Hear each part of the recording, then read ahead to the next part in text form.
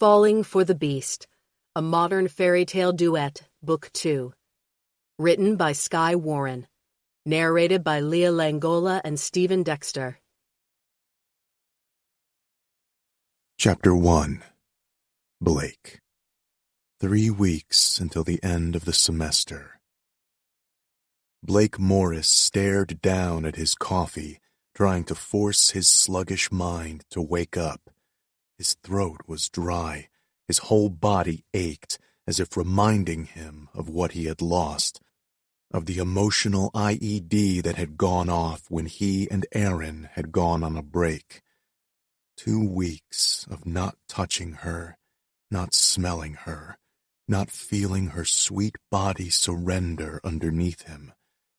He saw her in class, but that only made the pain more acute. She was forever in front of him, apart from him, and he in a constant state of wanting. The sound of tires on gravel drew his attention to the window. A beat-up sedan pulled to a stop in his driveway. His heart began to thud with a hope he could not afford. She was no longer his. If she'd come to fight for him, he would have to turn her away. And if she'd come to curse him out, it was no better than he deserved. If it were only his reputation at stake, he would throw it away in a second. It was hers. The woman had always took the blame in this situation. He wouldn't let that follow her around, even if it killed him. He felt like shit for fucking her. He felt like shit for not fucking her. It was one hell of a conundrum, but the only thing he knew for sure was that he couldn't wait to see her. The brief moments in class were not nearly enough.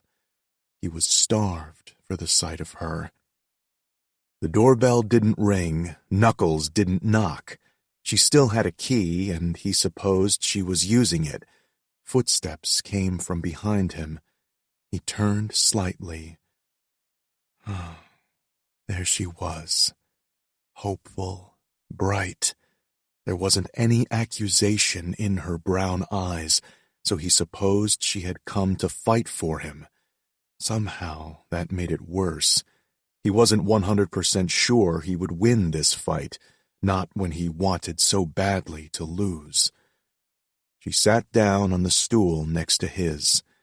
They were seated at the granite bar that capped his kitchen, the same place where they'd shared a light breakfast so many mornings. He made her pancakes once. "Hey, stranger." There were things he should say to her. "You shouldn't be here." That much was true. "I don't want you here." That would be a lie, though it would almost definitely make her leave. He couldn't say the words through the lump in his throat. "Hey, stranger," she'd said.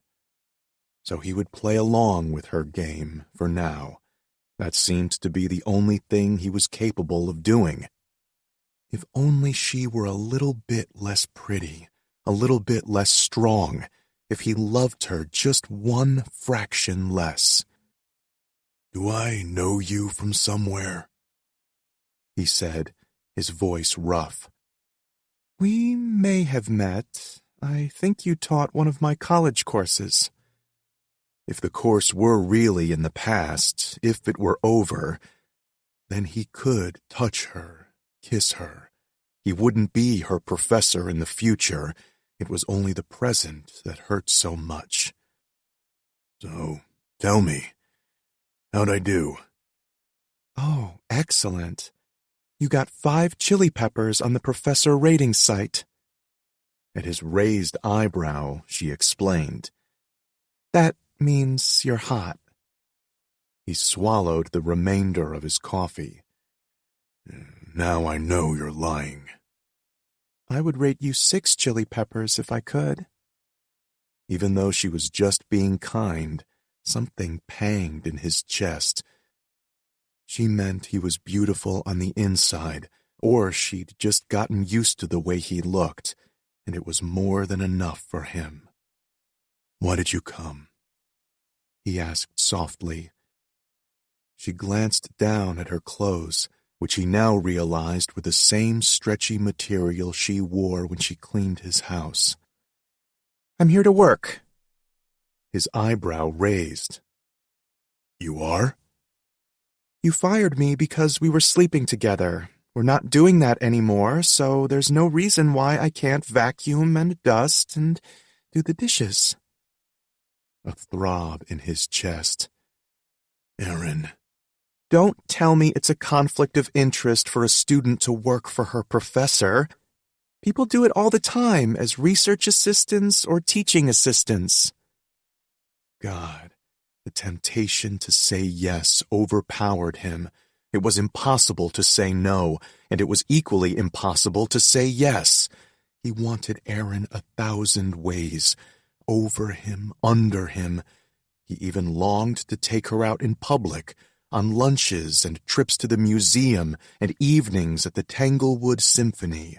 And once the semester was over, he would do all those things. If she would still have him.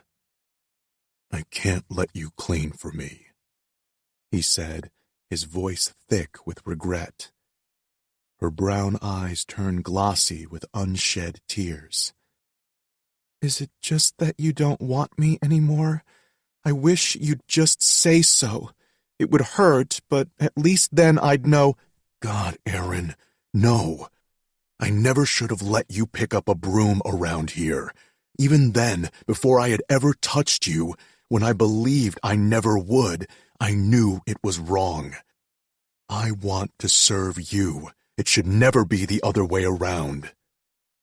She slipped off the stool and circled him.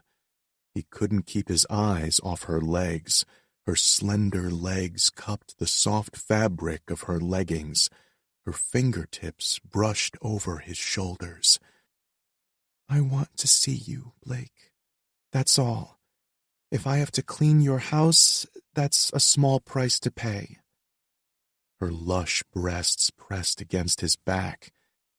He shut his eyes, holding back his groan. His thickening erection tented his sweatpants. "You wouldn't clean my house." Her breath coasted over the back of his neck. "I would." Tugging her wrist, he pulled her around to stand between his knees. "I wouldn't let you, not when I could touch you, not when I could taste you." Her lashes dropped low. "Don't make me leave. Not yet." No. Now that he had seen her, he would have to have her, which was proof that she could never come back here. His willpower wasn't strong enough. A brick wall fortified with steel and carbonite wouldn't be strong enough. Nothing could combat the sweet sensuality she exuded. She knelt in front of him, and every thought, every teasing quip flew out of his brain. He could see the shadow between her breasts through the low V of the tank top she wore. Her eyes were heavy-lidded with arousal. She tugged the band of his sweatpants down, releasing his heavy, full cock in her palm. She held him up as if testing his weight. Her palm looked small and pale beneath the ruddy girth of him. Delicate fingers wrapping around pulsing, hungry flesh. "Erin." "I know," she whispered. "It hurts, doesn't it?" Jesus. Every time they were together, she grew more sure in her feminine power, and every time he fell further in love with her. The bonds gripped him tightly, but he never fought them. Here, with Erin, was exactly where he wanted to be. He sucked in a breath. "Oh, baby, yes, like that. Harder."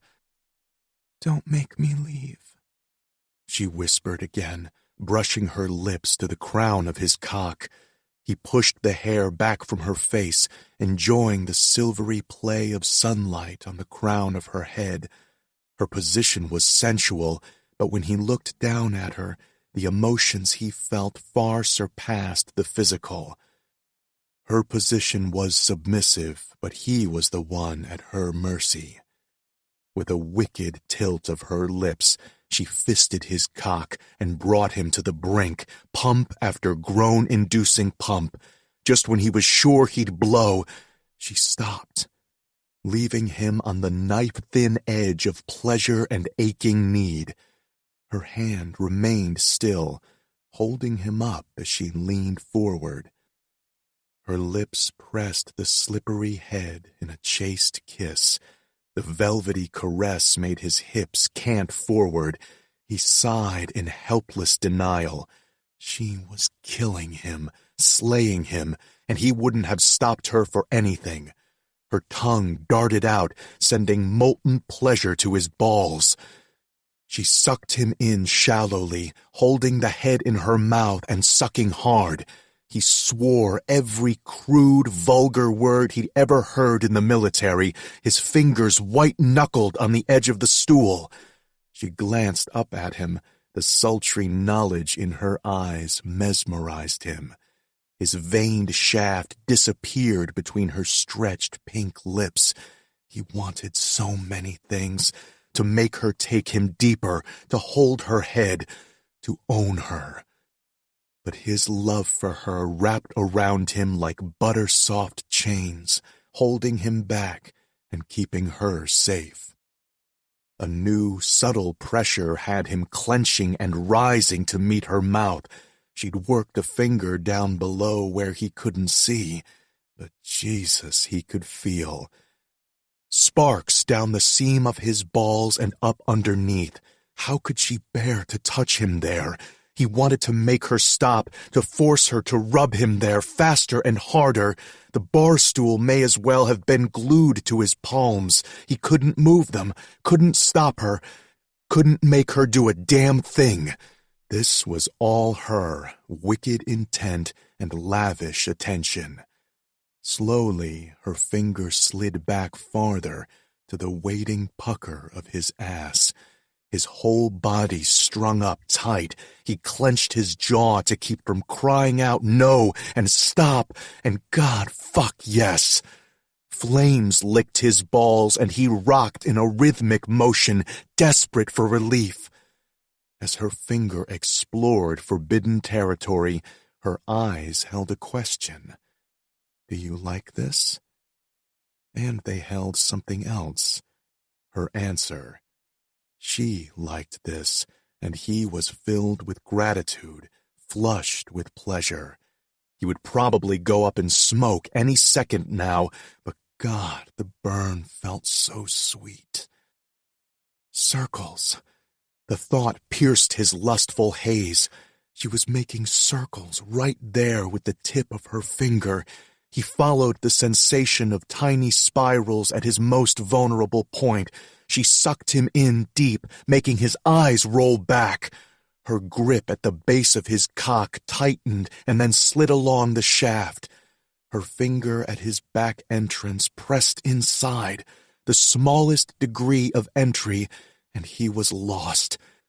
Climax swept over and consumed him. He shouted something broken and bass while he poured his orgasm on her tongue.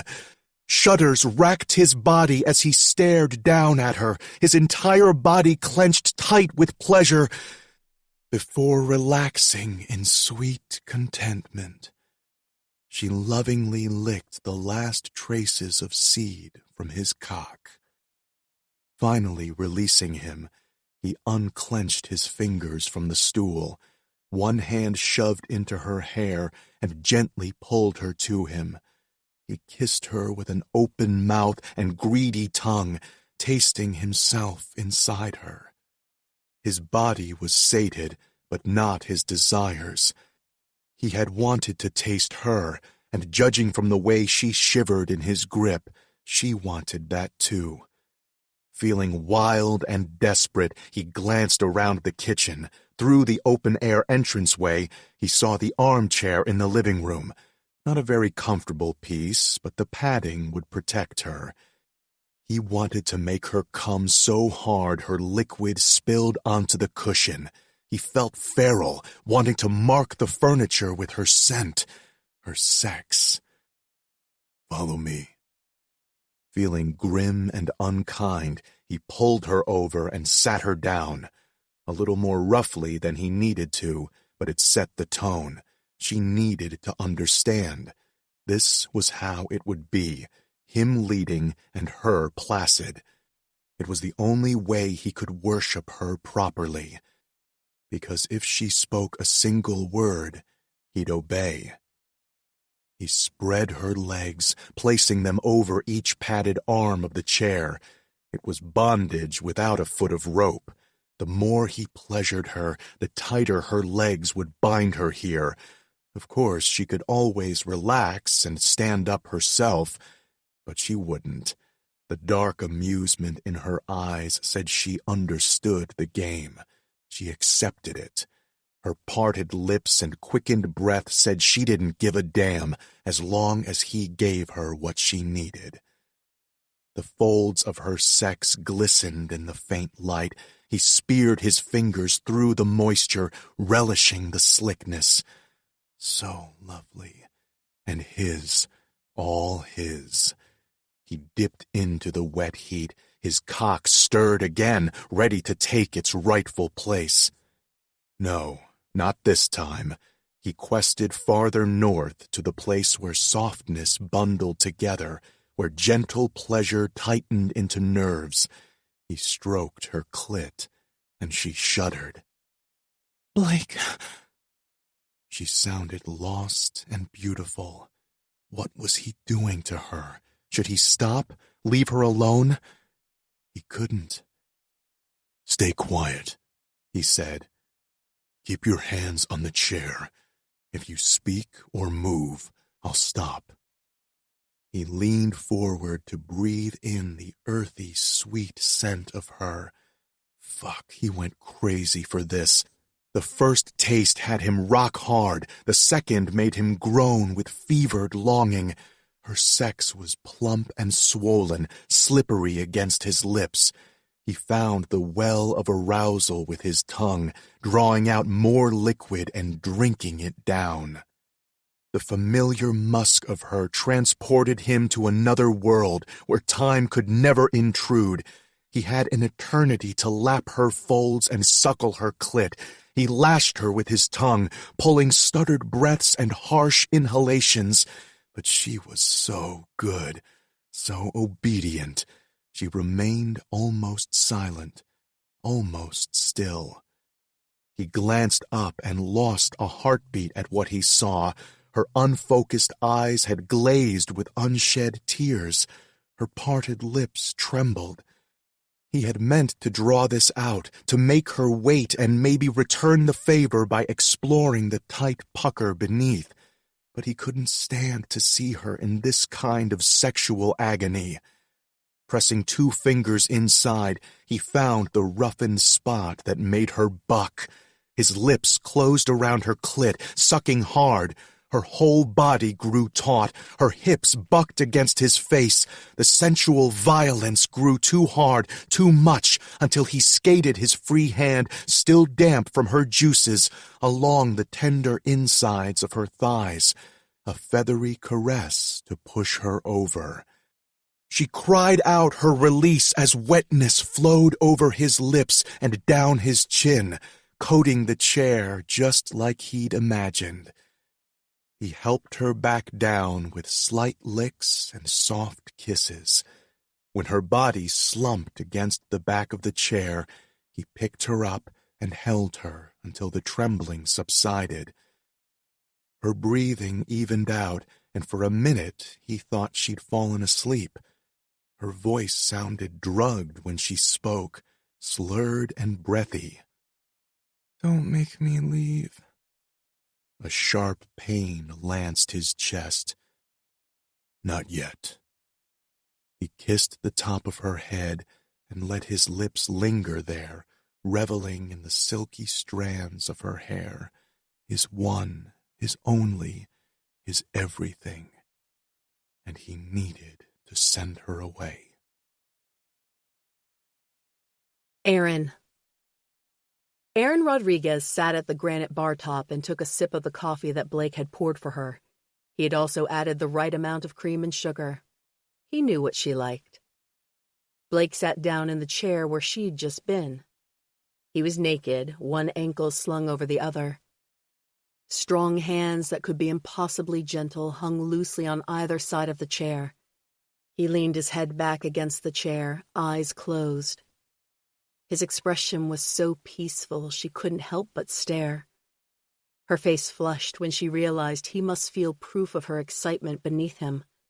She might have been more embarrassed, except she was distracted by his next words. "You really do have to go, Aaron." Her heart clenched. "Why are you doing this?" He leaned forward, looking grim and 100% serious. "Look, I did handle Melinda. That's done. But someone like her can come back and ruin this, ruin you because of what we're doing. I can't risk your future that way." "What if I want to take that risk?" "I'm saying no."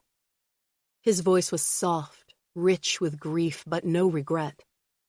"I've taken advantage of you for too long already. I never should have touched you. I knew that from the start." "You're not taking advantage of me." She felt shocked, hollowed out, and somewhat offended, as if she were a child incapable of making her own choices. He grimaced, seeming to read her thoughts. "You have every right to be mad, but I hope you'll try to understand. My obligation to you goes beyond that of a lover. I'm your professor. I have a responsibility to take care of you." She was silent, hating that she did understand. She loved his integrity, and that's what she was seeing now. How could she fault him for what made him Blake? "I hated facing this decision," he said. "Either way, I would lose you." Her stomach bottomed out. "Why does it have to be forever? I'm graduating in a few weeks. The summer session will be over. We can be together freely." "I don't want you to commit to anything." "God, Blake, you don't want me to commit? As if I haven't already committed in every possible way with my body, with my heart? I'm already committed." His resolve seemed to crack.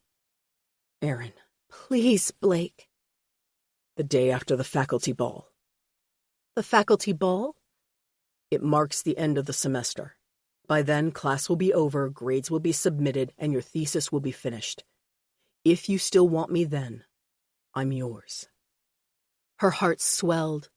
She loved him, and forever. Well, she would do just about anything for forever with him, even give him up for a while. "Okay," she said, still feeling unsteady.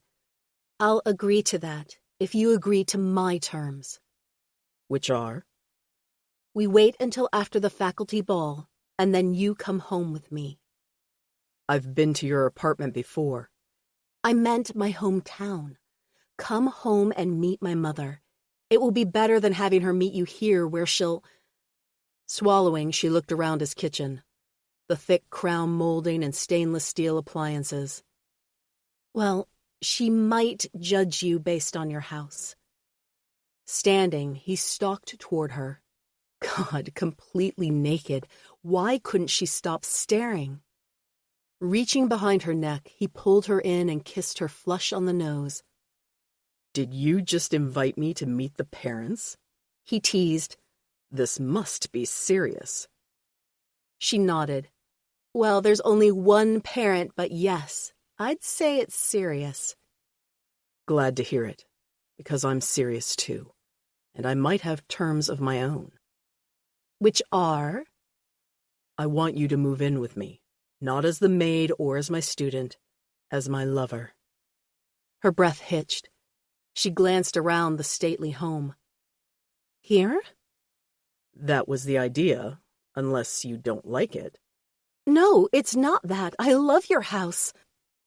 Something held her back from saying yes. Being under his control financially, physically.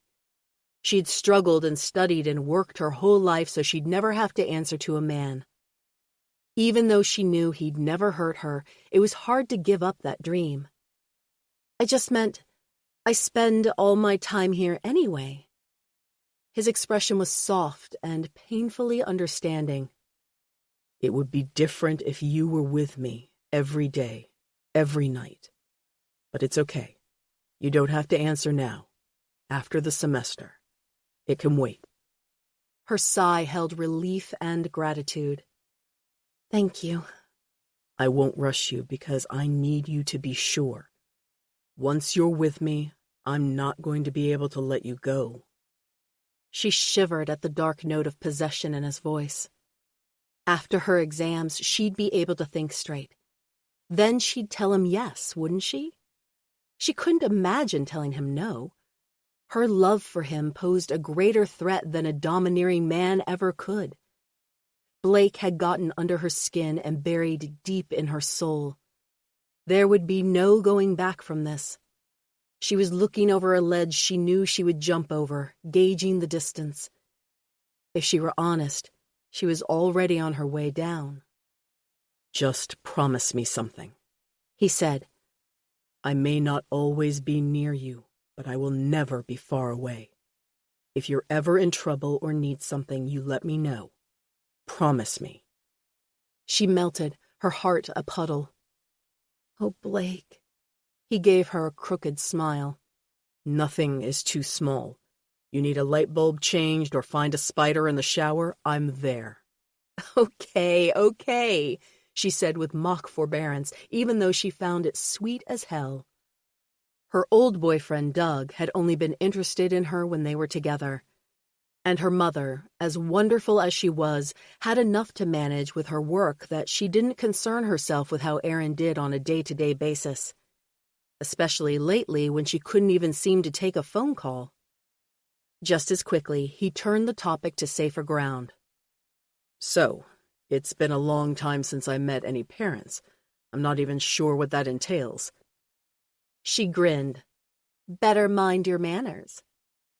He put a hand to his chest. I'll be on my best behavior. She isn't going to put us in separate rooms, is she? I doubt it, considering there's just the one bedroom beside hers, though I suppose we could always make you sleep on the couch. Can't blame her. I have the worst intentions where you are concerned. He grew serious.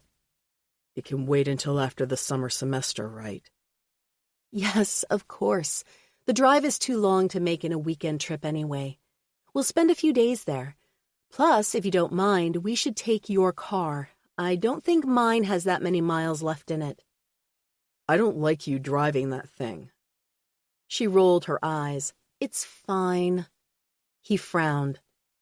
She turned away to hide her smile, secretly pleased at his protectiveness. In a minute, he was right behind her, bending her over the bar stool. Did you just roll your eyes at me, young lady? What are you going to do about it? She taunted him. Something wicked. That's what you were hoping for, wasn't it? Yes, but she protested feebly. We just did that. He pressed down on the small of her back. His fingers played along the inside of her thighs, roaming higher. If I'm going to be without you for 3 weeks, I'll need something to tide me over. So let's see. At least once a day usually, and I won't see you for far too many days. Think we can make it all up now? She huffed a laugh, but her eyes widened when he didn't laugh too. He couldn't be serious. I agree, he said conversationally. That many times in a single day seems excessive. 5 ought to do it. Even 5 times was a lot. She'd get chafed, wouldn't she? Unless she was very, very wet. You wouldn't really. He bent to her ear, whispering, "Watch me."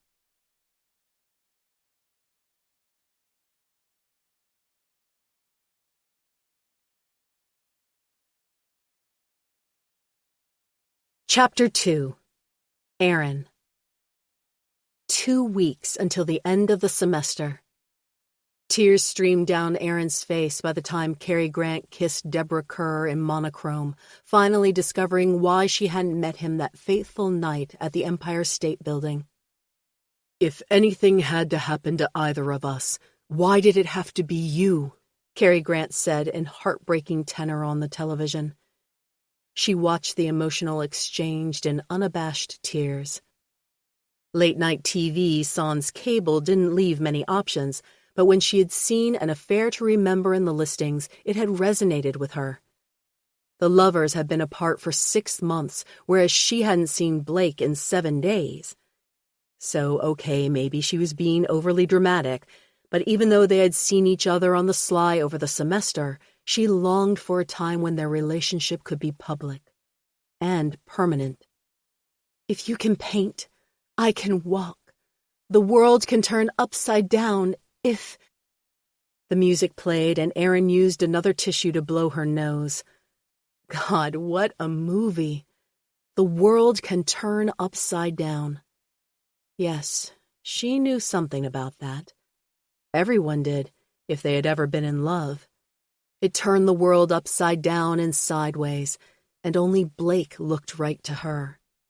Only he stood beside her. She couldn't continue down this line of thought.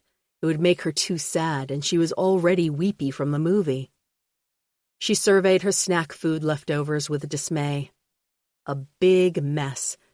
She could clean other people's houses, no problem, but her tiny apartment always seemed to fill up with junk. With a press of the remote, the TV flicked off, plunging the room into darkness. Problem solved. A scratching from the door told her someone was here. She had never given Blake a key, but her heart still fluttered as if it might be him. In the dark, she rolled her eyes at herself. She had it bad for him. Courtney slipped inside the apartment and locked the door. She had crept halfway to her bedroom when Erin spoke. "Had a good night?" Courtney squeaked. "I thought you'd be asleep." "Couldn't sleep. I was just watching a movie." "Oh, well." Courtney stood there awkwardly. Erin narrowed her eyes suspiciously. What the hell had gotten into her roommate? Her stance looked faintly guilty, like a teenager caught out for the night, even though neither girl had kept tabs on the other. Wait a second. "You got back together with Derek, didn't you?" With an embarrassed sound, Courtney flopped onto the couch beside her. "Yes, okay. Is that so bad?" "Yes," Erin replied. "No, that's not what I meant. I mean, you can do what you want. No one can judge you for your choices, least of all me." "But you don't approve." Well, no, she didn't. Derek was a bit of a douchebag.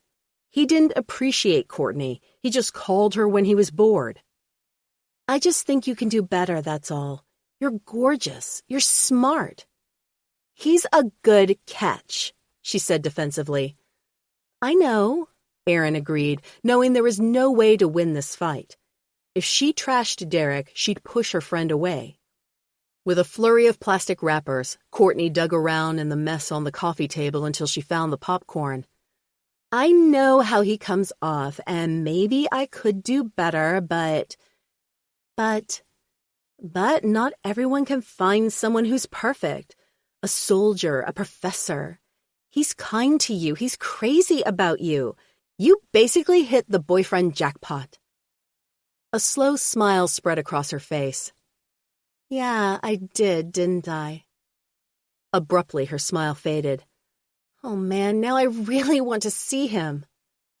"Girl, you have it bad." Erin groaned, turning her face into the lumpy throw pillow. "I know." "How's your thesis going?" "Okay, I had the interview today." She didn't need to explain which interview. All of the interviews she had done for her thesis were emotional and important. Only one was personal. The intern had reluctantly agreed to talk to her on the phone. "So the senator's guilty?" "I'm not sure. She said it was all a misunderstanding."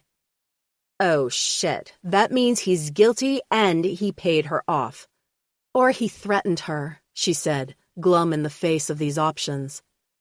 "So are you going to tell the jackpot?" "And make him choose between me and his family? No, thank you. I've been down this road before. It ends with me stranded with no car." Chapter 3. Blake. 1 week until the end of the semester. Blake stretched and blinked watery eyes at his laptop screen, blinding in the dark room. In the days since he and Aaron had cut contact, he had written 20 pages of a grant, the kind of grant he would write if he were to join the university as a full-time faculty member. He thought it was pretty good, too. He was excited to share it with Aaron. That would have to wait until the semester was over and he could see her again. Fuck, he missed her. Already his concerns about their relationship had dwindled low, but this separation had squashed any lingering doubts. Once he had needed her. He'd leaned on her strength and followed her light. Now he knew he could live without her. It was dry and boring and cold, but he could do it. He just didn't want to. His desire for her had been cleansed of desperation and depression. Now there was only love, pure and resplendent, and currently, without her presence, hollow. Shutting the laptop screen, he forced himself to return to bed. The sheets were rumpled and cool against his bare skin. He'd gotten into the habit of sleeping naked with Aaron.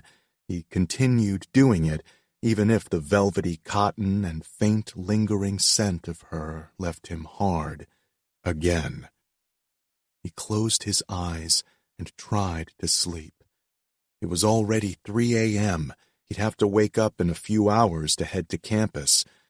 She would be in class, completely untouchable. Why had he agreed to this separation again? No, he'd insisted on it. Idiot. Something about being careful in the home stretch, he wasn't sure. He couldn't think with his dick throbbing and full. Jesus. He slid a hand to his heavy erection, gingerly rubbing the sensitive flesh. He should take care of this. No big deal. It hadn't been before Aaron. Now his dick protested the calloused palm, which suddenly felt like sandpaper. His dick wanted the soft, smooth lushness of Aaron's body, but too damn bad. Just get it over with.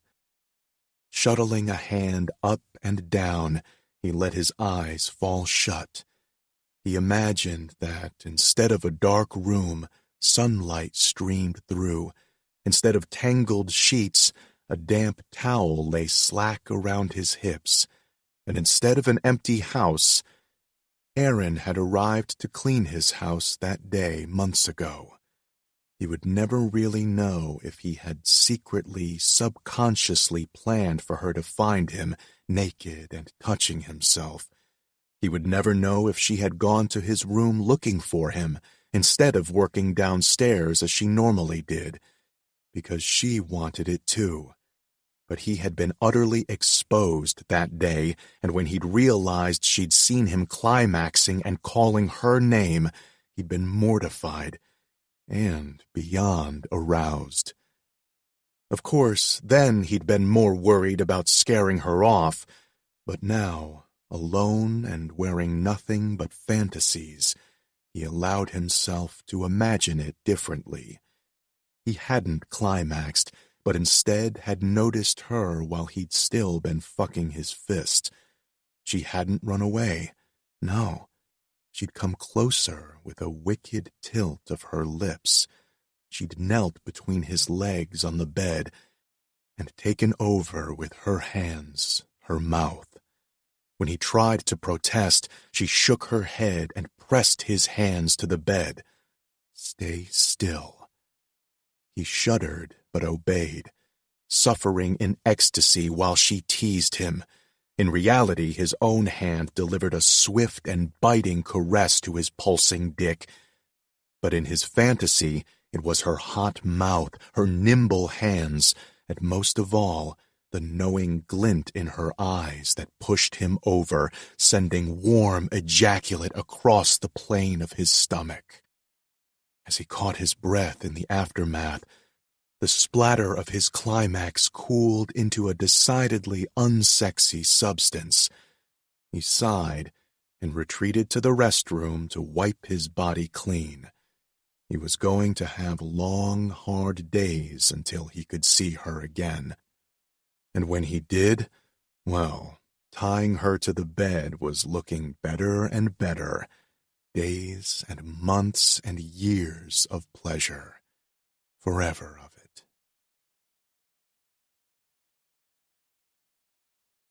Chapter 4. Aaron. 3 days until the end of the semester. The hallways changed in the minutes before class started. Stragglers who had been chatting after their last class cleared out. Latecomers rushed to find their rooms before the ancient bell rang. This building held mostly graduate courses. There was, of course, no official penalty for tardiness to class, but showing respect was part of the game. At least it was for most of the professors. Blake didn't seem to play the same game. He never seemed to mind when folks rushed in late or had to leave early for something. He never acted like a question was stupid or insulted someone for disagreeing with him. If she had any doubt, she would know it now. He was the real deal, a man of integrity. He wasn't going to tell her she wasn't good enough. He already knew her mom cleaned houses, and he was fine with it. He hadn't been prejudiced. No, that had been her. Internalizing the hurt and betrayal her mother had received, distrusting those with more money, more power. But she wasn't her mother, and Blake would never hurt her. The reminder of her mother formed an uneasy knot in her stomach. It had been a while since her mom had called. Not an unheard-of amount of time, but unease niggled at her. And the last time they had spoken, her mother had seemed distant on the phone. She'd mentioned being in pain, something about her knees bothering her. Was it worse than she had let on? Aaron stepped into an alcove and hit the speed dial. It rang 5 times before going to voicemail. "Hey, Mom, it's me. Just calling to check in and see how you're feeling. You're okay, right? Call me back." Frowning, she slipped the phone into her bag. She'd have to try again later. Slipping into the classroom, she waved to her friend Bailey as she made her way to the back of the room. The two of them were always the quietest ones during class discussions. She refrained from speaking too much so as to avoid giving away anything about her and Blake. Sometimes she would contribute under her breath. Bailey would hear and respond just as softly. Once she'd worried he had a crush on her, but he never asked her out or made a move at all, which relieved her. "How was it?" she asked, referring to the visit from his mother this past weekend. He'd mentioned it in the past few classes with typical young bachelor dread. "Great. She declared my house a pigsty and decided to stay at a hotel." She snorted. Well, what can she expect with 3 roommates? "Exactly what I said. Though I might have made it worse before she showed up." "Bailey!" "I couldn't have survived, Aaron. She's planning on staying in town until the final scores come back. That's almost a week." 3 days, she corrected grimly. 3 more days until she and Blake were together again. Then we're both free. He gave her a curious look. "Do you know where you're going yet? What you're going to do?" "I have a few applications out," she admitted. It felt strange to confide in Bailey and not Blake, but maybe it was better this way. She had applied to places near Blake's house, and she didn't want to imply promises she couldn't keep regarding moving in with him. "Cross your fingers for me," she said. "What about you? Any plans?" "Actually, I was thinking of doing a tour of Europe, find myself or something like that before I have to decide which major I actually want to use." "That sounds awesome. Both the traveling and the double major. I didn't know you had done that. What are they?" He blushed. "I got the idea from Ayn Rand, to learn about physics and philosophy, the physical world and the metaphysical one. Combined, it's everything there is to know." She grinned. "That sounds ambitious." "Yes, well, now that I have the degrees, I'm sure the Enlightenment is coming any day." He rolled his eyes in a sweet, self-deprecating way. "I'll just hold my breath." Her attention was snagged as Blake entered the room. He looked fresh and happy. She tore her gaze away to refocus on Bailey. He was looking at her strangely. Don't let him slip away. She blinked, her smile faltering. Who? You know who. His gaze flicked to the front of the room where Blake fielded a question from two animated students. How did you... He shrugged, his smile wry. I would have made a move myself, but it was clear you were taken. Her breath caught. Bailey! It's okay, Aaron. Just hang on to it, that's all. If he makes you happy, that's all there is. Being happy. She swallowed. Her smile felt fragile and already cracked. Is that your advice as a physicist or a philosopher? Both. In a move so familiar she ached with it, Blake flipped the chair around and sat down facing the class. His elbows rested on the back of the chair, his wrists hung loosely. The whole room became quiet with respect well earned. He had done such an amazing job, so much more than she could have imagined. He was intelligent and thoughtful and passionate, yes, she'd known that much. But his real strength had been teasing out their intelligence, testing their thoughts and bringing their passion to the fore. She was going to miss this class. The energy, the way she lit up when he spoke, the way he lit up when he really got into it, as if he had found himself in the sharing of knowledge. Today is our last meeting, he said. So I want to run down the schedule real quick. Your final papers are due to me at midnight. Because of the abbreviated schedule for summer, I have to turn the grades in a very short amount of time, so don't be late. It won't be a question of my giving you an extension or extra credit. Once I turn in the grades next week, even I can't change them. Got it? A round of nods and some shifty eyes followed his pronouncement, probably by folks who'd be up late working on the paper. Anticipation strummed through her. The grades were due on the same day as her thesis, the same day as the faculty ball. And the next day, she'd get to see Blake again. Today is our last meeting, he repeated, his manner turning thoughtful. So I also want to tell you how incredibly impressed I am with you all. How grateful I am that you put up with me as I bumbled my way through my first class. How much I believe in each of you. Erin bit her lip to keep from sighing out loud. Glancing around, she saw embarrassed flushes and bright eyes.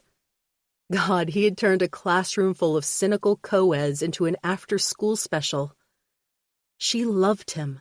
She was in awe of him. Albert Einstein once said that imagination is more important than knowledge. I'm sitting up here as your professor because of things I know. That's knowledge.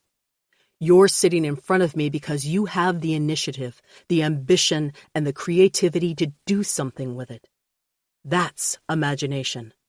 What you have is far more important than what I can do up here. You trump me. A poignant quiet rang out in the room. Can anyone tell me what Einstein's Nobel Prize was for? Everyone was silent. She wasn't sure. It was in physics, she knew that much. Her science education was limited to ping-pong ball experiments in her high school AP class, but Bailey had majored in physics. She snuck a glance at him. Bailey wore a reluctant look. He never spoke in class, but it seemed he couldn't let the question go unanswered. The photoelectric effect, which led to the discovery of quantum physics. Yes, that's right, Blake said. Can you tell us what it means in layman's terms? Bailey leaned forward. Clearly the subject interested him. It drew him into the discussion he had so long avoided, and in a sudden flash of insight, Aaron wondered if Blake had done this on purpose. The one student who had resisted participation, besides her, and Blake had hit upon a subject important to him. In the old days, Bailey explained, matter was made of particles and light was made up of waves. But during experiments with ultraviolet light, they determined that wave theory didn't account for certain behavior. Einstein was the one who suggested that light was, in fact, particles as well. Blake nodded. There were physicists and scholars with full knowledge of how things worked. Knowledge wasn't enough. It would never have been enough to make that leap. Only imagination was enough. Bailey, how can you tell whether something is a particle or a wave? You can't. If you measure it as a particle, it's a particle. If you measure it as a wave, it's a wave. In fact, it goes a step further. If you want to examine an electron, you must basically throw a photon at it, thus changing its course. It's called the observer effect, Science 101. And we're scientists too, just on the social scale. Can you think of an example of the observer effect in the social sciences? When reporters embed themselves in a military unit, someone offered. That unit might behave differently under scrutiny, thus affecting the outcome of their missions. Excellent. What else? Another raised his hand briefly before speaking. Kids have to take standardized tests in school. At first it was to measure their progress, but now teachers have to teach specifically for the test. Yes, right. The act of measuring has affected the primary source. The help, Aaron offered blandly. The presence of a maid might change the behavior of the household members. His lip twitched. Very much so. He paused, looking distant. This is the last day of class, so I need to tell you that you are all activists. Each one of you and every person you pass on the street. Even if you sit back and hope someone else will fix the problem, you can't ignore the problems in the world. Your inaction is action. If you see the problem, if you're observing it, you're already having an effect. The only question is, what will that effect be? I've always been a fan of throwing photons myself, one boy quipped, and there were snorts and chuckles around the room. Blake smiled, but it was tinged with sadness. This is our last class. And so what I want to tell you, the most important lesson I can teach you, is to respect the people who disagree with you. They are the ones who challenge you. And even if you are right, so are they. If you measure a particle, it's a particle. If you measure it as a wave, it's a wave. Both sides are right. Respect that. Learn from it. Find the common ground, because that's where the true answer lies.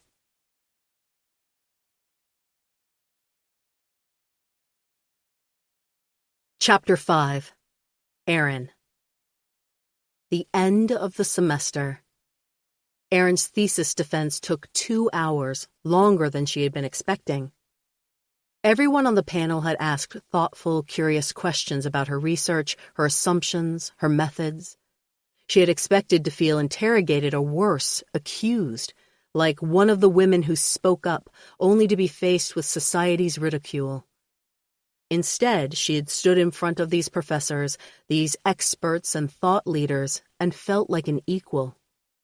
It was heady and terrifying. Grades were in, and the panel would make their recommendation. She wouldn't find out the results until later. However, she wasn't worried about either. She had worked her ass off on both her paper for Blake's class and her thesis. She knew in her bones that they were good. Melinda caught up with her in the hallway. Aaron, can I speak with you a moment? Dread sank in her stomach. The woman had been very quiet during the defense. She had asked a few questions which were direct but not cruel. Aaron had hoped that would be the end of it. Taking a fortifying breath, she turned to face the other woman. Melinda grimaced slightly, as if she knew about Aaron's discomfort and felt bad about it. You were great in there. I'm serious. Your research was stronger than a number of doctoral papers I've seen, and the topic is important.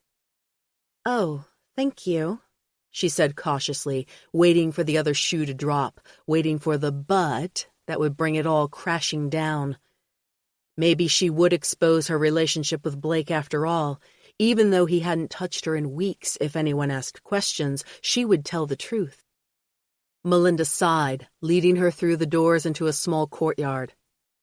I need to apologize for the things I said the other day. It wasn't right, and I knew it, but... A small laugh.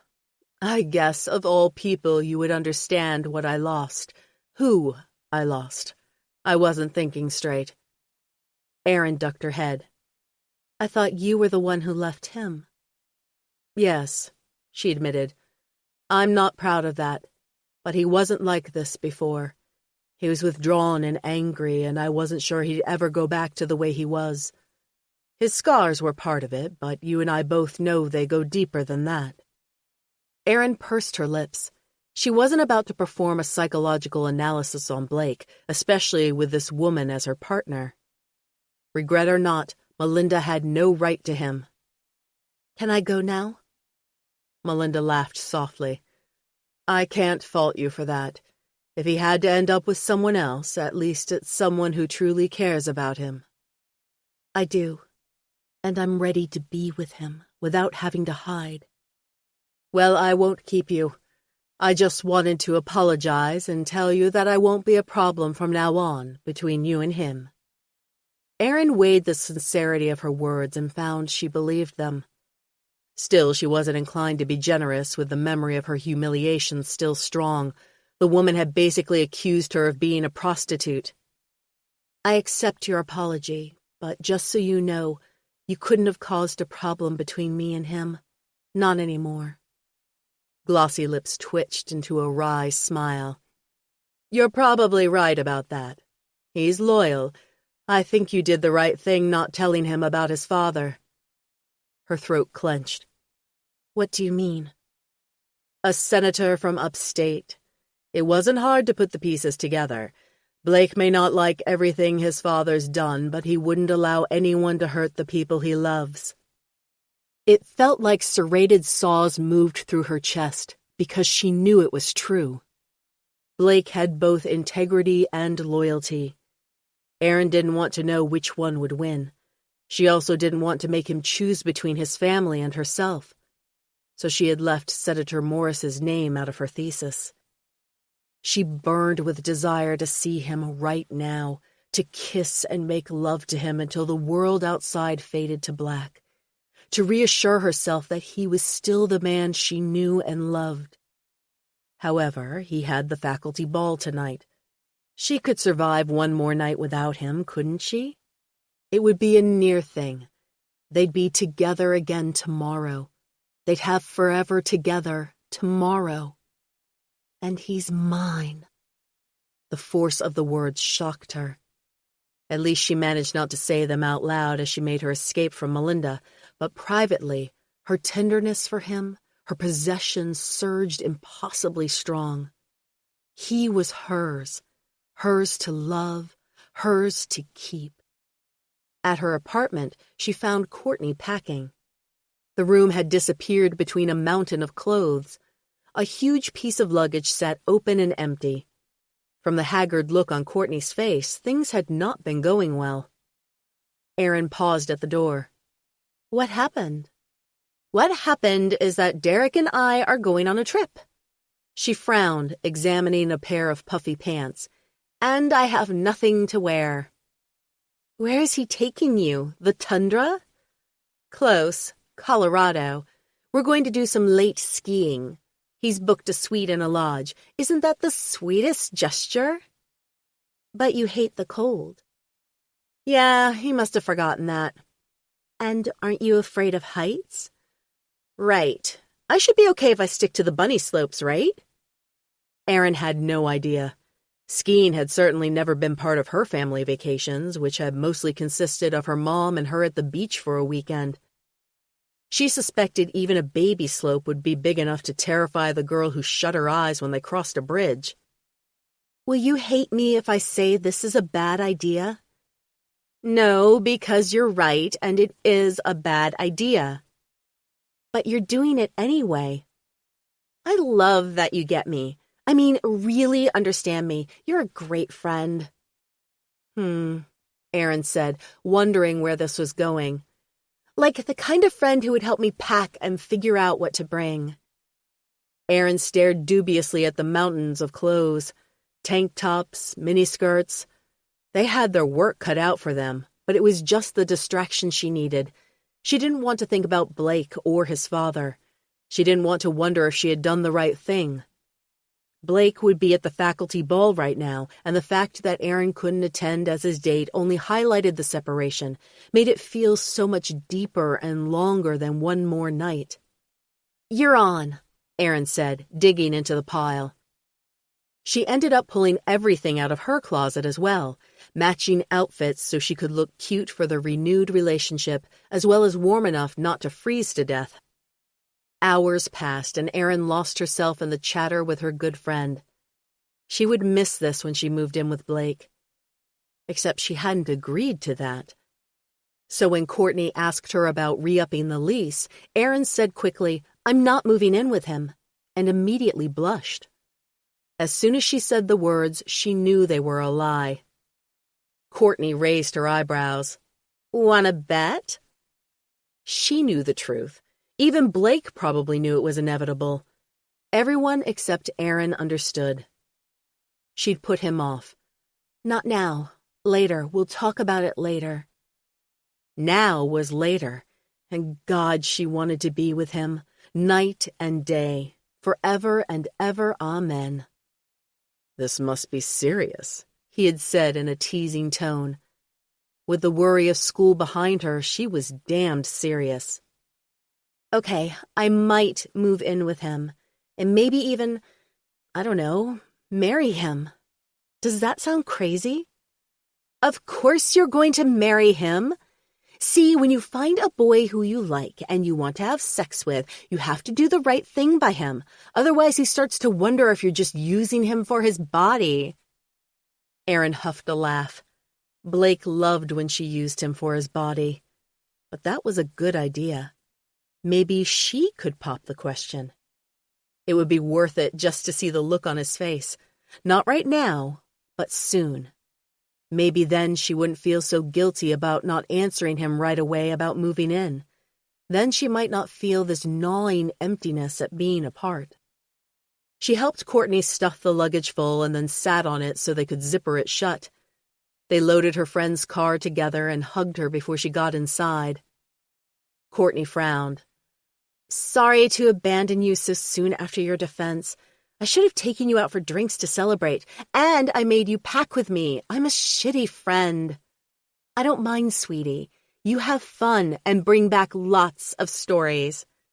"Always. And I'm still taking you out for drinks when I get back. We'll get a cab together and get totally wasted."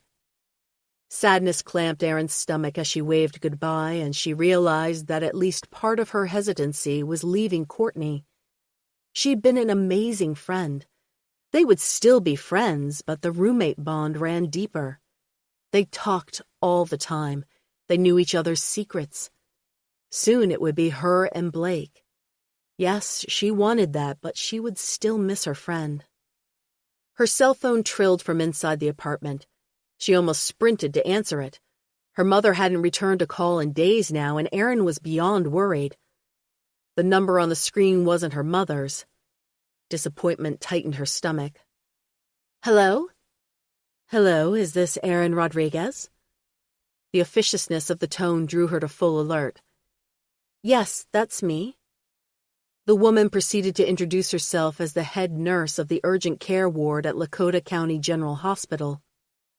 A wave of dizziness swept over Erin, but she gripped the phone tightly and held on. The nurse's voice was sympathetic. "I'm calling to inform you that your mother was admitted into our care after suffering a major heart attack." Fear gripped her. A heart attack? Her mother was an older woman, but she was strong and healthy. Or she had been. Oh, God. The world lost focus as she took in the rest of the information. Yes, her mother was alive and in recovery. No, she couldn't speak to her mother right now. She was sleeping, a side effect of the medicines she was on. Yes, Erin would be able to visit her mother if she arrived before visiting hours were over. Erin's thoughts came wild and unordered, matching the state of her room. Her clothes were strewn across the floor and bed. She grabbed a few tops and a pair of jeans and stuffed them into her backpack. In a sort of trance, she walked to her car and slipped her key into the ignition. Nothing happened. She took out her key and tried again. The engine turned over and then stalled. Her old, trusty rust bucket had finally given out at the worst possible time. She tried 3 more times, but the car had well and truly given up. Feeling sick, she struggled to focus. The most important thing was to get to her mother. She could deal with the repairs later, but how could she get there? The drive was 4 hours away. The one time she'd had to take the transit bus from her city to the college after Doug had left her, the trip had taken twice that long from all the stops in between. Her mind spun, running through all the options she had and coming up empty. She didn't mind being alone, not really, but at times like now, it did hurt. Except she wasn't alone. Blake. He would know the answer. He'd asked her to find him if she needed him, and she did. She suddenly couldn't wait to be near him, to lean on his strength and feel his embrace. Any attempt to shield herself had been in vain. She was already his, under his domain and beholden, and it was exactly where she wanted to be. It had nothing to do with where her body resided. In times of fear and worry, her heart turned to him. Blake. Blake took a swig of his cocktail. The sweet syrup clung to his tongue, and the liquor burned his throat. But drinking still beat talking. He'd already had to tell the story of his scars twice, and he wasn't eager to tell it a third time. He gave a scrubbed version, of course. The real thing wasn't fit for the string quartet or the gowns of the faculty ball, though that fact didn't deter them from asking. His scars were so fascinating, they said, as if it were the best compliment, and to a group of strident intellectuals, perhaps it was. They took his refusals as modesty first and rudeness second, until he'd resignedly told some softened, civilian-friendly account of what had happened. "There you are." The slurred words came from behind him. Jeremy Moseley, the dean of his department and his boss for the semester, approached unsteadily. Blake wished he could stand the signature cocktail well enough to get drunk. As it was, he still nursed the first one. "Jeremy, good seeing you." He grinned. I know you've been avoiding me." Even sloshed, the man was smart. "Sorry, I've been a little distracted." "Not too distracted. I heard your semester went great." He looked smug. "I know you're thinking about renewing your contract. I'll give you a few days to think about it before I do the hard sell on you." Damn, the man was right again. He had been considering it once he and Aaron were settled, once she moved in with him, if she moved in with him. He took another drink, wincing at the sickly sweet flavor. "Disgusting, I know," Jeremy continued. "I have a secret stash, if you're up for it." "I was thinking of heading out soon." It was 10 o'clock, not exactly late, but he wanted to get to bed at a reasonable time and see Aaron in the morning. He had a full suite of activities planned for her that would require most of the hours in the day and most of the surfaces in the house. They had so much time to make up for. His body thrummed in restless, unsatisfied longing. Soon, soon, soon. "No, come on. The night's still young." "Maybe, but I'm not." "Please, you're the youngest guy in the room. A couple of guys were going to the faculty basement. Bet you never heard about that when you were a student here." Curiosity nudged him. "Okay, what's the faculty basement? And if you tell me whips and chains, I'm definitely not going with you." Jeremy snorted. "Well, it's going to sound boring compared to that. It's a recreation room for professors. Sort of a members-only type thing. There's nice furniture, good liquor, and a pool table that's been here since the university's inception. How did I never know about this? Because you weren't tenured. I'm still not tenured. Call it a sales pitch. You can come see what you'd be missing. He'd always had a soft spot for the school, ever since he was a wide-eyed freshman. It amused him to realize there were new things to discover in a place he'd been for so many years. Blake eyed the room, pitching a few curious glances his way as he did. People looked away quickly. They didn't want to be caught staring. Anywhere had to be better than this. Let's go.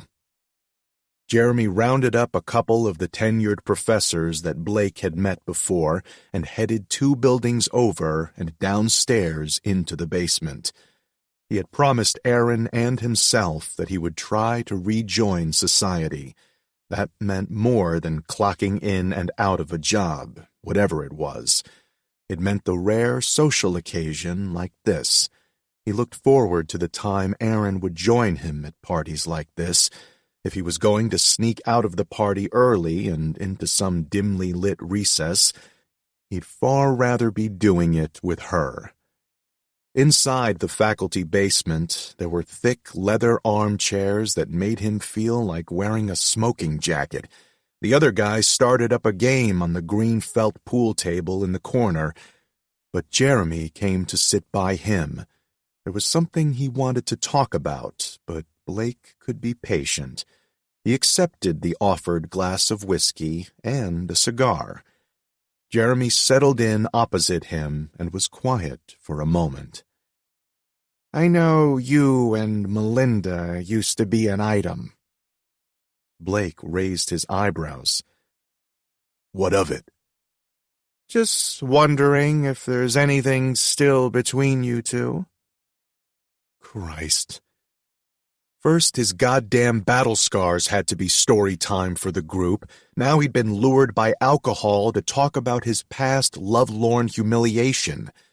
Being back in society was a laugh a minute. No, it's over. Very much so. Good to hear it. Blake raised his eyebrows.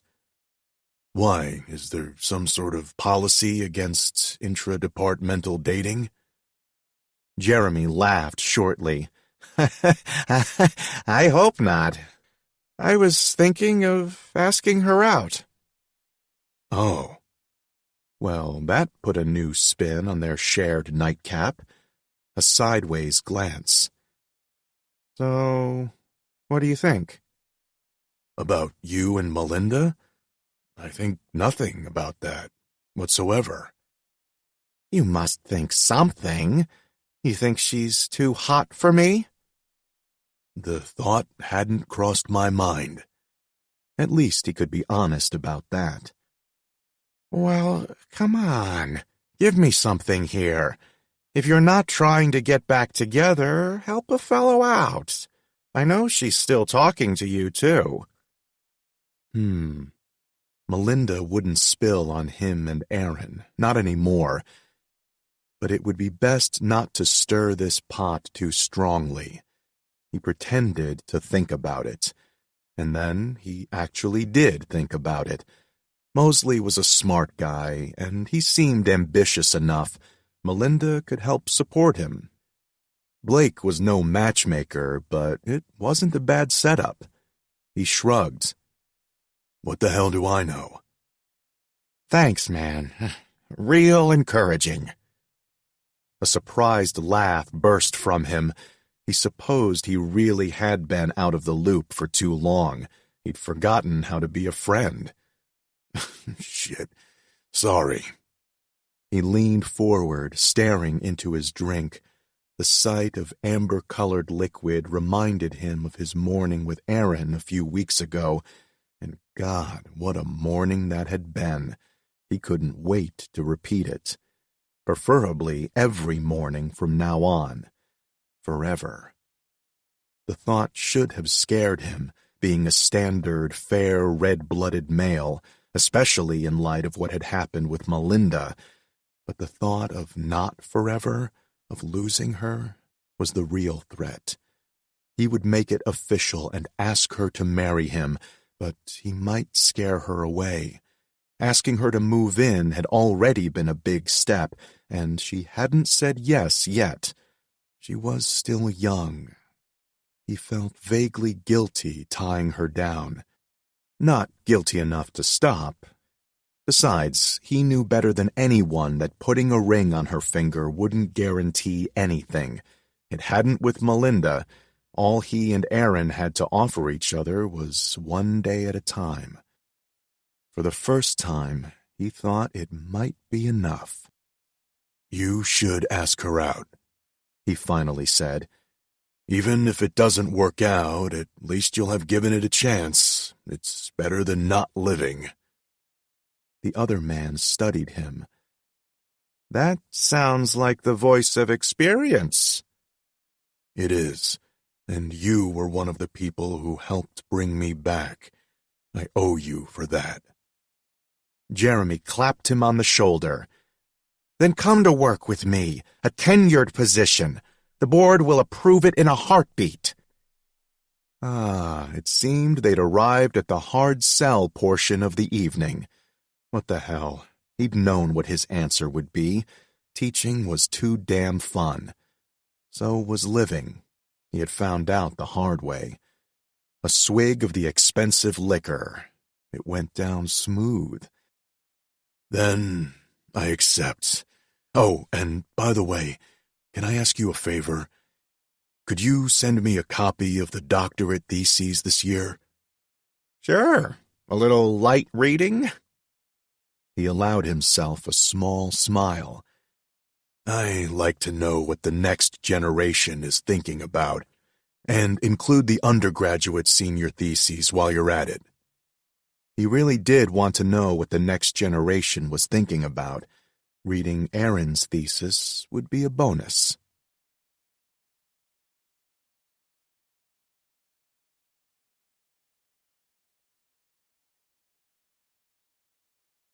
Chapter 6. Aaron. Frantic and dizzy with worry, Aaron redialed Blake's cell phone. He wasn't picking up at home either, but she took a chance that he had fallen asleep quickly. The cab fare was $30 just to get from her apartment to his empty, dark house. Damn! The faculty ball had ended at 11 and it was already midnight, so where was he? She had a flash of panic. What if he were hurt? What if he had had something to drink and he had been driving and— No, calm down. That was the kind of thing that happened in movies, like in An Affair to Remember. Blake was fine. If he did drink, he was probably waiting somewhere until he sobered up enough to drive. His office, she realized. He might even be there to finish up paperwork or clear out his books. It was the type of thing he might do, avoiding socializing under the pretense of some work task, especially if things had gone poorly. Damn, now she was worried about that too. Her worry was strung up tight like the string of a bow, pulled back and ready to fire. If only she had a damn target. She returned to the waiting cab and shut the door. "Campus, please." "You got it." The fare ticked higher as they retraced their steps back toward the university. It was going to take everything she had in her wallet to pay the fare. She'd check the office. He had to be there. Because if he wasn't, she had no idea where he could be, and she had no other plan. "Any chance you guys go out of town?" she asked the cab driver. "Sure. Where you headed?" When she told him the name of her hometown, he plugged it into his GPS. "That'd be a flat-rate trip. Looks like $450 to get you there." She almost groaned. $400? Her bank account had that much, but barely. She'd wipe it clean and have nothing left to fix her car with when she got back. When they arrived at the campus checkpoint, she paid him, hesitantly adding a tip from her meager stash. If she ended up taking the bus, she'd use up the last 20 in her purse, and it would be tomorrow by the time she arrived. The cab drove away, leaving her in a cloud of smog. She didn't have a ride to the bus station now either. She was running out of options. The buildings appeared deserted as she walked quickly by. Moonlight bounced off the pale stone surfaces. She had been here a few times at night for study groups, but now, after the summer semester had ended, no one lingered. She had no idea where on campus the faculty ball was being held, but that was probably for the best. Even desperate, she knew better than to crash a party and expose their relationship. The wide metal doors she normally used to get inside that building were locked. She circled around and found a side door open. Pushing it open, she blinked into the darkness. It didn't take long to figure out that his office was also dark and empty. He wasn't here. It had been a thin hope anyway. Feeling a knot of fear for her mother, she wandered outside and sat down on a bench. The grounds were picturesque on the historical campus, gorgeous lawns and famous statues. She didn't see any of it. Ancient oak trees and architectural features blurred in front of her. This was her nightmare. Knowing her mother needed her and being unable to get there. 300 miles felt a continent away. And even once she arrived, she wouldn't be able to do anything useful. She wouldn't be able to fix her mom's heart. She wouldn't be able to pay the medical bills. Helpless. A trill of laughter from around the corner caught her attention. Then a male voice answered. Damn, she recognized that voice. Wiping her eyes, she sat up straighter. Please let them walk past me. Tonight, luck had abandoned her completely. Her old boyfriend, Doug, wandered nearer, half dragging an unsteady girl. Other voices bounced off the walls farther away, and she knew they were his friends. Doug always preferred to travel with a group, even when he was with his girlfriend, which had been her once upon a time. Aaron, is that you? She tried to keep her voice from wavering. Hey, what's up? What's up is I'm happy to see you. God damn, Aaron Rodriguez. He sounded genuinely happy to see her and not even drunk. She wondered if he had drawn the designated driver short stick. He turned to the girl on his arm. Go join the others. I'll catch up in a minute. She wandered in the direction of the voices, her stilettos sticking in the lawn. Knowledge pierced Aaron's worried haze. Wait, what are you doing here? She asked Doug. Don't tell me you came back for grad school. He snorted. Nah, it's one of my friend's brother's birthdays, so we hit the bars nearby. I'm just going along to keep the little kiddos from hurting themselves. You're the chaperone? She asked, her voice wry. What is this world coming to? That's what I said, but according to them, I've lost my edge. I'm all responsible and grown up and boring now. Welcome to the club, she said dryly. He sat down on the same bench, reclining on the opposite corner. So, are you going to tell me what's wrong? Nothing's wrong. He gave her a look of reprimand. We dated for a year and a half, which for me was practically a lifelong commitment. I think I can still tell when you're upset. Strangely enough, she could read his emotions as well. His hair was shorter now, almost a buzz cut instead of the floppy hair she had loved to run her fingers through. He seemed taller somehow, though it didn't seem possible he would have grown. His posture was relaxed but expectant.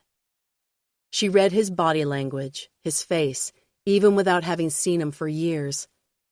Familiarity was a strange thing, muted with time but never turned off. My mom had a heart attack, she admitted. I was trying to get back there tonight, but my car broke down and then... She didn't really want to get into the specifics of her roommate being out of town and her secret boyfriend being a professor here. She shook her head. It just isn't working out. Maybe I can get a mechanic to repair my car in the morning. On a Sunday morning? Not likely. Let me drive you back. She stared at him. Back home, I mean. The 4-hour drive. I know what you meant. I'll take you there. I can't put you out that way. He looked away. I owe you that ride anyway, even if it's in the opposite direction. I've always felt bad for ditching you. That was a real dick move. She opened her mouth to reassure him. No, it's okay, I understood. But she didn't. She hadn't understood how she could have meant so little to him because of what their parents had or hadn't done, because of something outside of her control. Sighing, she said, "It was a long time ago."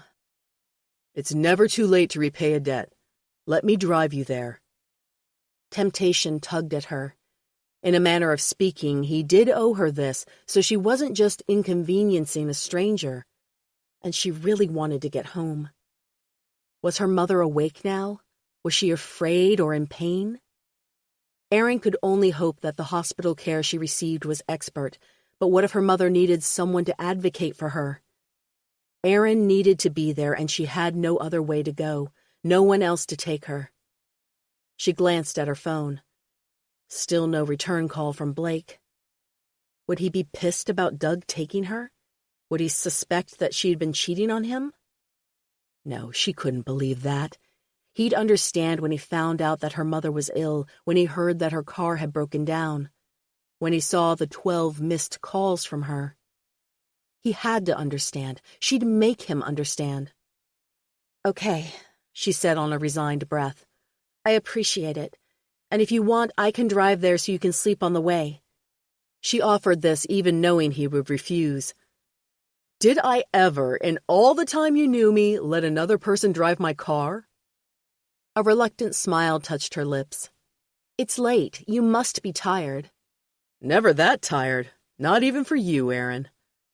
"You always loved your car," she said with a touch of affection. "Even more now," he promised. "This one I paid for myself." It took almost an hour for Doug to shepherd his friends back to their place and retrieve his car from a parking lot near the clubs. She watched her phone, hoping Blake would see her missed calls. She had begun to worry about him as well, but she had to trust he was safe. She also had to trust that he wasn't just ignoring her or off with Melinda. Old worries couldn't touch her now. Faced with failing her mother, with losing her, she had no energy for baseless fears. Blake was kind and loyal, and she wouldn't doubt him. She only wished that he were here. As Doug pulled to the curb in a sleek new Audi, she dialed Blake's number one last time. This time it didn't even ring, going straight to voicemail. "It's me. I got a ride back, with Doug." She wasn't sure how to describe him, and she certainly didn't want to say, "That guy I told you about who broke my heart." "Don't worry about me. Everything will be fine. I'll see you when I get back." As she stepped into the low floor of the car, she realized the assurances were more for herself than him. Everything would be fine, with her mother and with him, with herself. "You okay?" Doug asked, concerned. She forced a smile. "I will be." Blake. 15 in the corner. The familiar thud and reverberation of his stick told him he'd shot true. The striped orange ball tipped over the lip of green felt and tumbled in. His opponent was George Evans, professor of Greek archaeology. Evans shook his head. "God damn! Are you hustling me, Morris?" Blake snorted. "I wish." Though his game had definitely improved, the first shot had been embarrassing. The cue had ricocheted around the table, somehow managing to miss every single goddamn ball. His eye had escaped the blast unscathed, but his depth perception had been affected.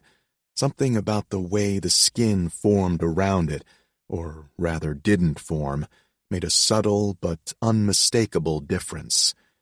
This was the first time playing pool since the explosion, his first time being around people in a social setting. These men, privately, were kinder than the ones who'd questioned him at the party. They made no comment on his ineptitude and still included him. Slowly, he learned to compensate for the change. Even when he suspected the others were tired, he'd wanted to continue playing, to keep improving, to finally learn to deal with his injuries instead of avoiding them. He circled the table and nodded to the side pocket to signal. Bending at the waist, he lined it up. There was his usual aim, the straight line between his stick, the cue, and the glinting side of the black 8-ball. But that was wrong. If he made this shot, the cue would skate past the 8-ball entirely and probably end up in the corner pocket, costing him the game. He tilted the stick a few degrees.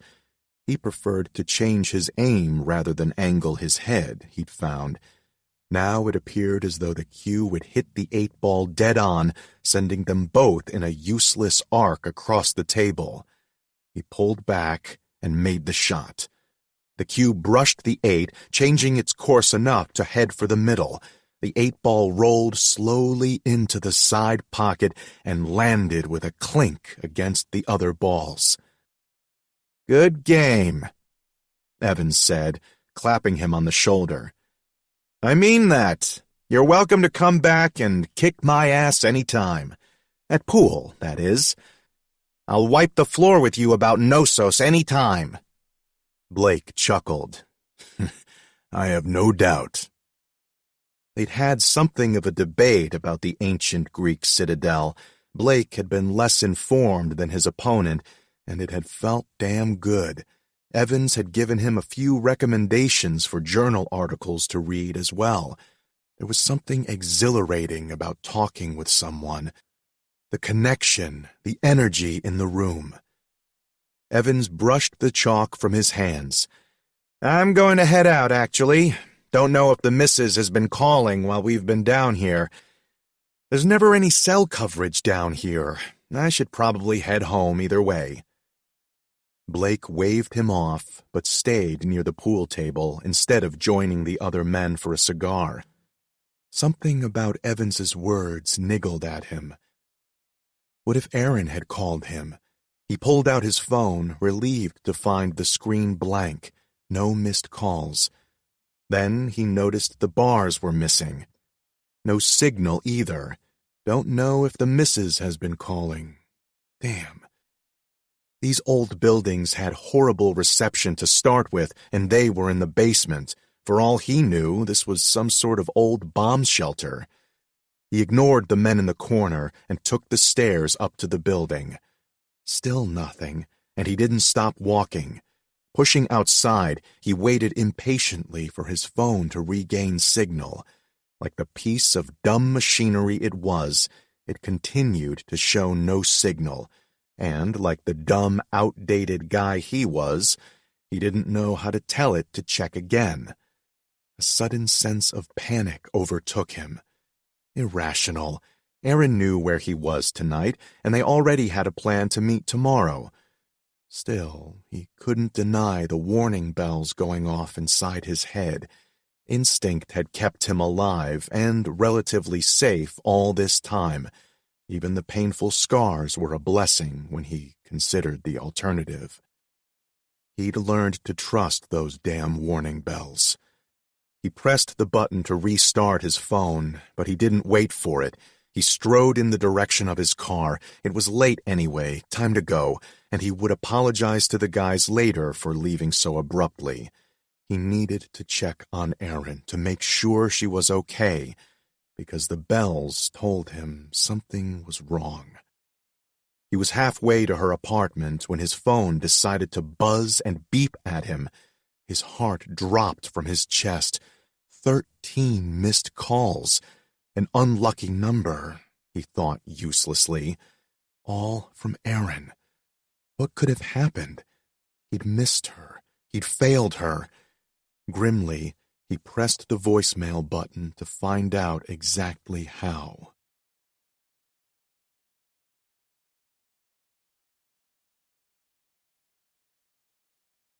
Chapter 7. Erin. Erin woke up with her heart pounding. She turned to her mother, who was sleeping peacefully, the machines beeping in steady reassurance.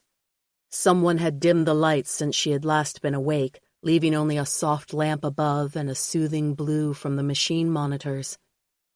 Squeezing the limp hand she held, Erin turned toward a soft scuffing sound. A nurse gave her a sympathetic look. "I have to kick you out before the nurse shift changes. You can come back in after she's been seen by the doctor." "Oh, right." They had snuck her in against the official visiting hours. She was so grateful for the nurses' tired smiles and gentle words. The doctor, too, seemed kind and knowledgeable. Even the room was welcoming, more like a modern-styled bedroom than a hospital room, if she didn't count the bed. At least her mother was receiving excellent medical care. Her pallor still scared Erin. Blue veins whispered beneath her skin. Her mother's eyes had fluttered open for a few minutes in the middle of the night. "Erin," she'd murmured, "you came." Desperate, Erin had spoken urgent words of love and apology, of regret and promises, but her mother had drifted back to sleep without another word. Erin stood, wincing at the twinge in her back. The metal and plastic chairs were not the most comfortable for sleeping, but she wasn't about to complain. She forced a sleepy smile as she gathered up her purse and luggage. Doug was propped up against the wall, an empty cup of coffee dangling from his fingertips. He straightened as she came out, rubbing his eyes. "How is she?" "I told you to go home and get some sleep," she scolded softly. "But she seems well. Stable, they said. Right now it's just the medicine keeping her sleepy, but they said it's best she doesn't move around too much anyway." His expression was sympathetic. "How are you holding up?" "I'm fine." He studied her. "No offense, but you look awful." "Now why would that be offensive?" she asked, her voice dry. "Sorry," he said with a small, repentant grin that had gotten him out of so much trouble. It was what had endeared him to her once, a way of making light of life. She still appreciated the sentiment, the escape of it, even if it would never be real. Her life was about struggle and about courage, the same as Blake's. Thinking of him made her heart clench. "It's okay." She scrubbed at her face. Surely he was right anyway. Worry and lack of sleep probably imprinted dark shadows under her eyes. Her hair felt unruly and knotted to the touch. "You really should head home, though. I can take it from here. You don't have to wait for me either. In town, I mean. You can get back to your friends in Tanglewood." "And leave you stranded? Again? Not likely." She waved a hand. "I'll figure it out now that I have time. I'm not sure how long I'll need to stay here, so there's no point in you hanging around for this. And wouldn't you miss work? You'd better drive back today." Doug had sped on the open night roads, pulling into the hospital at 4:30 in the morning. She glanced at the clock now, surprised to see it was already 8. "No, He paused, seeming at a loss for words and unusually sincere. "I want to be here, to help you if I can. I'm not asking to start anything right now. I know it's not the time, but if sometime in the future you and I were to be together again—" "Doug, what about the girl you were with?" "She's just a friend," he said. When she raised an eyebrow, he amended, "With benefits." She shook her head. He would never change. Not that she had been waiting for that. She doubted they would have worked in the long term, even if there hadn't been the horrible situation with her mother and his parents. He seemed to follow her line of thinking. "I'm sorry about what happened when you came. I had no idea there was a connection. And then when I found out, I panicked." She stopped with him with a hand on his forearm. "I understand. I did my share of panicking. It was a bad situation." He looked away. "I know your mom didn't steal," he said tightly. It was as close to a confession as she would ever get, and more than she deserved, really. It wasn't their fight. It never should have been their fight. It was their parents, his father and my mother. A terrible heritage that had been passed down. Maybe they could fight it, fight the precedent, she thought, the way Blake taught in class, except they weren't together anymore. Never would be again. What she had with Blake was so much deeper than anything she had experienced before, deeper than she knew was possible. She wanted Doug to find that with someone else. Neither of them deserved to settle for each other. "I'm sorry," she said. "That won't happen." His expression was earnest. You don't have to decide now. I just wanted to tell you. Whatever he was going to tell her was cut off by sharp footfalls and a commanding masculine voice. She looked up at the counter, and like a dream, Blake was there. He spoke quickly to the nurse on duty, who pointed in Aaron's direction. Blake turned, his gaze burning bright with concern and love and something else, something territorial that made her heart skip a beat. "Blake," she whispered. The space closed between them. His gaze never left hers. "Ah," Doug said from beside her. "I see my position here has been made redundant." Only then did she realize that her hand was still on his arm, how it might have looked as they sat close together, how it might seem that she had accepted help from Doug. For a bleak moment, insecurity overtook her. Until Blake gave Doug a brief nod of acknowledgement, a sort of proprietary thanks for helping her when he had been missing in action. It meant that she was still his. Relief swept through her, warm and sure. She fell into Blake's arms without understanding the mechanics of it. One moment she was sitting on the hard-backed chair, next she was encased in a warm, solid hug, and this was what she'd so desperately needed last night. Almost as much as, even more than, the ride to her hometown. She had needed his strength, his support. "Is she okay?" he asked against her hair. "Yes, I think... No, but there's..." And then all semblance of composure crumbled under the onslaught of his kindness. Tears sprang to her eyes, thick and hot. They wetted her cheeks and his shirt. Her breath couldn't find a rhythm. It jumped and froze in erratic disarray. The sound she made scared even herself, choking, gasping, sobbing, and helpless with it. Helpless like she had never wanted to be, like she was, like she wasn't when he was near because his broad embrace sheltered her. He steadied her. It wasn't the 4-hour drive that had confounded her last night as she'd frantically roamed the campus in pursuit of Blake. It was the knowledge that her mother was sick and she could do nothing to fix it. That hadn't changed when she had arrived at the hospital, and it didn't change now that Blake was here. But he made the helplessness more bearable. Her life was filled with opportunity, with joy. Her research and her study, her love for Blake, her few but close friendships. But even the happiest song had a low note, and in deep, rumbling disquiet, she held tightly to him, finding refuge and temporary silence in his arms. Blake. They weren't sure what her mother would be up for eating, so Blake grabbed 5 different options, along with full meals for Aaron and himself. All of it balanced precariously on the 2-foot cafeteria tray. He stood in line behind a heavy-set woman with short gray hair. When the person in front had finished paying, they both shuffled forward. The gray-haired woman set her salad bowl down beside her plastic container of pudding and a bottle of water. She fumbled in her coin purse as the young, bored-looking lady at the cash register rang up the total to just over $8. More fumbling. "I forgot, something on my salad. I just need to..."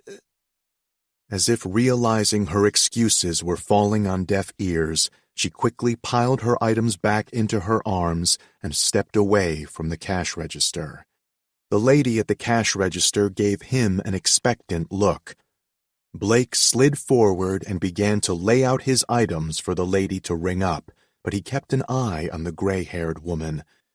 She did return to the salad bar and added a spoonful of ham, as if committed to the lie now.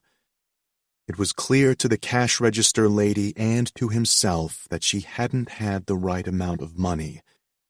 She surreptitiously returned the water bottle and the pudding to their proper places before returning to the end of the line. He leaned forward and spoke to the cashier in low tones. "I'd like to leave money for the bill behind me." Understanding lit the young woman's eyes. "I can do that." And if you could. He grimaced, trying to think of a way to make it less like charity. He didn't care. He wished he could leave more, but he suspected the gray-haired woman would mind. If you could say it was a chain all morning, people had done it one after the other. The corner of her lip tipped up.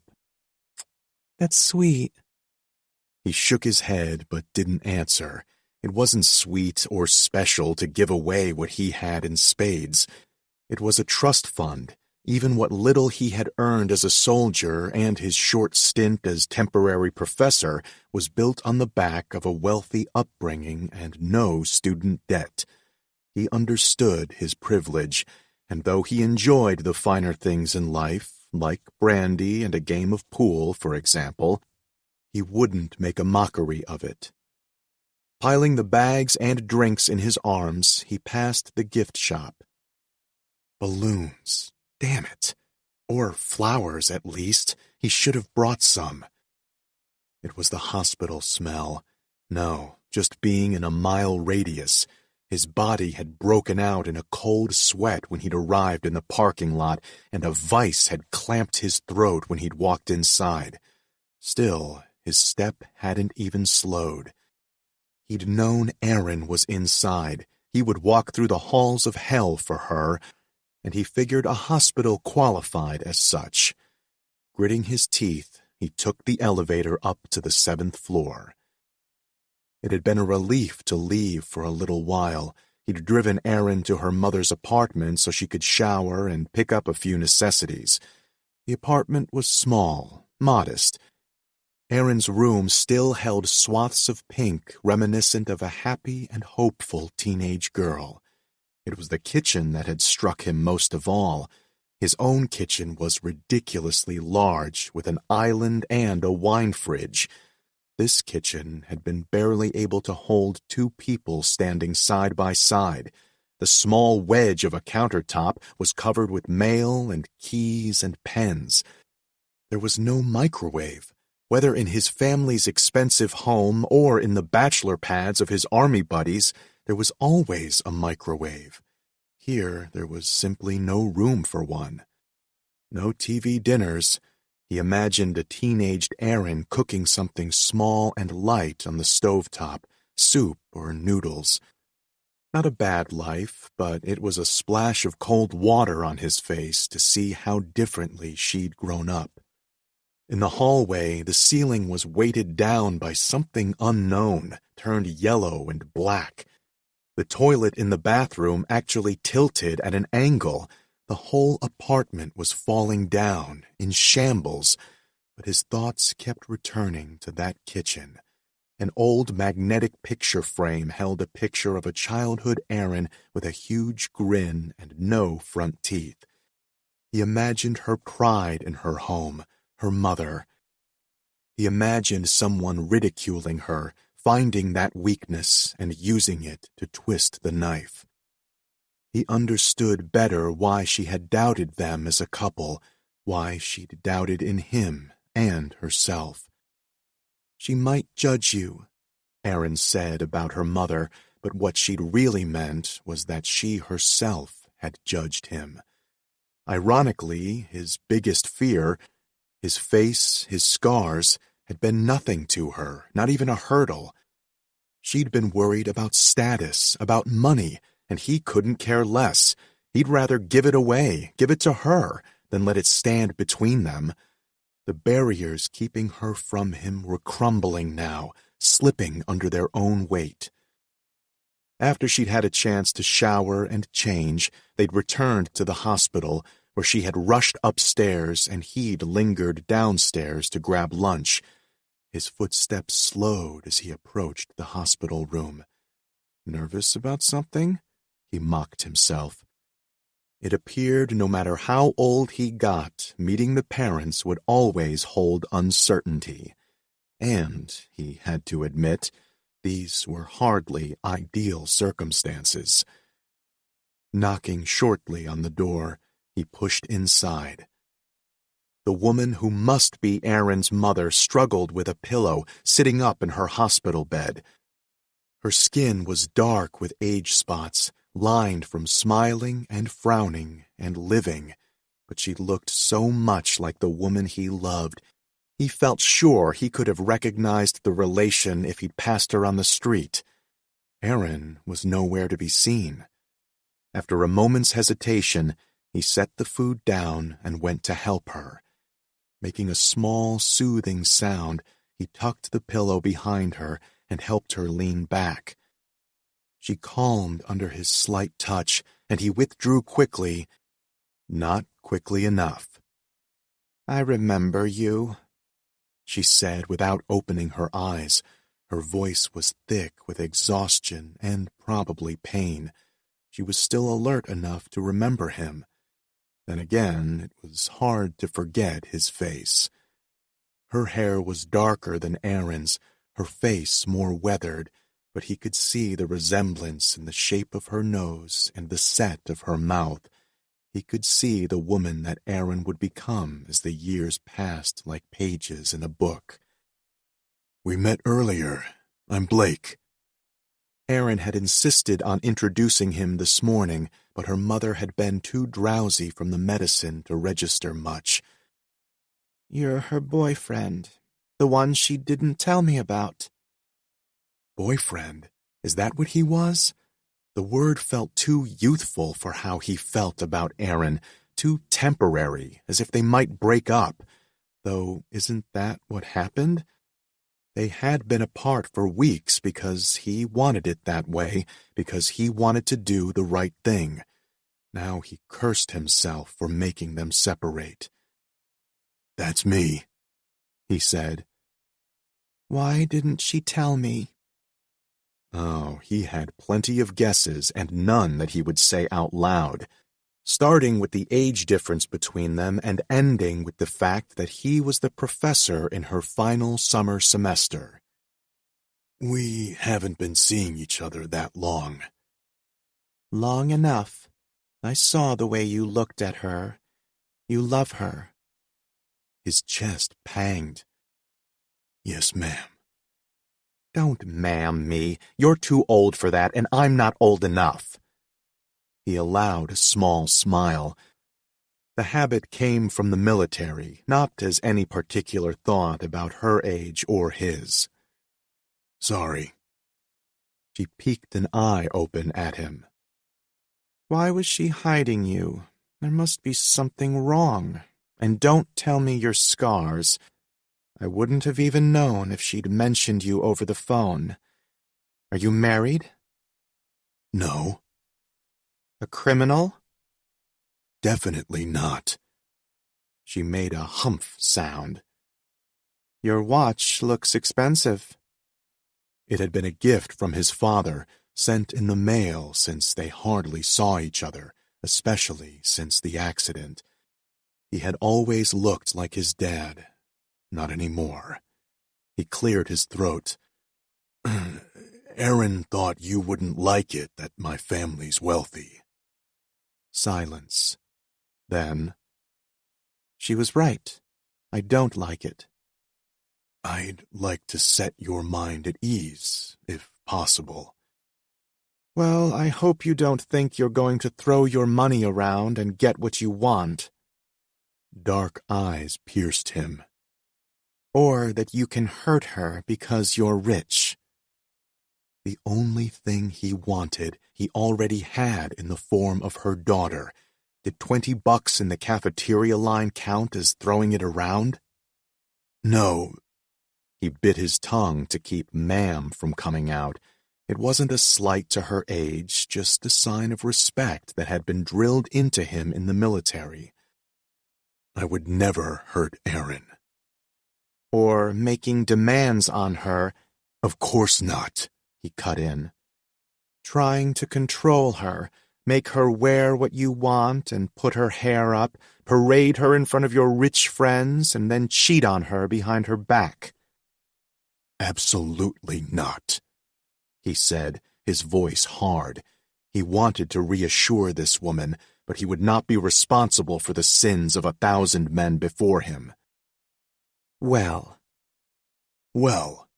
he repeated. I assured her that I'd win you over with my charm.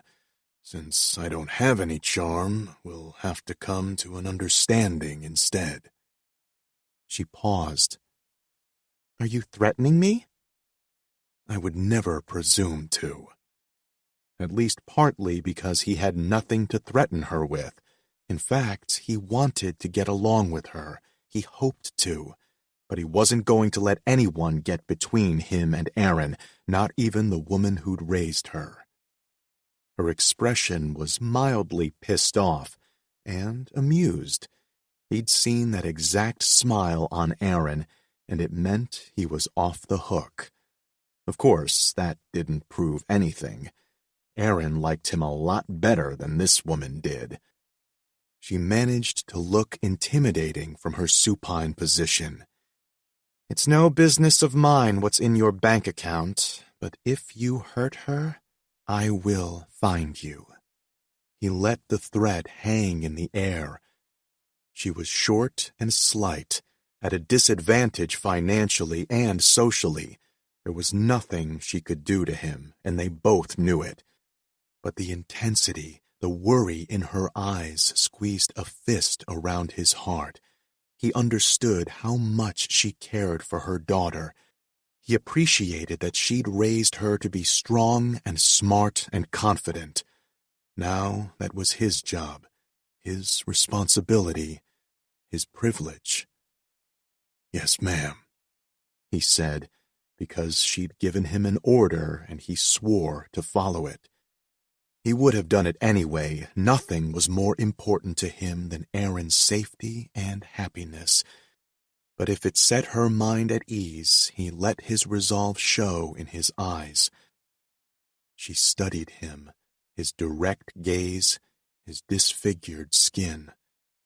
She didn't flinch, but then he already knew Aaron had come from top stock. They had seen the darker side of life. You'll do, she finally said. It was faint praise, but it would have to be enough. Now they needed to make sure she was discharged and healthy. He also needed to speak privately with Aaron, to somehow make it up to her that he hadn't been around when she needed him. He had a full day ahead of him, basically. Turning to the plastic bags, he began to pull out options. We have Jell-O, yogurt with granola topping, tapioca pudding. What's your poison?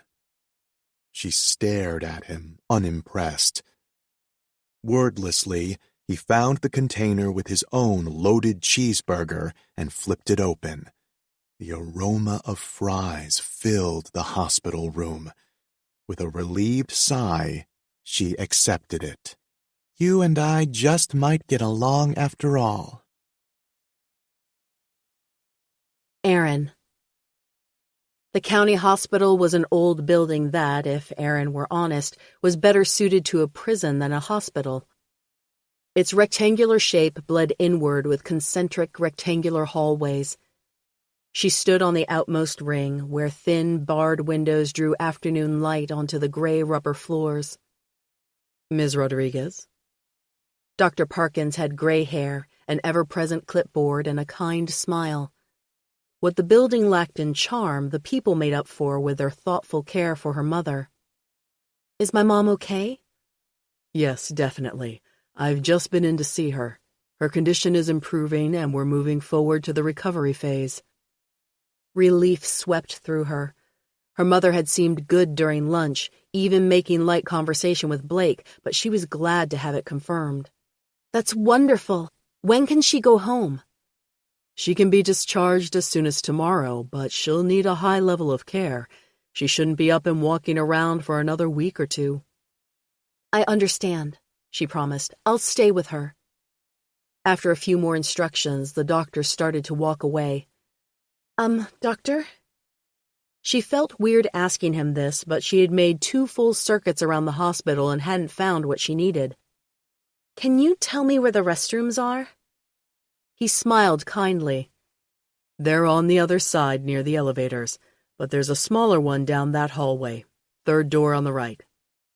She made her way down the small offshoot hallway and came in sight of a large, thick window with no bars.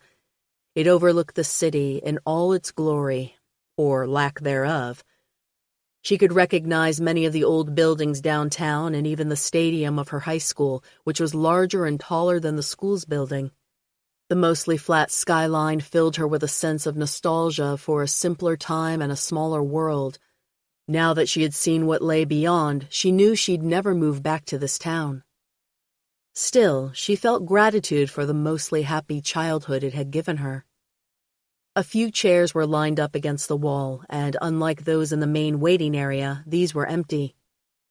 She passed a utility closet stacked with white sheets and what appeared to be hospital gowns before finding the restroom. After, she washed her hands and studied herself in the small mirror. No surprises there. She looked exhausted. She felt exhausted, but also relieved. Her mother was well, even though there was her recovery to oversee. Blake was with her, even though they still needed to talk privately. Things weren't perfect. Even better, they were real. As she stepped outside, she almost averted her gaze when she noticed someone else in the hallway. Then she paused. Blake? He turned at the sound of her voice. What are you doing back here? He had been looking out the large window, his body drawn in lines of tension, leaning toward the window as if he could break free. His eyes were clouded with something dark and unsettled. She gestured vaguely. The restroom. Are you okay? Of course. Tension shimmered in the air. He looked on edge, his eyes sharp with an emotion she couldn't name. You know, with Doug, nothing happened. I know that. I thought you might worry since he drove me here. He said all the right things, but she knew he wasn't okay. It felt like walking off a cliff, that moment in a cartoon when you hung over the earth, waiting to fall. Her chest tightened. She forced herself not to reach for him. I'm sorry I wasn't there. No, I'm not angry. I was just worried about you. His smile was dark with self-recrimination. I was playing pool, if you were wondering. Pool? At the faculty ball, we went down to the basement. There wasn't any cell coverage. It sounded so simple, but she felt her unease move through her bones. He hadn't been interested in another woman. He hadn't been spending the past few weeks realizing he could do better than her. Of course not. He was too loyal for that. But it didn't change the facts. She wasn't worthy of him. Too poor, too young, too helpless that she couldn't even drive home to her sick mother in a time of need. And he was a powerful man, probably drinking alcohol in some dimly lit parlor, talking about politics and knowledge. Do you want to go back to the waiting room? She said, feeling almost shy. You go. I'll be there in a minute. Okay, she said, but she didn't move, couldn't move. She had a memory of watching him stare out the window, of feeling his inner turmoil well in the air around him. Only this was worse, more acute. Something was very wrong. Blake, you must be tired after that drive. Go back to the apartment and sleep. He shook his head. No, I'm fine. I want to be here for you. Though he must be tired, she doubted that was the real problem. She stepped closer, noticing the light sheen of sweat on his forehead. The stubble on his jaw simply made him more handsome, but the shadows under his eyes gave him a vaguely haunted look. What's wrong? She whispered. He waved dismissively. It's nothing, just hospitals. They have this effect on me. I'll get over it in a minute. You can go into your mother. I'll join you soon. Her heart sank. He must have had horrible memories from hospitals. Once, very briefly, he'd explained some of the treatment he had gone through after the explosion, the skin grafts and reconstruction, weeks in an enemy torture chamber and then months under a doctor's scalpel. God. Grief squeezed her lungs. I'm so sorry. I didn't think. It doesn't matter. I'm sorry you even had to see me like this. That's why I came out here. It doesn't mean anything. It will be over soon. You shouldn't have to go through it alone, she said softly. She couldn't take away his waking nightmares, but she could hold his hand. Turning away, he muttered, "Go." I can't do that. Taking his hand, she led him into the small linen closet and shut the door. "We shouldn't be in here," he said as he leaned against the wall. Clearly, he had been holding it together for her sake and for the sake of anyone watching. Even she felt relieved to see him relaxed, so she could only imagine his discomfort. Easing him, even for a moment, was well worth the risk of discovery. He stared at her through lowered lids. "What now?" The challenge in his voice raised her chin. He wanted to push her away, she could tell, but he wouldn't. He was incapable of leaving her any more than she could leave him.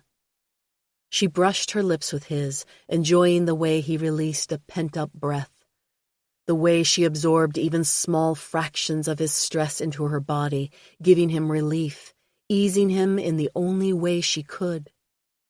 She feathered light kisses from one corner of his mouth to the other before he caught her bottom lip between his teeth. He tugged her, tilting her off balance.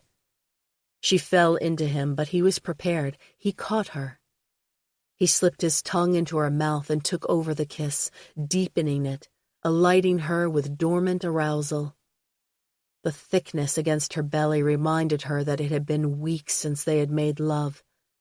They would have today if this hadn't happened. No doubt they would have been ensconced in his bedroom, lounging on his bed, starving but with no desire to make the trek downstairs for food. She put her hand to the ridge in his jeans, rubbing firmly. He sucked in a breath. "What are you doing?" She smiled against his mouth. Giving you a new memory in a hospital. With long, even strokes, she worked him through the denim. A slight flush of arousal crept up his neck. Between the time apart and his emotional upheaval a few minutes ago, he was already at the edge, releasing soft grunts on every slide of her palm. She squeezed softly, enjoying the way his eyes had gone from tormented to a very different sort of anguish. Her hand sped up until he was panting against her collarbone, his hips rocking gently into her hand. "Aaron, baby, you have to stop." I know, you're right. She dropped to her knees and unzipped his jeans. His cock fell out heavy, the head already glistening. "Please." I know, she repeated in a whisper. She took him into her mouth, sucking off the pre-cum and licking it up. She paused with her mouth encircling the head while her hands stroked the iron velvet length of him. His stuttered groans drifted down to her ears, telling her how hard and fast he needed it. Very hard and fast. Carefully, she worked him in deeper until the spongy head touched the soft cleft of her throat. She eased him out and then in again, farther until the head pushed through the circle of muscles. His hips jerked suddenly and she gagged slightly. Before he could pull away or reconsider, she set up a swift pace, but she needn't have worried. He tightened his fingers in her hair, asking for more, needing it. His other hand was clenched tightly, his knuckles white. She reached for him. As soon as her fingers touched his, he opened his fist and held her hand. Their fingers tangled together, grasped each other, connected in a way more intimate than her mouth on his cock. "Aaron." That was the only warning he could manage before he shot warm, salty fluid into her waiting mouth. She swallowed down the copious amount, more than usual. With a shudder, he released one final spurt onto her tongue before sighing back against the wall. Lovingly, she licked up any traces of his cum from his cock before righting his clothes. Her eyelids felt heavy, her sex throbbing for attention, but she wouldn't ask for anything, wouldn't expect it. This had been a gift. She had never understood the way some people could say just sex as if it didn't mean anything. Sex had always meant everything. It meant trust and respect. Here, now, it meant love. If anything, it was too much, overflowing with emotion until she had to avert her face just to manage. He turned her chin toward him. I didn't hurt you, did I? She shook her head tightly. For a moment, he was still. She felt his gaze studying her, but she couldn't have said anything. Finally, he straightened and turned her so her back was against the wall, still warm from his body. Without a word, he unbuttoned her jeans and tugged them down. "Blake," she protested, "we couldn't." He raised a sardonic brow but didn't reply. Of course, they had just done the opposite. Her objections seemed silly in that context, but she had done that out of comfort, both for him and for her. And besides, logistically, it was far easier to perform on him than on her. But he had it covered. His hand slipped beneath the elastic band of her panties and down into her wet folds. She gasped at the contact and grabbed his wrist. His other hand lifted the hem of her t-shirt and tugged down the cup of her bra. Cool air washed over her breasts, tightening the nipple. For a moment, he simply stared. Gorgeous, he murmured, and she felt gorgeous. It was more than the word. It was his expression and his hands. She felt worshipped, cherished. He sucked her nipple into his mouth, worrying the taut flesh with his tongue until she felt a gush of wetness slicken her where his fingers played. He teased her other breast while his fingers found a quick and maddening rhythm. Her mouth fell open and a sharp cry escaped her. Shh. He put his hand over her mouth, muffling her helpless sounds while he drove her higher and harder. Her hips swiveled onto his hand in a desperate bid for release. It eluded her until she sobbed against his mouth. From the corner of her vision, she could see her breasts move as her hips undulated. They drew him, his gaze, his mouth. He couldn't stop touching her and licking her. She couldn't stop rocking in excruciating pleasure. They were locked in shadows of arousal and agony, one bleeding into the other and then back again. Finally, he tore himself away from her breasts. He placed his lips above her ear, murmuring words of sex and longing. You're so beautiful, so sexy, so wet all over my hand. I can feel how hot you are there, how tight. Can you? Do you wish it was my cock inside you, filling you up? I do. Her cries grew louder, his hand clamped down tighter. Tears of need slipped from the corners of her eyes until he found the words to push her over. This sweet cunt, pretty cunt, it's mine. This and all of you. You know that, don't you? Now come for me. Let me feel this hot little cunt come all over me. And it did. Her muscles clamping down hard as an explosive climax swept through her and left her breathless and wrung out. As she slowly returned to earth, he pressed light kisses across her mouth, mirroring the comfort she had given him. With short strokes, he calmed the quaking, shivery muscles of her sex. There, he murmured. You're okay. I've got you. She marveled at how easily he had turned the tides, how quickly he had turned his own reward into hers. She'd wanted to bring him comfort, but his happiness was too tied up in her own, tightly woven threads she never wanted to unravel. When he pulled away from her, he licked her juices off his fingers. She stared in hopeless fascination. Tilting her head back, he kissed her deeply, pushing her own musky flavor onto her tongue, and, she knew, tasting the salt of his own release.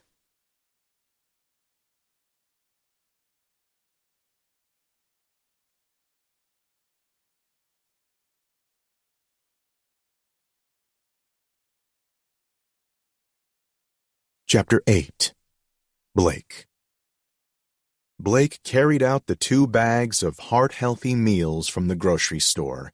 A small complication had kept Sofia Rodriguez in the hospital for 2 more days than the doctor had predicted. Aaron had refused to leave except for brief showers, driving herself to exhaustion with the few hours of sleep she caught in the waiting area. But no amount of persuading convinced her otherwise. Aaron was too loyal to do anything else. He felt relief that both of them were in Sofia's home, sleeping. Aaron had given him a list of low-cholesterol meats and whole grains to replace the cheap noodle packs and high-sodium soups currently stocking the kitchen.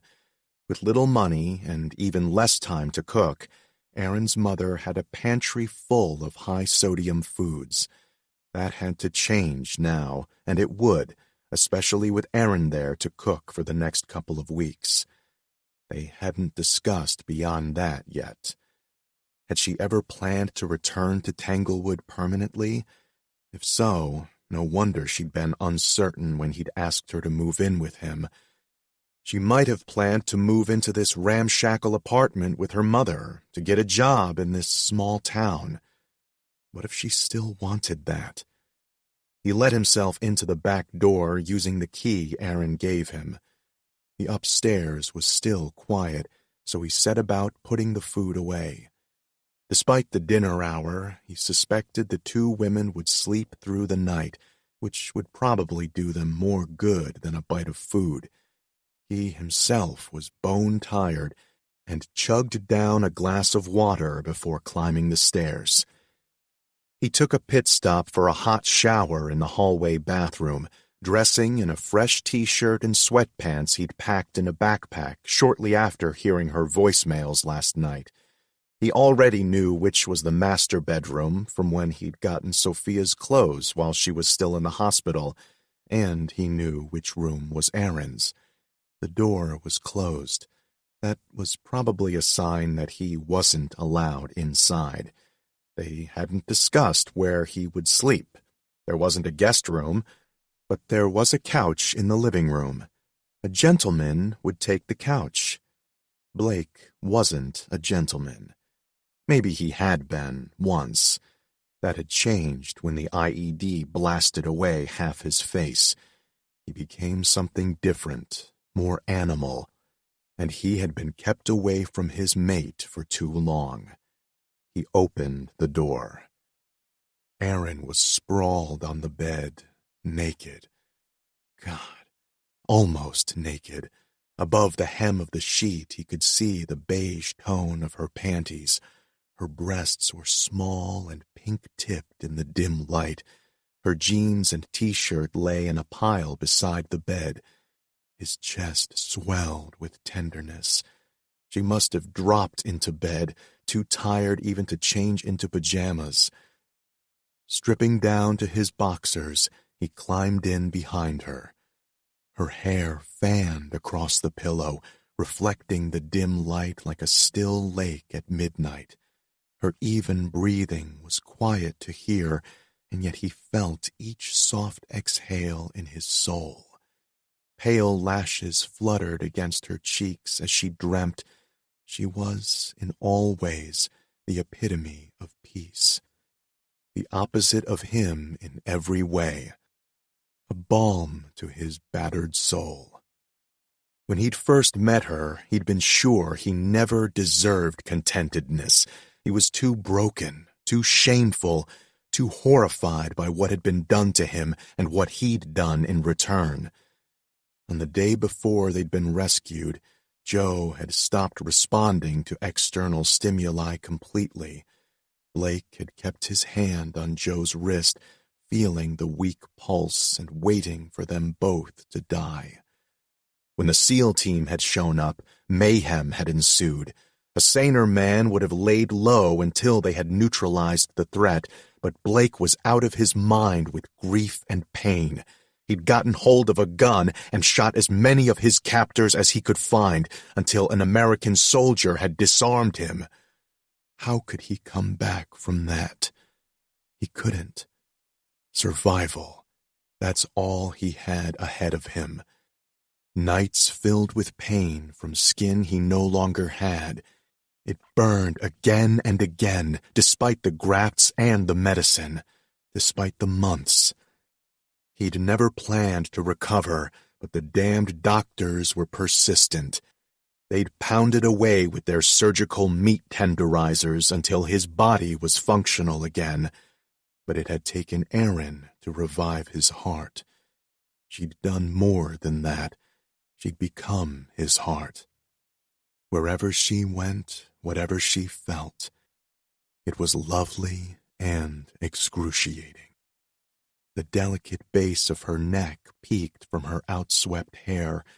The line of her spine was sinuous as her body twisted in sleep. Shadows pooled at the base of her back where the sheet rucked against her skin. His fingers twitched to trace the soft muscles and gentle lines, but he didn't want to wake her. She stirred anyway, moving restlessly, her face turned toward him, eyes still shut. He tried to soothe her before she came fully awake. "I'm here. Just sleep." As her body turned over, soft breasts pressed against his arm and drew his low groan into the air. His body responded, cock thickening, heart pounding. He felt the same carnal urge to claim, to mate, to please her. But above that sang a new melody, one he recognized as ancient, the desire to care for her, to nourish her body and soul. That secret wish had imbued his actions at the grocery store, feeding her, and now, as he ignored the demands of his body to let her sleep, small gestures for feelings that ran impossibly, unendingly deep. She flung her leg over him. Her calf touched his erection, the throb of selfish male flesh, and she stilled, coming awake enough to realize his condition. "Never mind," he murmured. "We won't do anything. Just rest." She didn't, though. Half asleep, she fumbled beneath the sheet until she grasped his cock in her small palm. He made a coarse sound, his whole body stiffening. Her eyes remained closed as her soft, clumsy caresses drove him insane. He wasn't even sure she was totally awake, even when she slipped her panties off beneath the sheet.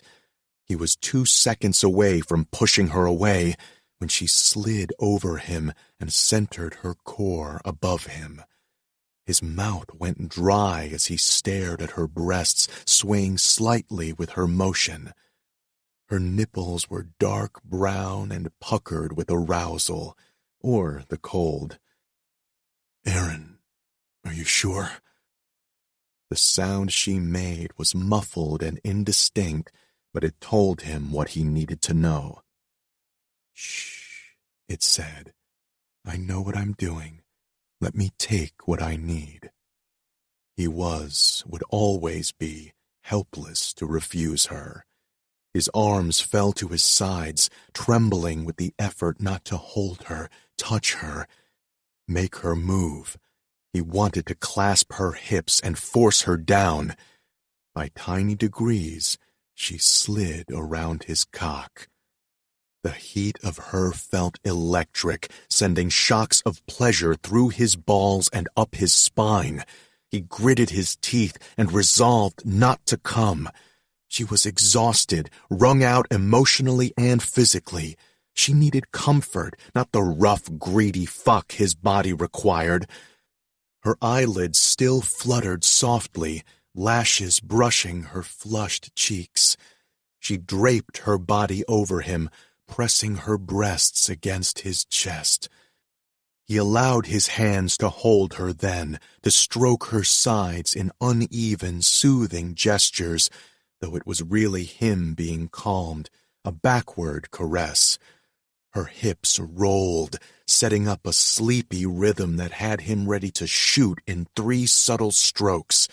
Heat raced down his spine. The need to come felt like pinpricks all over his skin. But no, he wouldn't. Not while she needed him. Not yet, not yet, not yet. She nestled her nose under his chin, resting her face against his neck. Despite the torrent of sensation in his cock, he felt her breath against his skin. He rocked his hips up to her, meeting her on every stroke. Better than anyone, he knew about the bone-deep relief that could accompany sexual release. He would give that to her, even if it killed him. Use me, he thought. Take me. Fuck me. He forced himself silent, and she was quiet, focused. The only sound was skin pushing together, her cunt sucking him in, and the insides of her thighs over his hips. He couldn't see straight, could no longer think with the intensity of her sex surrounding him, her slight weight blanketing him. He was lost in a haze, a fog of pure bliss. Her orgasm clamped down on his cock. Her hips jerked to a stop, shuddering on a final, lingering thrust. He didn't have the fast friction he needed to come, so his cock remained hard and throbbing within her. She stopped moving and made a contented sigh against the side of his neck. He realized she had drifted off to sleep again, with him still intensely aroused. Tense and drowning, he could still feel the velvety walls of her around his cock. Just thinking about her made his cock flex, but she was completely still over him, her breathing steady and slow. Gingerly, he moved her just enough to slip his cock from her slick heat, wincing at the cool sandpaper sheets on his sensitive flesh. She was sleeping, and he wouldn't wake her, wouldn't fuck her, wouldn't give himself relief, even if the alternative felt like pinpricks on his aching cock. Gently, he settled her against his side, and she nuzzled against his chest with a contented sigh. He swallowed, forcing back his desire and failing. It was going to be a long night with his cock throbbing with nowhere to go. With one arm, he cradled her close. With the other, he reached for his phone. Maybe reading some of the doctorate theses would help him sleep. Even though he was interested in them, there was no denying the language was usually dry. He tapped the email Jeremy sent him. There were plenty of options, but he couldn't stop himself from opening Aaron's thesis. He was so fucking proud of her. He almost wanted to wake her up and have her read it to him, but he wasn't that much of an asshole. So he scrolled down, enthralled, captivated, until he got to the part about a senator from upstate, and it felt like a punch to the gut. Aaron. Aaron woke up with a long, lazy stretch, hearing the gentle clink of pans and dishes in the kitchen. Rumpled sheets twined around her ankles, leaving a bare expanse of bed beside her, which meant Blake was out there with her mother. A jolt of alarm went through her. What would they talk about? Would they get along? Blake was the most competent, charismatic man she had ever met. She suspected he could charm a bird out of a tree if he put his mind to it, or in this case, charm a wary, protective mother into giving her blessings. She suspected he could charm a bird out of a tree if he put his mind to it, or in this case, chime a wary, protective mother into giving her blessings. But it was too important for her to relax. Throwing on jeans and a t-shirt, she stumbled into the kitchen to find Blake standing at the stove and her mother chatting away with a conspiratorial smile. Oh, yes, the overprotective bird had most definitely left the tree. "Telling him all my secrets, huh?" Aaron asked, sitting at a place that had been laid out with a chipped plate and glass of orange juice. "Of course not," her mother denied, the barely suppressed amusement belying her words. "Just that time in 5th grade when you had discovered Robin Hood." Aaron groaned. Oh, God, that's even worse than I expected. What? It's cute. A smile played at her mother's lips. It was good to see her enjoying herself, even if it was at Aaron's expense. Can we just show him pictures of me as a baby instead? That would be less embarrassing. You were adorable with your hair pulled up into that felt green hat. Those neighborhood boys didn't know what to make of you. You should have seen them staring. That is not a compliment, Mom. She sneaked a glance at Blake, who watched the byplay with undisguised amusement. I heard there was a bow and arrow, he added, his voice teasing. Her mother sighed with pleasure. The arrows had glittered feathers glued on. Okay, look, Erin said, finally rising to her own defense. They were taking money out of the community center's donation box. It's not right. You can't fault my motives. I wouldn't dare, Blake said solemnly. Not with you armed and dangerous. She narrowed her eyes, promising retribution when her mother wasn't in the room, but the effect was ruined by her grin. Oh well, it had been funny. Not at the time when she'd been sure that injustice could be cured with a curved stick and some twine. And somehow it had worked, because, like her mother had said, the boys had been too freaked out by her Robin Hood routine to really argue the point. They'd never touched the donations box again, though she had learned later in life that good intentions and bravery and a green felt hat weren't enough to right every wrong. The thought stopped her cold. When had she become so jaded? During high school with Doug? She wasn't sure, but none of that was true. Good intentions and bravery were enough. Maybe that was what had drawn her to Blake. He embodied both ideals. Not even fire could stop him. His scars were testament to that. He seemed to recognize the change in her mood because he sobered. The playful light in his eyes gave way to a studied concern. Without taking her eyes off Blake, she spoke to her mother, who was sipping the last dregs of her coffee. If you're done here, I can set you up on the couch. You can watch some TV. Her mother huffed. I don't need help to make it to the living room. All the same, I'll walk you there. She set her mother up with pillows and a glass of water, too. Even with the doctor's blessing, she was worried for her mother. And despite the urgency to return to Tanglewood to pick up her relationship with Blake, she would stay until her mother would be fine on her own. Sophie leaned on her arm as she stood from the table and crossed the short distance, proving that Aaron was needed here for the time being. She found a blanket for her mother's feet and also a few beloved books for her to look at. She told herself she was just taking care of her mother, but at least partly she was distracting her. A burning, aching need had formed inside her.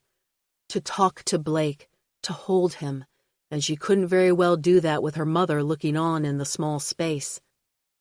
The television roared with laughter and voices as a morning talk show flickered on and captured her mother's attention. Aaron bustled back into the kitchen under the pretense of cleaning up to find that Blake had already done so.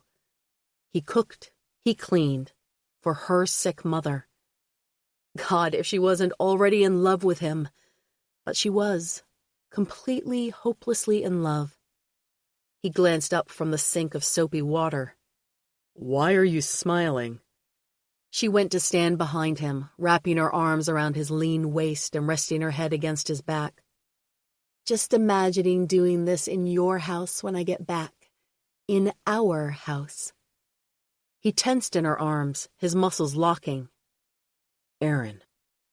She laughed at the note of warning in his voice. It was a sensual threat, the way his body readied for hers. Unless you've changed your mind about me moving in with you. Does that mean you're going to move in with me?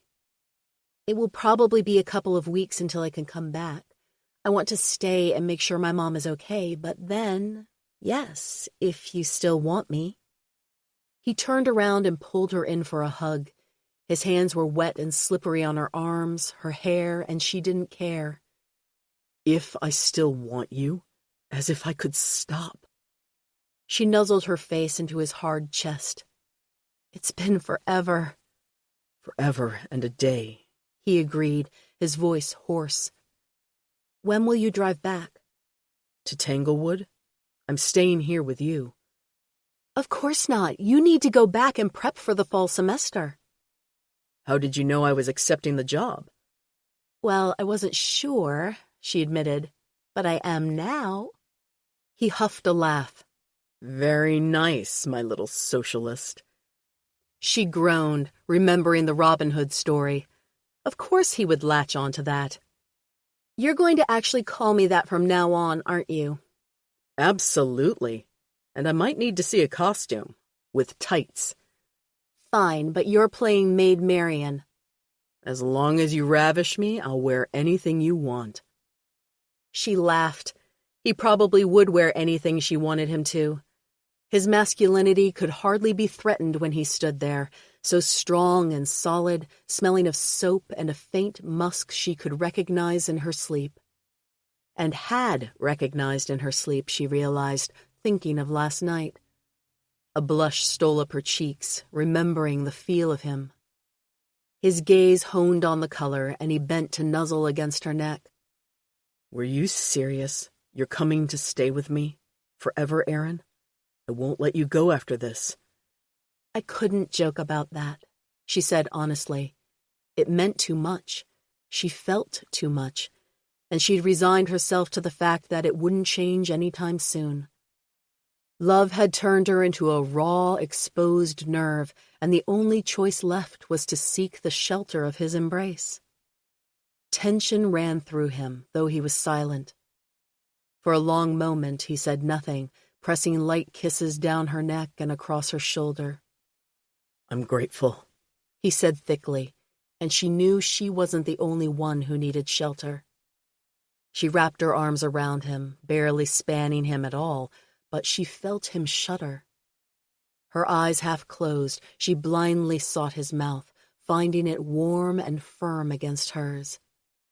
She was in a daze, but he guided her, commanded her, until she found the sweet rhythm of their kiss and knew herself to be home, with him, holding him and being held. Go back to Tanglewood, she whispered. Wait for me. Forever, he murmured. You understand that I wouldn't stop. I'd wait for you forever. Though if you came back sooner, I'd make it worth your while. She smiled before tugging him closer for another kiss.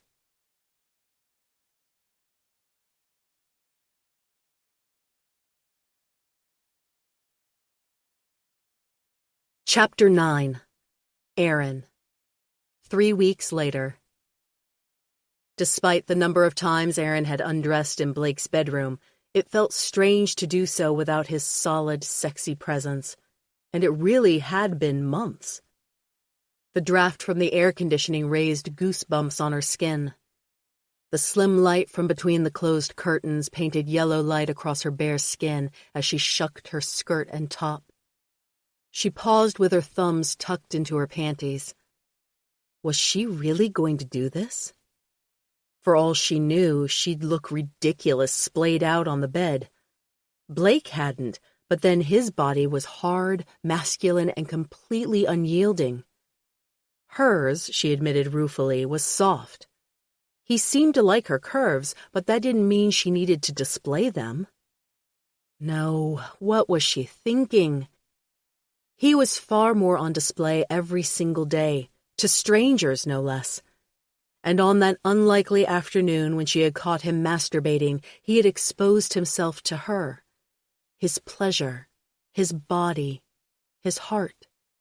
It was only fair she return the favor. She towed off her panties and unhooked her bra, letting it fall to the floor amid the other puddles of clothing. Half bending, she almost picked them up to fold them, stalling, of course. Even determined, the urge to delay, to hide, tugged at her. No more waiting. Blake could pull up at the house any minute. She couldn't reproduce the element of surprise, considering her repaired car was out front, but she could make the vulnerability real, the moment of unvarnished intimacy. Climbing onto his bed, she settled herself back, feeling unaccountably raw.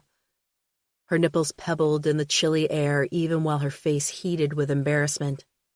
When she slipped trembling fingers down to her sex, she found her lips dry and curled up tight.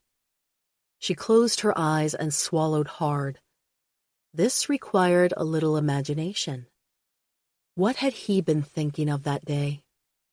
She remembered now. Her mouth, his cock. She had sucked him in that little fantasy, and goddamn, it worked for her, too. She loved the taste of him, the shape of him, the little ridge underneath, perfect for hooking her tongue around and making him shudder. Imagining it now, she touched 2 fingers lightly to her clit, warming herself up through contact alone. No pressure, no friction, just a whisper touch. Letting her mind drift, she fell deeper into the fantasy. The hair on his thighs abraded the sensitive outer curve of her breast as she knelt between his legs. His hands shifted restlessly through her hair, clenching and releasing as if he couldn't decide which to do. He groaned on every stroke of her lips down his slippery cock. His whole body drew up tight when she angled the point of her tongue into the slit, and she could almost taste the salty pre-cum. She imagined him finding her. Would he be surprised? Or maybe not. The things they had done were far dirtier than fondling her clit or pinching her own nipples. And yet a shaky feeling had begun in her center, warning her, berating her. "Don't put yourself out there," it said. "Wait, just wait." For what, though? She had never quite understood. For the man to make the first move? For her mother to direct her safely through life?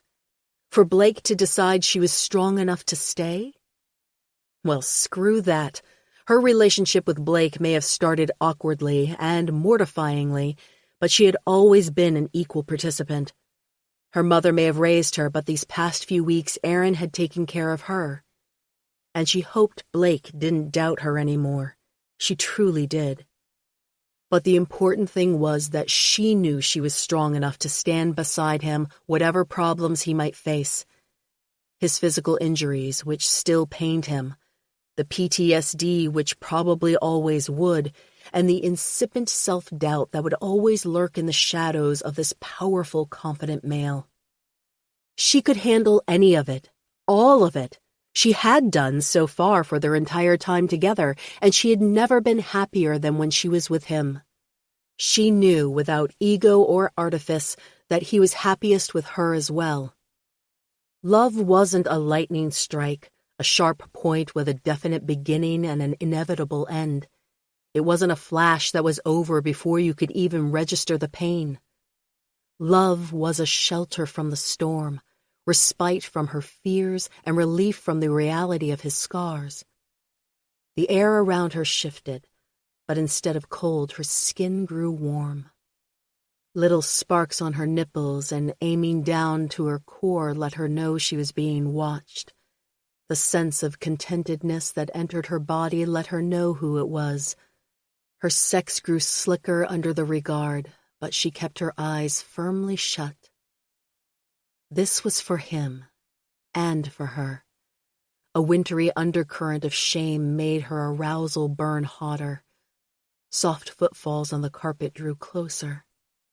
A gentle caress touched her lips. "Beautiful," he said. Above all, she knew him to be honest, and the fact that he found her beautiful, the fact that he found her mouth or face beautiful when her whole body was exposed to him, made her heart clench. A tear leaked from her closed eyelid. He caught it with his finger and traced its path back up her cheek. "Don't be sad," he said, and she heard the sadness in his voice, an ineffable sorrow for what he had seen, for what he had been through. If there was anyone who understood suffering, it was him. And yet he seemed to derive more joy than anyone she knew. He found it in her body, in her company. He found it in books and teaching. He found joy in living again, and her love for him was boundless, expanding. "Oh, Blake," she said, too choked up to say any more. Her tears fell in earnest then. He released himself, At least, that was how it felt to her. He scooped her up and cradled her. She didn't fail to notice the nudge of his arousal, but he wouldn't use it until he knew she was okay. She was okay, better than okay, which spilled over into sadness and then back again in an eternity knot of powerful, life-affirming emotions. One couldn't be separated from the other. She couldn't have known love without heartache. He couldn't have found solace without pain. "Don't cry," he murmured against her hair. "What was this about? To show me that you want me, that you care? I know that, sweet girl. Don't you think I know that? You show your heart in every expression, and it's beautiful to see." Somehow she found her voice. "You can't talk like that and expect me not to cry." His chest expanded on a quiet laugh. "There's my girl." She turned her face into his chest, her cheeks wet and slippery against his shirt. Fumbling, she tugged it over his head, desperate to feel him, skin to skin, nothing between them. His body felt sharp after the long absence, the rigid planes of muscle, the hairs tickling her tender skin. She shuddered against him, leaning closer, aching to feel him harder, more deeply. And thank God, he seemed to understand. He seemed to need it too, holding her flush against him, almost bruising her, needing her. He turned them over so she lay on her back, the sheets cool against her skin. His mouth held her down, his hands explored her, caressed her all over, and then he began to move down.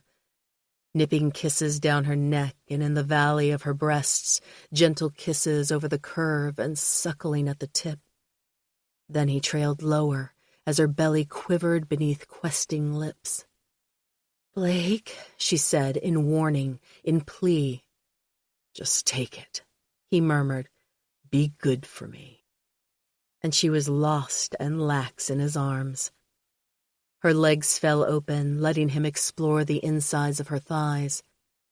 He made a small sound of pleasure as he felt the wetness at her core. Possessive fingers dipped into the moisture and spread it across her swollen flesh. He drew damp circles around her clit until any traces of reserve had fled. Spearing her, he pulled more of her arousal to the entrance.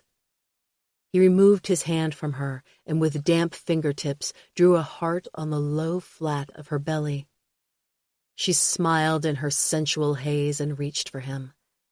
He caught her hand in answer and sucked on the tip of her finger, sending shocks down her center. Then he ducked his head to lick up the mess he had made of her. Her belly first, his tongue mapping the shape of the heart. Then lower, down to the outer lips, then inner. He roamed to her clit, which had grown too sensitive, and she jumped, startled, entranced. "Please," she groaned, not sure what she was asking for. Relief or respite, more or less. It all blended together in a miasma of desire. "Blake." "You can take it," he said, softer now, encouraging. He pushed her legs up, farther and more firmly than he usually did. Her knees pressed against her chest, capturing her, exposing her. His eyes burned with a hungry light as he stared down at her. "Please," she repeated.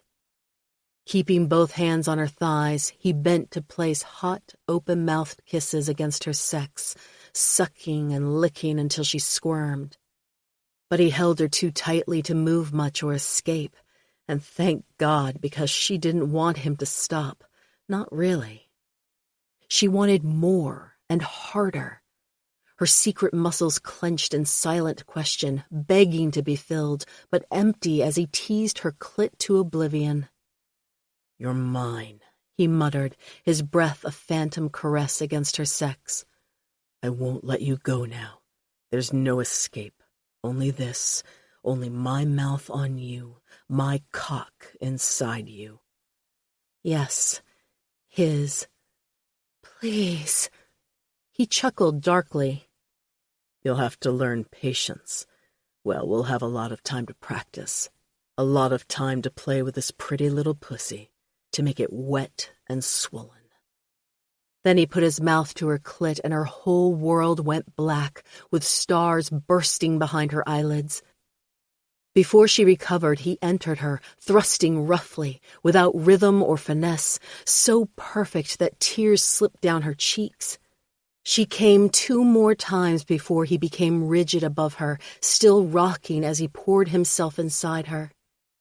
She accepted it all, his cum, his sweat, his love. He leaned on her, breathing hard. She caught him when he wanted to roll off, mumbling something about being heavy. He was heavy and perfect, and she wanted to feel that lovely weight forever. Enough to make her pant, to make her struggle. A beautiful fight. "Marry me," she whispered. He stiffened. After a moment, he pulled back, searching her eyes. "What did you say?" She smiled. "You heard me, Professor." Did you plan to ask me?" "No. Other couples arrange champagne and fancy dinners. But I think we should start the way we meant to go on, or go on the way we started. With sex. Masturbation, to be specific, but more than that. With an attraction so deep, they had to act on it. With respect so strong, they had been careful and mindful and joyful every step of the way. Unconventional, unique, or just freaking weird, she didn't care. This was the way their relationship had started, his moment of vulnerability, a gift to her, and she wanted to propose to him and return the favor. "Well, Professor?" Her heart started to beat faster. A slow smile spread over his face. "Aaron." Which wasn't an answer, really. She raised an eyebrow. "God, you're beautiful." He reached over to the side table. Still not an answer. "If you're going to grab a sex toy right now, I might have to rethink my proposal. There's only so much I can put myself out there." But he didn't have a sex toy, judging by the little black box.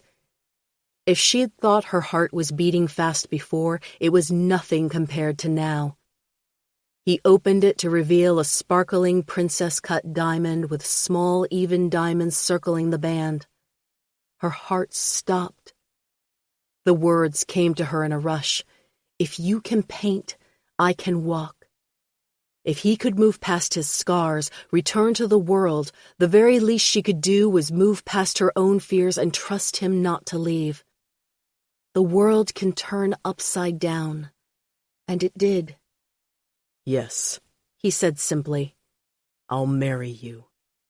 He did more than answer her. He asked, with the ring that had been stowed away in his side-table drawer, for how long? Happiness squeezed her throat, robbing her of breath. She had to force the words, to feign levity, or she'd never be able to speak at all. "Now, I said no sex toys, but I have to tell you, that right there is very sexy." His mouth curved in a self-satisfied little smile. "I think it'll look great on you, wearing nothing else. This means that you belong to me, and that I belong to you." "Oh, so this was all a ploy to get me naked," she said, clearly teasing since she was already naked and so was he. "Naked except for this." "It seems to be working," he said, slipping the ring on her finger. It sparkled in the dim evening shadows, reflective even with barely any light. But no glittering facets or sleek metals could compete with the stark, painful beauty of the man in front of her, the man she loved. Blake. Blake lingered in the hallway, watching Aaron flip a page in the newspaper. His body tightened at the sexy sight. Sun streamed in through the bay windows, glinting golden off her hair and illuminating the lines of her body within her white dress shirt. His dress shirt, although she still wore it much better than he ever would. The top buttons were undone, allowing him a glimpse of the curve of her breast as she bent her head, intent on her reading. She glanced up and smiled. "Good morning." "Morning." He wandered into the breakfast nook, feeling reluctant to disturb her, as if it were her room, her house, and God it was. "You look beautiful today, and every day." She'd agreed to marry him, which meant all this was hers as much as his. A sense of contentment filled him at the thought he'd be able to take care of her. And, he thought wryly, he'd be taken care of in return. She satisfied his every need, the taste of her, the sweet smell of her pussy against his lips, the tender kiss she gave his cock. He didn't slow until he reached her, standing beside her chair, tilting her chin up to look at him. He brushed his thumb over her lips, loving the way she shivered in response. "You're happy," he said. A statement? A question? He wasn't sure. "Too much." She smiled shyly. Was she blushing? "I'm not sure what I did to deserve this. Or what you did this morning. My legs are still kind of shaky." Jesus, she killed him. Humble and proud, kind and fierce. A study of contradictions and a beautiful package he would never get tired of worshipping. Like a magnet, his lips sought hers. He bent to kiss her, leaving them both breathless. Some time during the onslaught, her hands grasped his bare shoulders. He was wearing only his dress pants from last night, picked up off the floor. It seemed they could only find a full set of clothes between them, and no underwear. No bra, that much he could see. Damn, he was going to have a hard time leaving her in peace today, and every day, especially considering the ring that sparkled on her finger. His ring. The sight of it filled him with possession, with peace. "I'm not going to let you go now. You know that, don't you?" He didn't know why he was always warning her. Even now, he thought she might leave. Why hadn't she told him about her thesis? He knew the answer. Because he had pushed her away by making him take a break. He couldn't even fully regret that decision, not when her future was at risk. No, it was only their future as a couple at risk. Didn't she trust him? She agreed to become his wife. He'd thought that would sate him. But it seemed that nothing would be enough when it came to her. She grinned. "Do you think I'd let you go either? Not a chance, so get comfortable, mister. You're going to be mine." Oh, hell. No way was he leaving her in peace today. He pulled her from the chair, flush against his body, molding his hands to her curves. God, I already am. He kissed her again, debating whether they could make it upstairs to the bedroom, but then she kissed him back, actually nipped his lower lip, and he stopped thinking at all. He surrounded her, body and heart. He sank into her, finding refuge in her sweet acceptance and limitless love. There were no boundaries on what he would do for her. He would climb mountains, slay dragons, but all she'd ever asked of him was a promise. And so he had always been hers, before he'd even known it, stumbled upon in a moment's base weakness, claimed by a wholehearted acceptance, and made new by a love he would work to deserve each coming day. He only vaguely remembered some hint of a scandal while he'd been in basic training, but he'd assumed it was an affair, a consensual affair. His throat tightened, imagining what could have happened to a young woman in a vulnerable position, what an unscrupulous employer might do. proposition her, touch her, hit her. It made him sick that it could happen to anyone, but even more so because Erin had been in just as vulnerable a position when she'd cleaned his home. The thought of anyone harming her made him see red.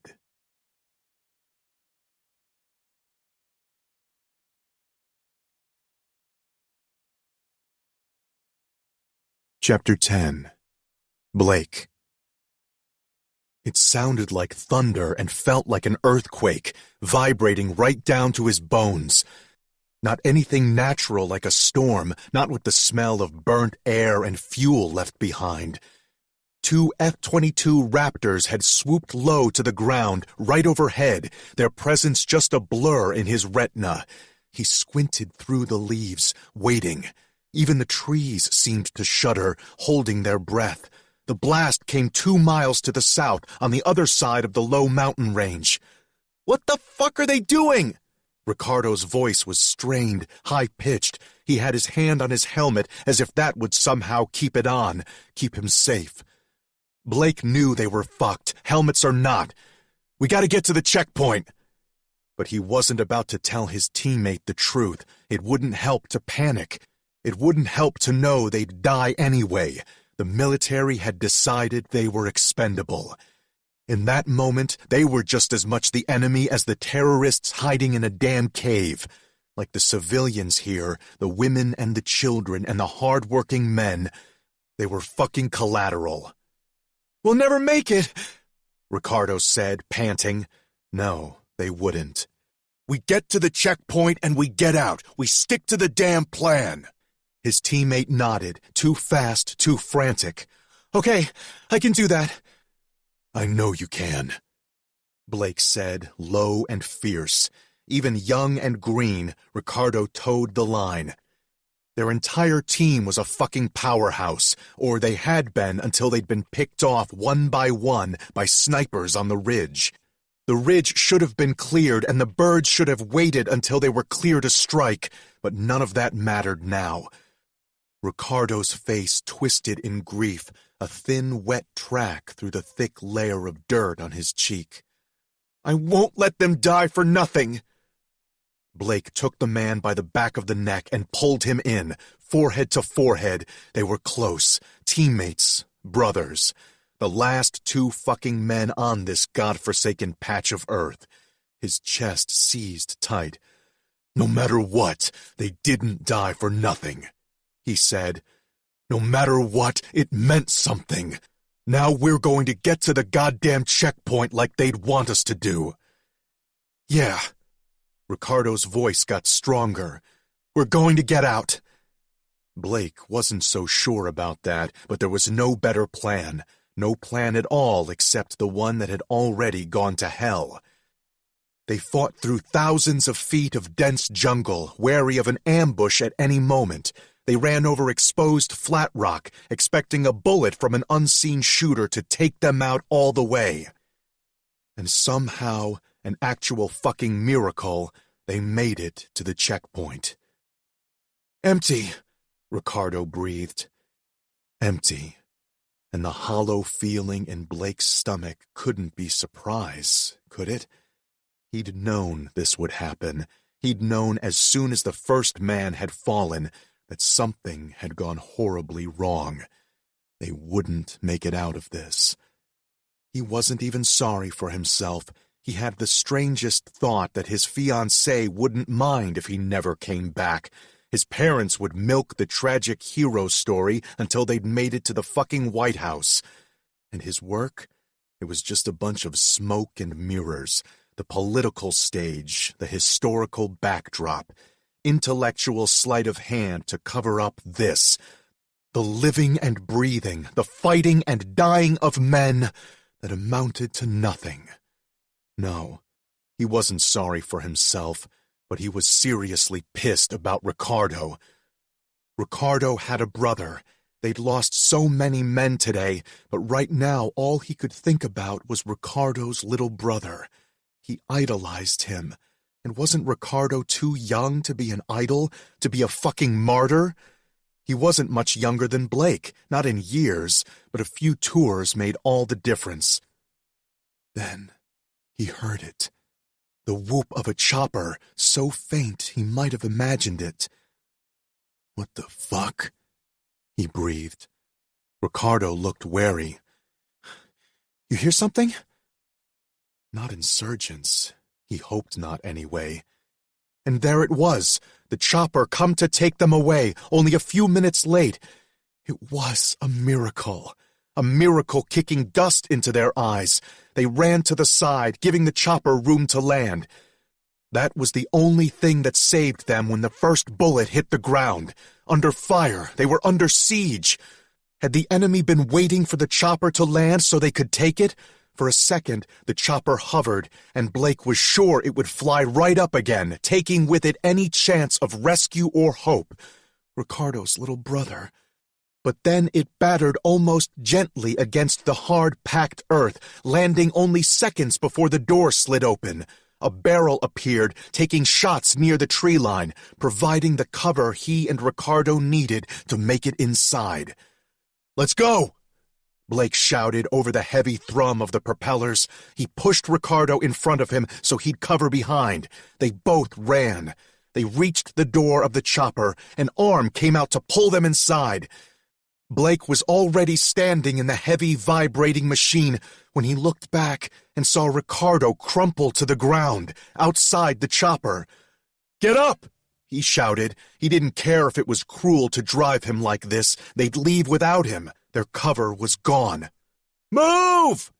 the man shouted into his headset, telling the pilot to go. Blake moved to jump out, but the man blocked him.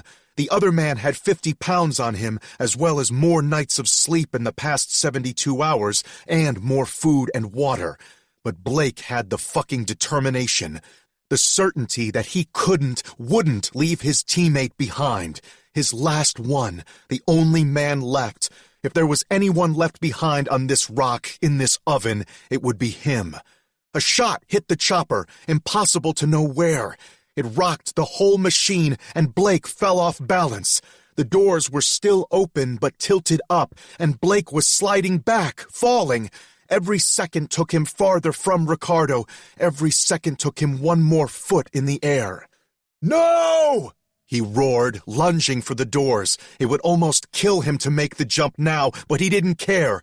This wasn't happening. This couldn't fucking be happening. The guy caught him by the ankle just as he was almost out of the chopper. He landed hard on the metal grate. The force of his fall swung the chopper far enough that he could see over the edge. The man sprawled on the ground, wounded.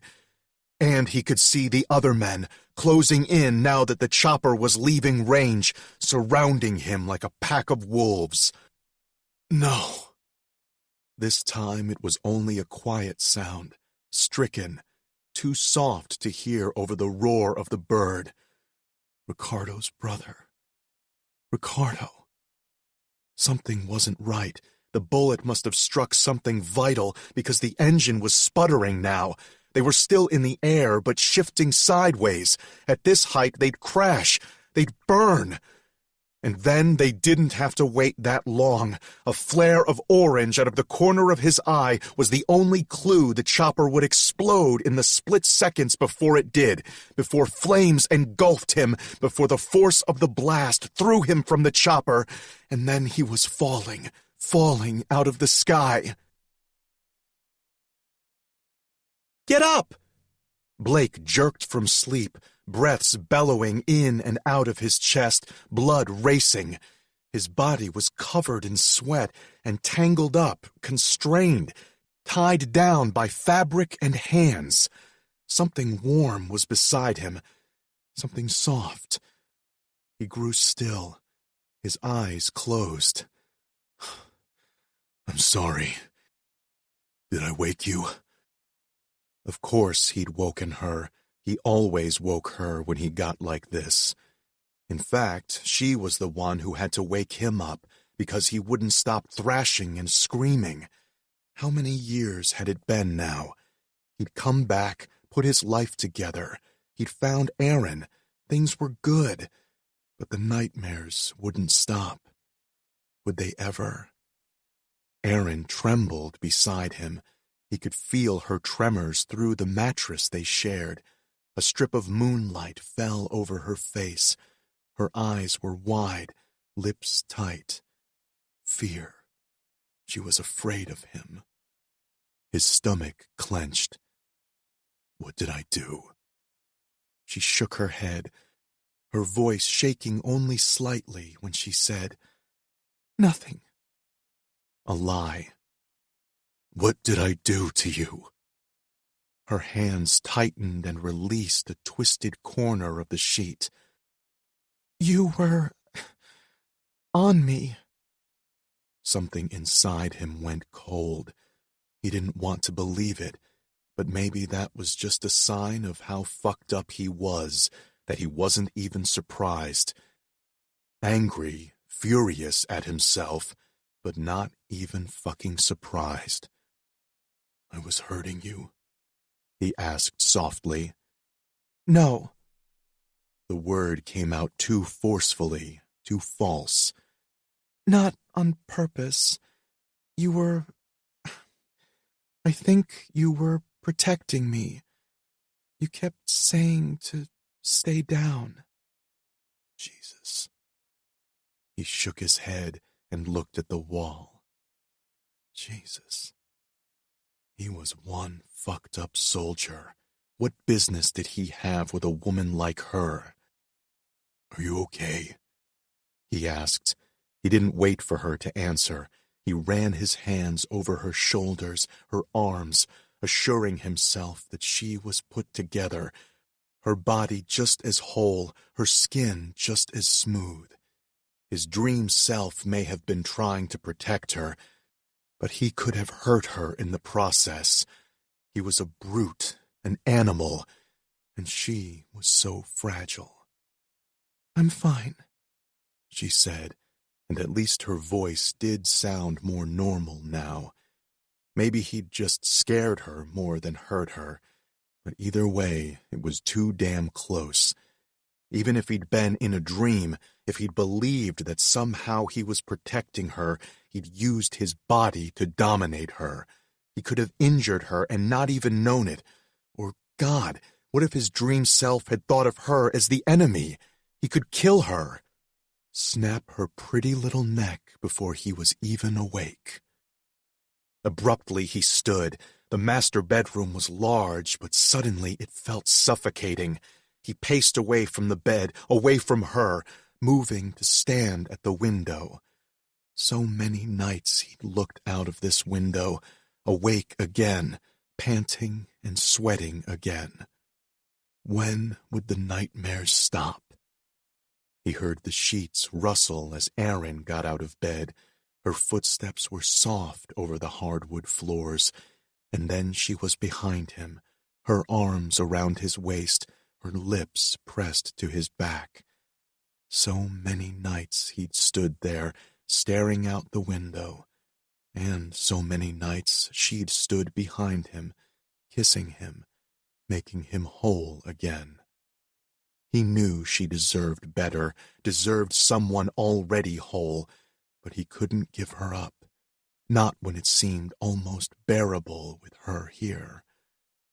After a few minutes of stroking his chest, of pressing light kisses on his back, she said, "Come back to bed."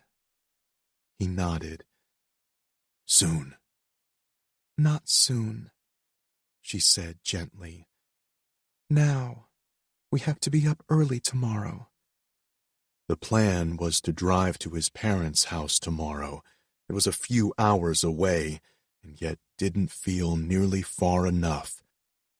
"I'll still be able to drive." She made a sound of protest. I know you will, but I want you to feel okay too. Come on, I'll help you relax." His body stirred at just the suggestion. Hell, he was half hard whenever she was around. Now was no exception. His cock already formed a tent in his boxers. It would only grow painful if she kept touching him, kept pressing those lovely breasts against his back. kept her warm breath against his skin. His hips actually bucked, his body blindly seeking her, an animal instinct, a need. He felt her lips curve in a smile. I didn't mean that, she said. But we could. Except he didn't like to fuck her when he'd just woken up from one of the nightmares. It felt too dirty, letting her get close to that moment and all the darkness that infected him. He also didn't quite trust himself right after one of those dreams, still shaky and overly alert, especially after he'd been fucking holding her down. "Let me hold you," he said instead. He wanted to hold her gently, sweetly. He wanted to erase every rough touch he'd used on her a few minutes ago. He wanted to erase those memories she had of him doing that, but he knew well how impossible that would be. Wordlessly, she took his hand and led him back to bed. After she climbed in, he curved his body around hers. God, she was warm and soft. It was like fucking heaven to feel her in his arms. It scared him sometimes how good she felt, like he might hold her too tight, might force her to stay even if she'd be better off gone. He let out an uneven breath. She stroked her fingers over the back of his hand, rhythmic and soothing. You're okay. I've got you. He pressed his face into her hair. She smelled so fucking good. His arms tightened around her. He forced himself to relax a fraction, to let her breathe. But not much, because he needed her, needed to hold her, to feel her safe and whole with him. There were questions he wanted to ask her, like if he'd hurt her while he was dreaming, if he'd hurt her before tonight. He wanted to know if she was happy with him, truly. But he knew what her answers would be. She was fine, fine, fine. He wasn't sure she'd ever tell him if she wasn't. She was too damn strong for her own good. His heart had stopped racing. His nerves had cooled. She had that effect on him. His dick was also hard as a fucking flagpole. She had that effect on him too, especially with her ass pressed up against him. He smoothed his hand over her hip and down between her legs. Soft, wet, fucking heaven. A small hitch in her breath was the sound of her ascent. That and the widening of her thighs, giving him more access. She always let him in, and at least in this one thing, he could give her pleasure. He could make her feel good, as long as he kept the dark side of him in check, as long as he kept the beast locked up. Aaron. Aaron shuddered as his thick finger slid through her folds. God, she was slick. She could hear the sounds of her wetness. Her cheeks burned with humiliation. It was one thing for a man to wake up hard. That was normal, natural. But this? Her body was constantly primed for him, as if it knew he might roll on top of her and slide inside at any moment, and he did. She'd wake up clenching around him, her hips already rocking. She didn't need to be awake for him to make her come. He gave her the best dreams. Her body was ready, but her mind was worried about the dark expression on Blake's face, the loneliness in his stance. Sex distracted him, but it was a temporary fix. Then again, there was no permanent fix, not to war, not to the scars that covered his body. No permanent fix for the ones inside him. "Wait," she gasped. "Let me—" She wasn't sure what she'd do. Stroke him, tell him everything would be okay, even if it wouldn't? Something. Anything. He was already shaking his head. She felt the motion of it just like she felt his arm tighten around her, his fingers stroke more forcefully. His touch was merciless on her body. I want to make you feel good, he murmured against her neck, and she was helpless then. Helpless except to relax her legs completely as he stroked and stroked. He was hard and big against the small of her back. His fingers weren't entering her. They just teased at the opening, taunting her. "Fuck me," she moaned. "Please." Yes, he muttered, sounding hard, unforgiving. His masterful fingers, his endless teasing was all the answer he would give. She bucked her hips mindlessly, trying to grasp those thick fingers, trying to fuck them. He wouldn't let her, always pulling away, bringing her to the brink only to push her back again. She was gasping, crying, begging him when she should have had more pride than that. It physically hurt how much she needed him. "Please, Blake, fuck me." Only then did he move, but it wasn't to mount her. His shoulders were between her thighs, his head bent before she could say no. She wanted his cock inside her, filling her up. Only then did she feel complete. Only then did she feel safe, knowing that he wasn't thinking of anything but this. "Stop," she managed to say. Only that. Stop. He looked up, his expression severe. You don't want me to kiss that pretty pussy? You don't want me to suck your soft skin or lap that little clit? You don't want me to shove my tongue as far as I can inside you, feeling your inner muscles tighten? Her sex clenched at his words. She wanted all of that, all of him, forever and always. There was something forced and almost frantic about the way he held her, as if he thought she might disappear. That wasn't forever, and the way he'd sometimes go away, his eyes dark and opaque, the past almost a living thing in the room, that wasn't always. His voice got low, seductive. You want me to push my tongue into your slit, fuck you with it? Then I'll shove 2 fingers inside. No, 3. That's all it'll take to hold you still. 3 fingers inside you. You'll be so full of me you won't be able to move. I wouldn't have to hold down your hips or your hands, but you still wouldn't be able to move. Pinned down by 3 fingers in your pussy. You'd fuck yourself on my hand. You wouldn't be able to stop. Her breathing grew heavy. Blake, that's right, baby, he said, and the approving note in his voice made her rock against him, seeking his lips, his tongue, his 3 fingers. And while I'm still holding you like that from the inside out, that's when I'll suck on your clit. She pressed her heels into the bed, pushing up, begging with her body. All she succeeded in doing was brushing her sex against his chin, and the bristles there made her ache in the best ways. "It hurts inside," she whispered. "Hurts because you're not there." He chuckled. Impatient. "Always," she gasped. Then you aren't going to like this.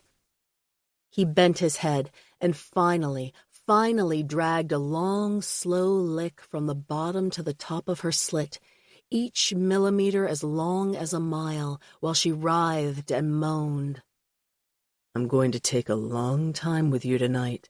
I'm going to spend a long time tasting this pretty pussy, drawing out every drop of that sweet cum. I won't stop until you're begging me. I won't stop until you're crying because you need it that bad. "I'm begging you now," she moaned. He pressed a quick kiss to her mound. Not yet. "Not enough. Please." His expression was tender, but his voice was stern. Hands above your head, sweetheart. Hold on to your pillow. Don't let go of it. Whatever you do, don't let go. "Oh, God." She reached up and did as instructed, grasping the sides of the pillow. Already her body was thrashing against her will, as if she could climb him, as if she could climb the peak, but she couldn't. He wouldn't let her until he was good and ready. If there was one thing the man had most of all, it was patience. He drew out their lovemaking to last hours. They were both sweaty and exhausted by the time he was done, and most of all, incredibly sated. She longed for those nights as much as she feared them. They were more than a sexual act. They were a test, and sometimes it felt like they would break her. He nibbled at her pussy with his lips and with light touches of his teeth that made her squirm.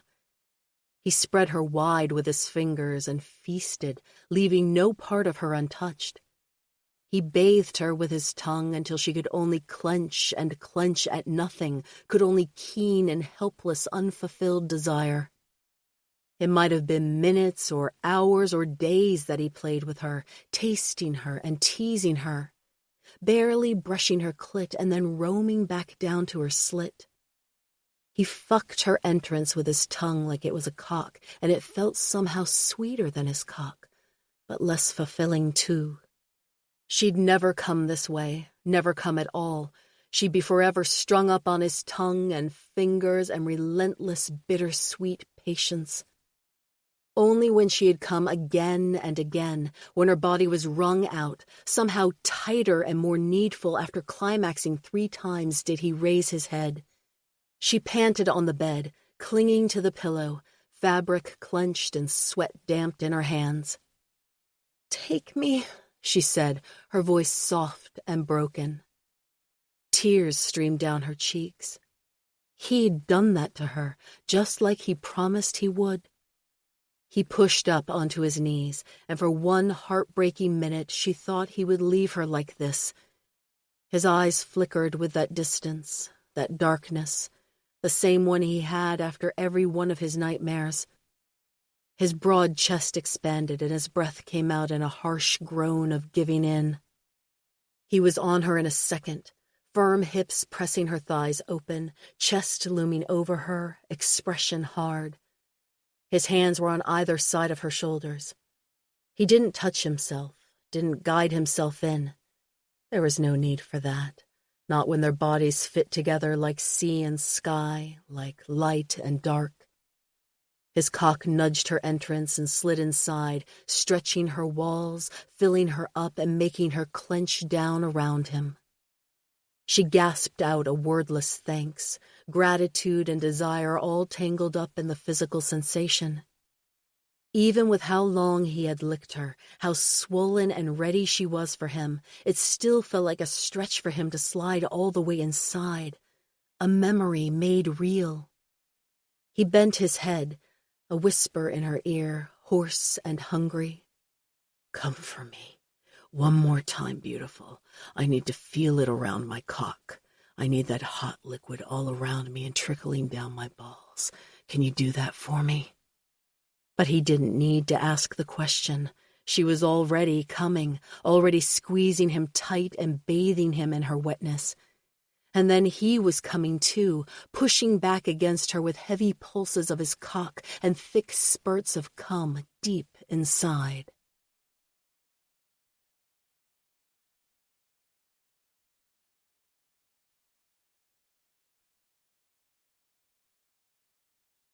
Chapter 11.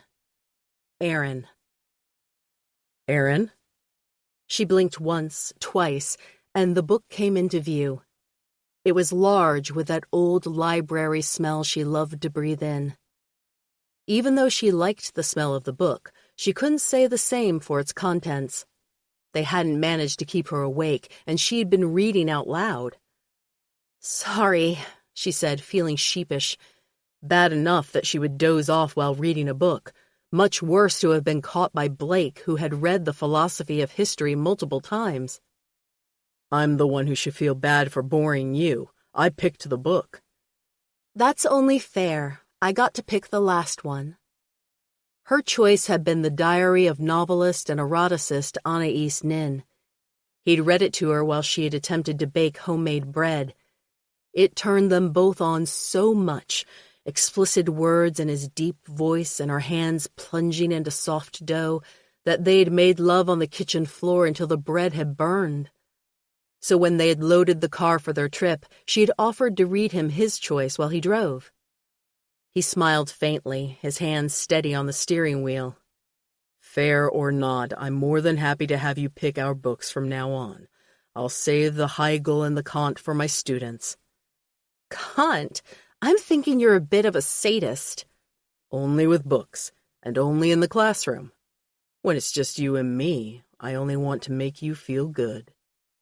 Her cheeks flushed, and judging by the amused expression on his face, he knew it too.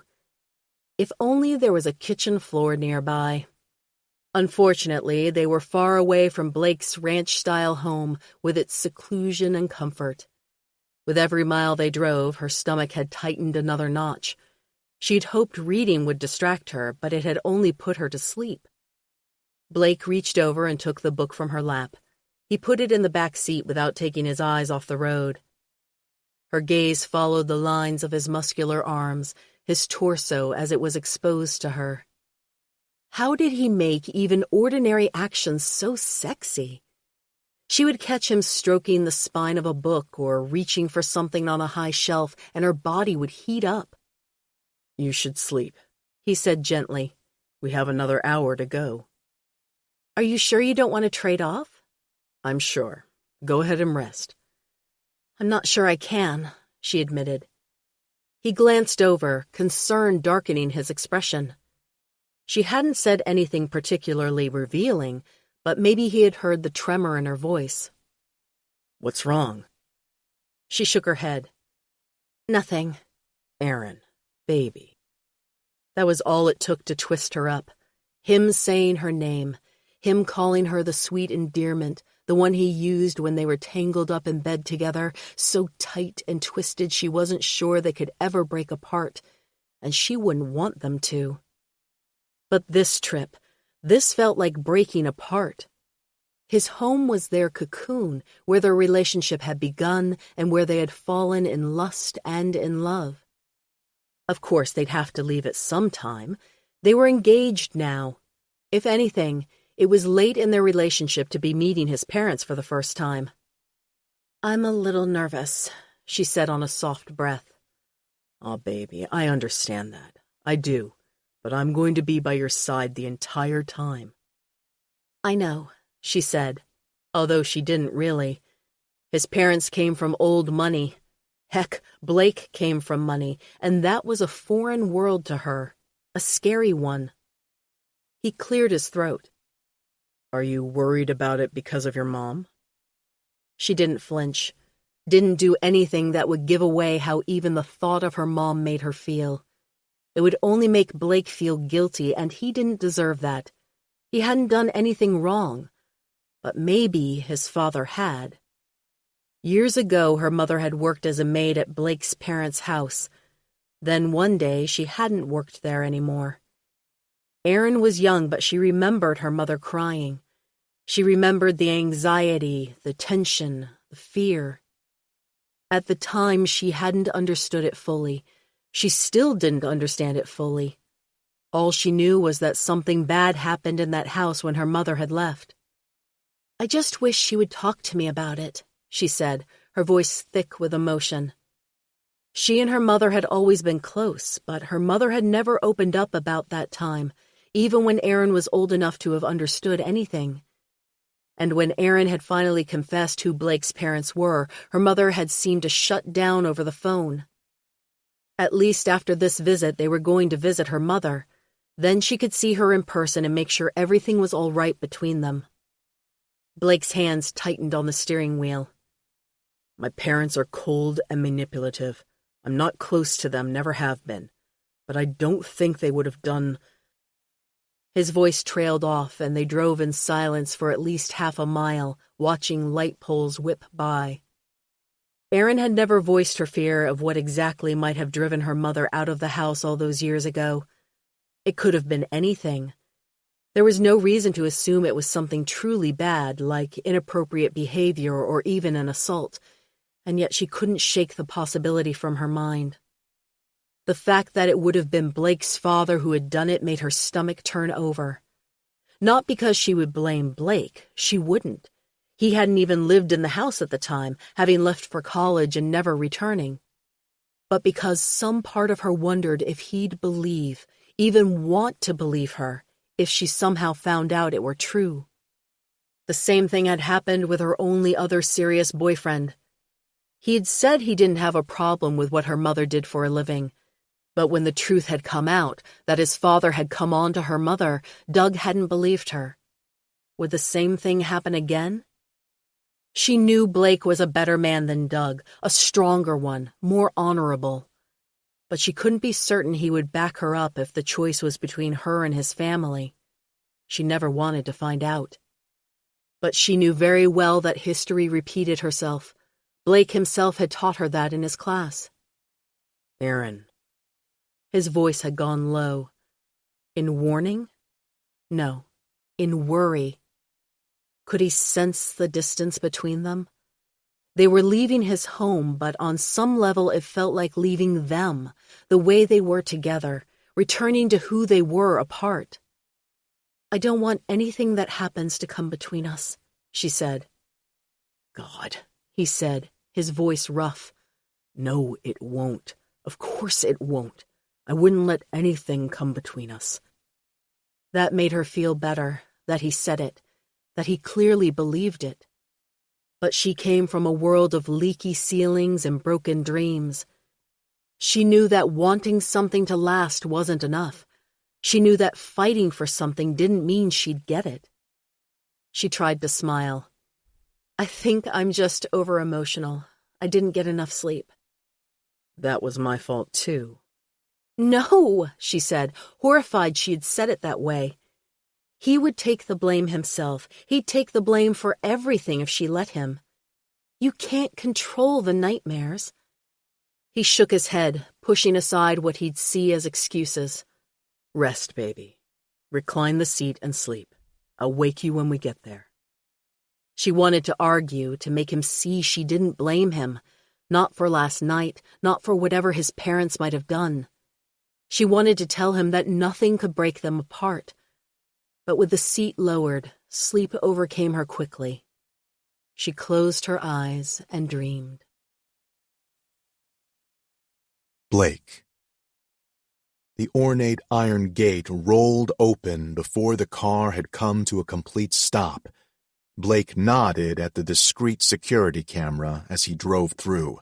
Whoever was manning the desk these days had obviously been informed of his impending arrival and recognized him. Mr. Henderson would have retired years ago. Living off a stipend supplied by his parents, they took care of their servants. At least Blake had always thought so, despite whatever other flaws they had. He intended to find out what happened with his father and the intern. He didn't want to believe his father was capable of that. He didn't believe his father was capable of it, but he would make sure, for Aaron's sake. He stopped the car at the end of the drive. His parents would have been informed of his arrival by the staff, but they wouldn't open the door until he knocked. Erin was asleep, her lashes long on her cheeks, her pink lips slightly parted. She looked soft in the waning afternoon light, her skin almost glowing white against the orange horizon, beautiful and untouchable, and somehow vulnerable. He suddenly didn't want to wake her up, didn't want to take her inside the house where he'd grown up, didn't want her exposed to whatever ugliness might have happened here. His father would never dare do anything to a guest, and Blake would never leave her side, but having her here felt wrong. He hadn't moved, hadn't touched her, but she woke up anyway. Her eyes opened, deep brown and full of sleepy love for him. His heart thumped painfully against his chest. "Hey," he said, his voice hoarse. She smiled, her expression still dreamy. "You're thinking hard." That made him smile, too. "It's a character flaw." It's sweet. Wakefulness entered her eyes, along with worry. Are you afraid I'll embarrass you in front of your parents? What? Jesus, Aaron, no. She sat up, using the lever to pull the chair upright. I wouldn't blame you. I understand I'm not what they would have wanted for you. He shook his head. He still couldn't believe what he was hearing. I don't give a fuck what they want from me. You're what I want. You're what I need. The knot in his stomach grew tighter, and he couldn't ignore it. We don't have to do this. Her eyebrows dipped. Do what? Visit them.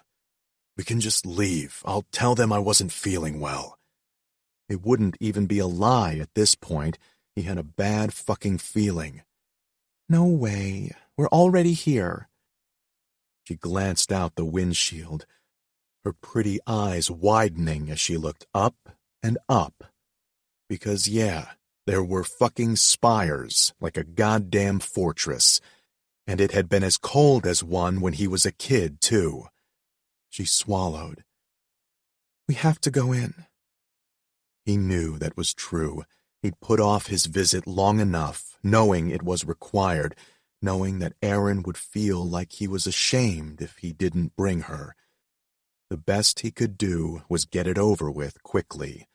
As far as he was concerned, after this, he was done. His parents could make a cameo at their wedding so the press wouldn't make a fuss, and that would be it. He took her hand in his and kissed her palm.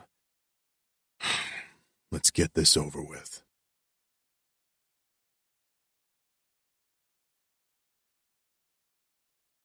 Chapter 12. Aaron. Aaron's first thought when a tall, grim woman opened the door. The Ice Queen. Her hair was a blonde so pale it was almost white, with no roots, of course. She seemed naturally beautiful, effortlessly elegant, the kind of woman Aaron had always envied. And her smile could put frost on the windows. "You must be Aaron," she said, taking her hand between long, cold fingers. Aaron forced a smile. "So glad to meet you, Mrs. Morris." "I'm sure." Blake's father wasn't much better. His hair was light gray, his eyes almost silver. At least in his case, she had seen pictures online. The lauded ex-senator, board member for countless charities, successful investor. He was rumored to be a personal friend of the president back in their fraternity days and still had his ear. Yes, this family was steeped in money, and as they sat for lemonade in the sunroom, she felt the privilege thick and sharp. "How was the drive?" his father inquired. Blake's expression looked tense. Was he worried about what she would say, or was he always this way around his parents? "Uneventful," he said, "though we got a later start than we'd originally planned." His mother made a tisking sound. "You've been away too long, and I don't just mean this morning. What can I tell people?" "You can tell them you saw me now, Mother, and that I'm getting married." With that, he gifted Aaron a brief smile. Unfortunately, Mrs. Morris did not seem impressed with her. "I don't ask much from you, Blake. You know that." Well, that explained the tension. This had gone from awkward pleasantries to major parental guilt in the first 15 minutes.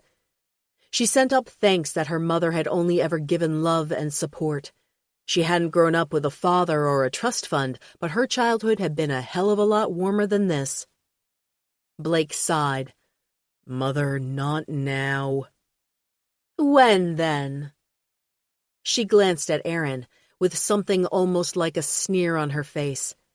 But that would be ugly, and this woman had never been ugly a day in her life. Aaron imagined her waking up just as pretty, just as remote. "If she's going to be in this family, she should know the truth." Aaron froze, discomfort a hard knot in her throat. She had been trying to ignore the truth, trying to pretend there was nothing to be uncovered here. trying to pretend that her mother had never dusted that lamp or swept this floor. That way she could pretend she hadn't seen her mother crying, that she didn't wonder what had really happened in this house. Her gaze snapped to Mr. Morris, whose expression was unreadable. Was he angry? Bored? If nothing else, his poker face was to be admired. "Aaron and I are going upstairs now," Blake said, his voice and expression even. Had he learned that from his father?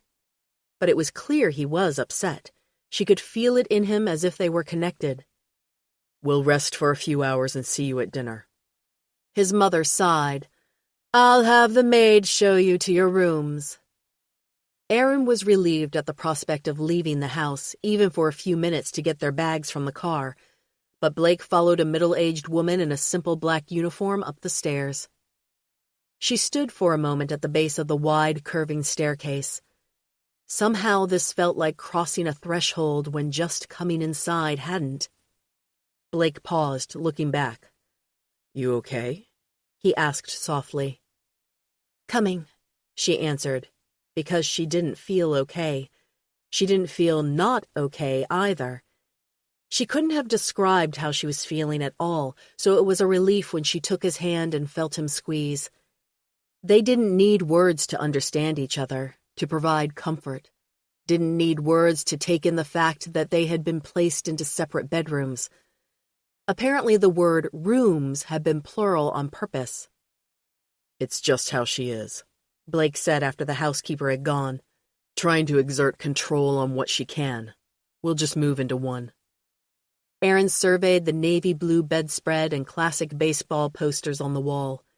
It seemed impersonal, and yet it wouldn't be an ordinary guest bedroom, not with that neat line of trophies on the bookshelf. Was this your bedroom? He coughed. "We can stay in the other one." "Oh, no," she said, laughing. "We're definitely staying in this one." His cheeks looked definitely darker. "The other room probably has a queen mattress, maybe king. We'll have more room." And his only had a double bed, it looked like, but she wouldn't have left for anything. Instead, she wandered in, running her fingers along the smooth walnut desk and line of books. What were you like as a kid? She was fascinated just thinking about it. He was so firmly adult in her mind, so experienced and even wise. This room did little to dispel that image. It was like something out of a catalog, not lived in, not his. He snorted. "Selfish, stupid, like most kids in this neighborhood. Wait here and I'll get the bags from the other room." The idea of a selfish Blake was as foreign to her as a young one. All kids were probably self-centered to some extent. Aaron had been. That night her mother had come home crying had opened her eyes. What had opened Blake's? His time overseas? Or something before that? Blake returned with half the bags and stacked them by the others near the closet. She briefly wondered if Mrs. Morris would get upset about them messing with her room assignments, but Blake seemed to handle her pretty well. "What do you want to do?" he asked, closing the door, shutting them in. She shrugged. "Are you tired? You drove all that way and I got to nap." "A little. I could sleep, but only if you're with me." The idea of sleeping in this bed together, in Blake's bed where he had been a teenager, where he had turned into a man, gave her a sort of thrill. There was an emotional component for sure, being with him, knowing him this way. As if the fabric, the mattress, had his story printed on them, invisible but just as true. And there was a physical component too, a little taboo but definitely hot. "I could lie down," she said, drawing her finger over the smooth bedding, "though I wasn't thinking of sleeping." Surprise flashed briefly through his eyes. "Here?" She glanced back. Maybe smaller than their usual bed, but definitely big enough for two. "Have you ever?" He knew what she was asking, if he had ever had sex here before. An expression of guilt and pride crossed his face. "Yes." She considered that and what else she knew about teenage boys. "Where's your stash?" His expression became suddenly, carefully blank. My what? Your stash. You know, stash of porn. Every boy has one, right? What makes you think I left one here? She shrugged. Did you? I'd never leave something where my parents could find it. Oh. She was a little disappointed, but she searched for something else to ask him. It was too delicious being here where he had once been both horny and innocent. They'd had sex 100 times, 100 ways, each time more inventive than the last. Was he always this way? Was it something he'd become? And then she knew what to ask next. Who was your first? Silence. She was sure he wouldn't answer. She had crossed the line, gotten too personal. And irrationally, she felt hurt. Weren't they going to share their lives together? God, she shared everything with him. Was she supposed to hold back? He never let her hold back. And the smile that crossed his face made her heart speed up. It was no longer vague or even shy, this smile. It promised that he wouldn't hold back either. When he reached back to lock the door, to lock them inside, she tensed, because he wasn't just going to answer her with words. And maybe that was what she'd wanted. Then again, maybe it was more personal than she was ready for. He leaned back against the door. You want to know about my first time? She clenched the bedspread in her hand, rumpling the clean fabric, breaking the smooth lines. I won't be jealous. One eyebrow rose. I didn't think you would be. No, I think you'll enjoy this story very much. A shiver ran through her, her voice almost a whisper. And why is that? He crossed the room, his long strides covering the room, and then he was in front of her, standing over her, dominating her with just a look. She loved the way he could affect her, body and mind. She craved it. And here, where it was probably inappropriate, where his parents were in the same house, where his mother didn't want them sleeping in the same bed, much less fucking in the afternoon, she wanted it even more. He lifted her chin. We'll put on a show, beautiful. One for just you and me. A show. She swallowed hard. Where he would play himself and she would play this woman, this girl, this long-ago memory who had once spread her legs for a cocky, selfish teenage boy upstairs in his room. It was wrong to find this so hot, but her body clenched and tightened, ready to start, hungry for him. When he bent his head to kiss her, she tilted up, meeting him halfway. Did the girl long ago do this? Was she as eager and as breathless as Aaron felt now? And suddenly she had to know. She couldn't guess anymore. What did you do to her? She asked. Shh, he said. Lie back. She wasn't sure whether he was going to answer or not, but she did as he asked anyway, reclining on top of the bedspread, kicking off her ballet flats as she went. She still had her clothes on, the same jeans and a t-shirt she had worn on the drive over. She had only had a chance to use the restroom and splash water on her face when she had arrived. She was far from fresh, far from sexy. But the way he looked at her left no doubt as to his desire. The way his gaze scanned her body with thoughtfulness, as if wondering the best ways to position her, left no part of her untouched. Her name was Clarissa, he said almost casually as he took his shirt off. In seconds, the thin fabric was tossed to the floor, his broad chest bared to her. The lean slope of his abs took her breath away. Her gaze followed that line down, down, wanting to see more. He didn't disappoint. He made quick work of his jeans, shucking them off, kicking them aside. He was all efficiency now. This wasn't a striptease, something slow and sensual. He was a man with a mission, and that made it even sexier to watch. She was a year older than me, a sophomore when I was a freshman. We went to the same prep school. He put one knee on the bed, making the old springs groan and dip. She had done it with one other guy before me. She only had time to register that it was young to lose his virginity. wasn't it? But then she didn't have a frame of reference. She'd helped her mother clean houses after class when she started high school. By the time she had lost her virginity with Doug, she had been in college. And then she was distracted by his hand on her knee. Just that. Almost innocent, that hand. He put his fingers in her pussy and his tongue against her asshole.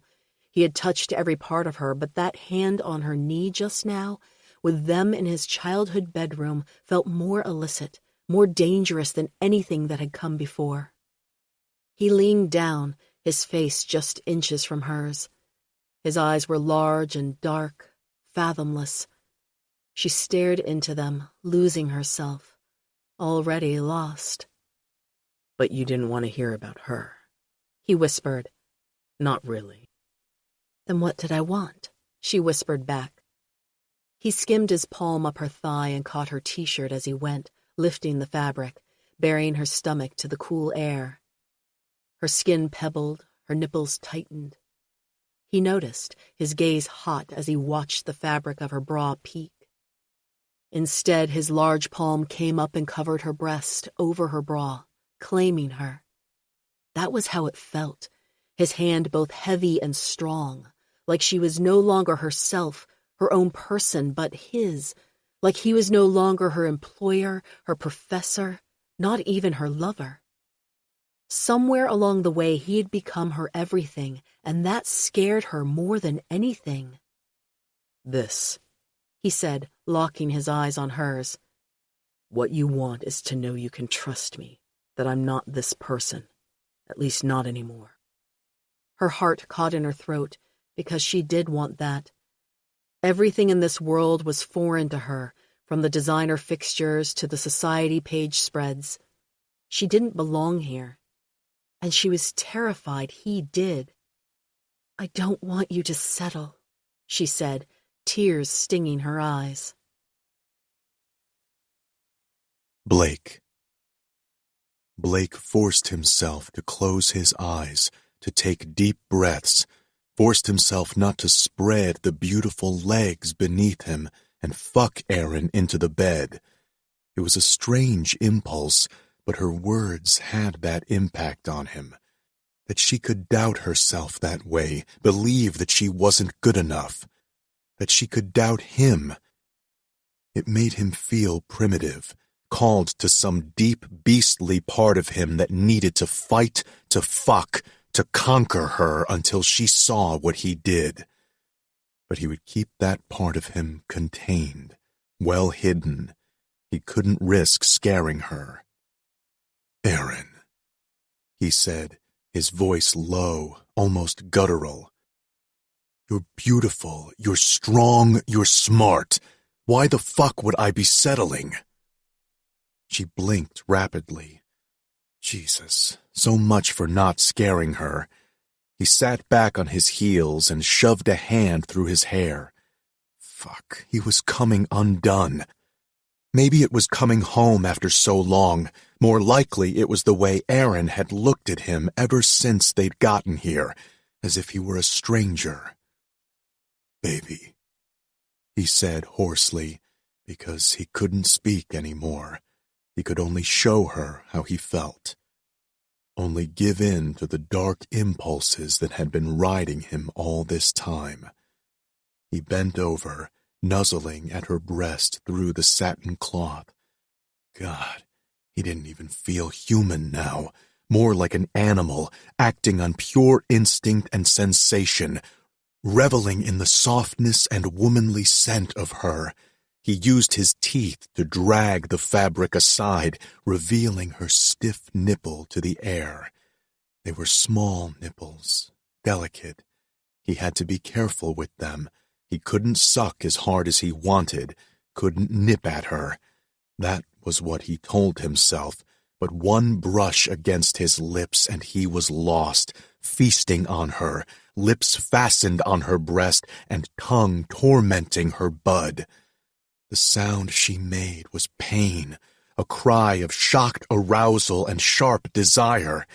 He didn't let go of her, just cocked his head to meet her eyes. Then, slowly, like a dog with a goddamn bone, shook his head. Quiet, he told her. She wouldn't want his parents or the staff to hear. There was no way to really hide what they were doing.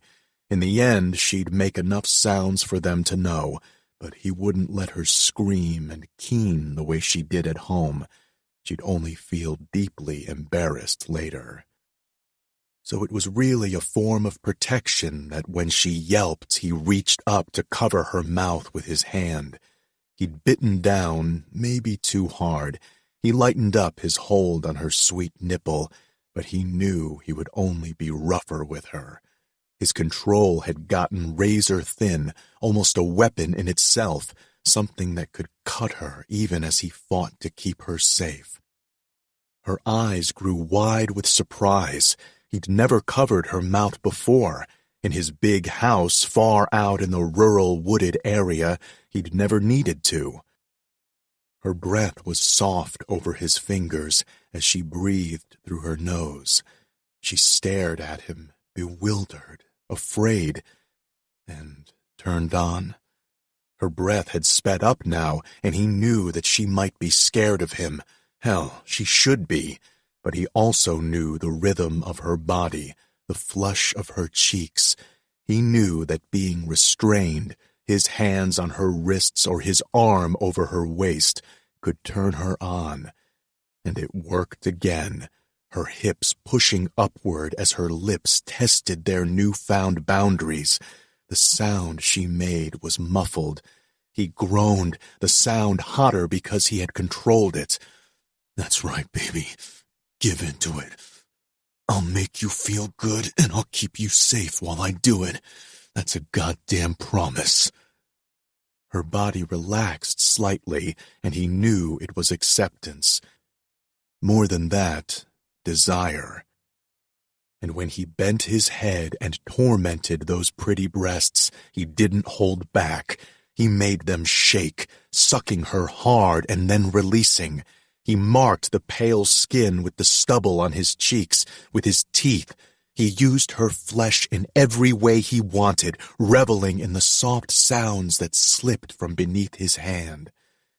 He moved down her body, teasing and sucking the tender skin of her stomach, pushing her to the brink and then soothing her, quieting her again. To do what he wanted, to go where he wanted, between her legs, tasting her, he would need to remove his hand from her mouth.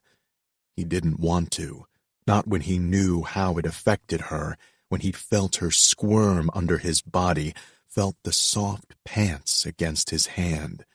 She wanted this as much as he did, more.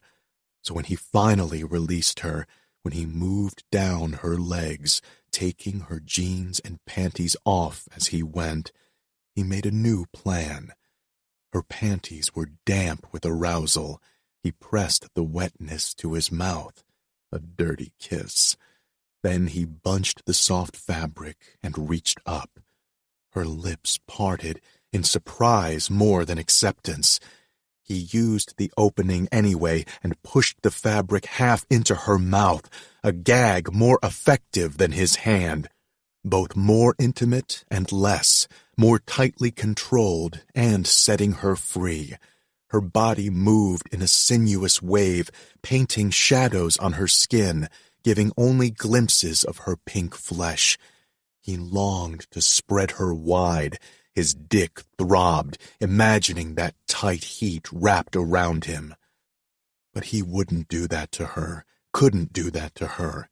Even in this state, half feral, he couldn't risk scaring her with how he really felt.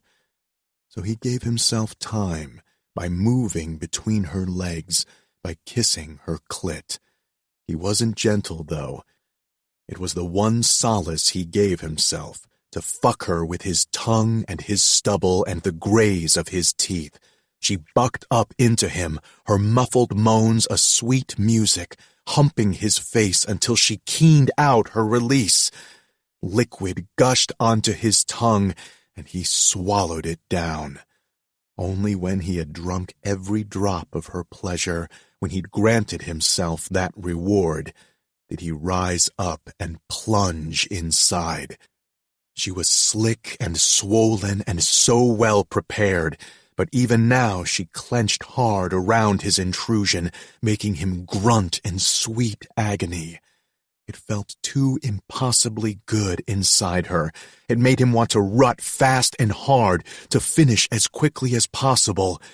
But it also made him want to revel in slow, languid thrusts, making this sex last forever. It was a cruel paradox, one that had him pistoning his hips without any control at all, without any thought but to have her, take her, claim her. Her eyes were filled with tears, casting a strange and ethereal light. She looked like some kind of other-world creature, a fairy come to torment him, come to save him. He was drunk on her, and whatever magic made him this way, almost cruel. Why did the sight of her lips stretched around her damp underwear make him wild? How did she make him crazed with just one fucking question? Who was your first? She was his first. The first woman he'd loved, the first woman he'd let in, the first woman to truly love him back. And he hated that she'd ever fucking doubted them. It made him rough when he pushed inside her, rough enough to hear her gasp. He tore the panties from her mouth so he could kiss her the way he wanted, deep and crude.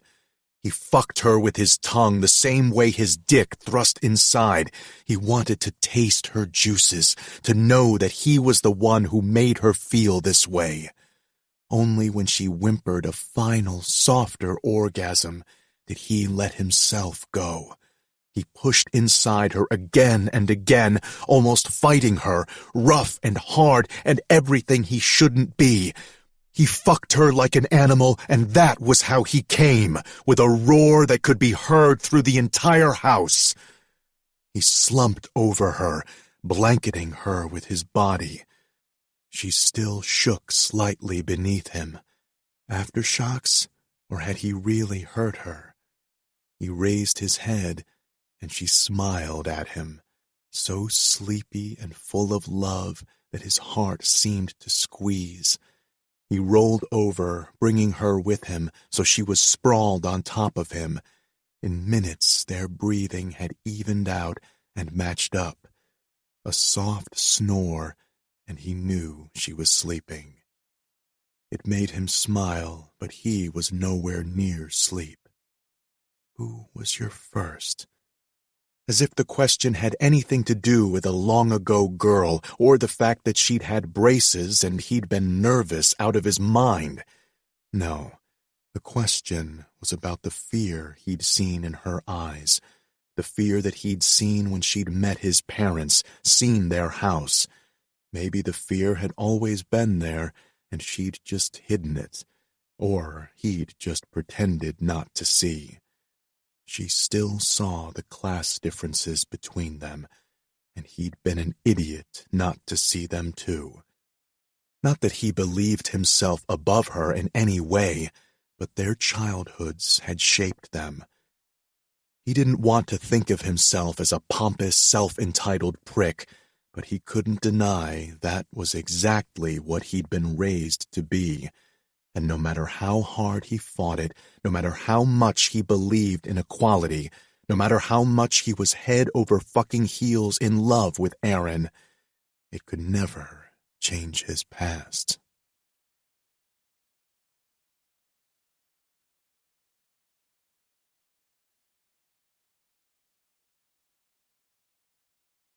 Chapter 13. Aaron. Aaron woke up the next morning with an ache between her legs. It took a moment to remember what had happened yesterday. The long drive, the ice queen, the wild sex in Blake's childhood room. After that, there had been an awkward dinner with only a long table and dim lights to hide her blush. Neither of Blake's parents had commented on their little nap, thank God. And for whatever reason, his mother didn't launch into any more guilt tirades. Mostly she just drank martinis while Blake's father grilled him on his position at the university, his career plans, and his investment portfolio. Blake put up with it through the salad course and the main course before persuading his father to talk about political maneuvers from his heyday. Once he got started, Mr. Morris didn't stop talking. It was hugely interesting to listen to his stories, a front-row seat to some of the major political dramas in their past. When Blake winked at her from across the table, she knew he had done that on purpose. What could she say? She had a weakness for men who could talk history. If only she didn't know the senator's secret history. Blake reclined beside her in bed. His arm was stretched out, long and muscled, even in sleep. His eyes were closed, lashes thick and blunt, and almost touching the pale scar tissue on his cheek. The fire had come too close to his eye. She shivered to think how much worse it could have been. He could have lost his sight. He could have died. Her heart felt too full, too vulnerable after sleeping beside him all night. And she couldn't stand to not touch him. Couldn't stand not to feel the warmth of him and the steady rise and fall of his breaths. His chest had a sprinkling of coarse hair, and she ran her hand over it, tickling her palm. He didn't stir, his lips slightly parted in deep sleep. So she kept going, over the ridges of his abdomen, feeling the muscles tighten under her touch. She glanced at him, feeling shy, almost caught, but he slept on. There was no way she could stop, not when she could see him hard beneath the sheet. He probably woke up hard every morning, but usually he was up before her. Sometimes she'd open her eyes to find his fingers in her pussy and his mouth at her breast. Other times he'd already be inside her, thrusting away by the time she became aware. Still other times he would take a shower and jerk himself off, fast and efficient. "I wanted to let you rest," he would say, and she understood it was a kindness, even if it didn't feel that way, especially after days without him, weeks, more than a month. This was hers, his cock, his arousal. This entire beautiful man was hers. That was how it felt to take his cock into her mouth, like ownership. She claimed him with her lips, her tongue, with the gentle strokes of her fist around his cock. His gasp was like coming up for air, sharp and sudden. His whole body jerked, too, hard enough that her mouth left him. Then his hand was on the back of her head, caressing her, thanking her. She licked him at the tip, in that place that always drove him crazy, until he shoved his fingers into her hair, tugging and wordlessly begging. He couldn't keep quiet, though, not when she licked at the soft skin on his balls, her fist tightening on his cock to make sure he didn't come yet. She had gotten good at this with him. She loved to practice, loved to make him crazy with it, and he responded with a symphony of arousal. His grunts, his groans, his gasped words of encouragement and pain. "God, baby, suck me. I need you so fucking bad." Her pussy clenched at his words, and she obeyed him, taking him into her mouth again. She fisted him in time with her sucks, and he tossed his head back, eyes closed, expression tight.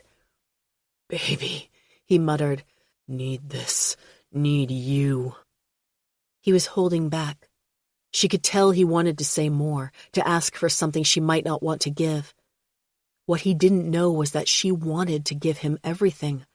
Her only fear was that he'd realize he no longer wanted her.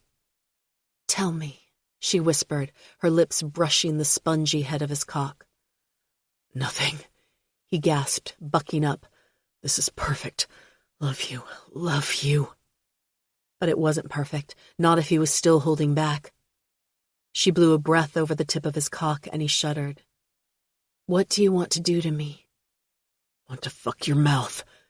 He seemed to realize what he said and added, "Don't want to scare you, though." He wanted to fuck her mouth? The idea made her hot. He usually let her control the pace, the depth. She'd never really questioned why. Apparently because he didn't want to scare her. "You won't scare me," she promised. He stared at her, his eyes dark and wondering. She could see his hesitation in those eyes, but she could also see how much he wanted this. "Not like this," he finally said. "Lie down." She lay down, uncertain what he meant until he knelt over her, her arms trapped at her sides, her mouth inches from his cock. It was a startling perspective, being towered over him by the closeness of his cock and his shoulders blocking the light from the window, his face cast in shadows.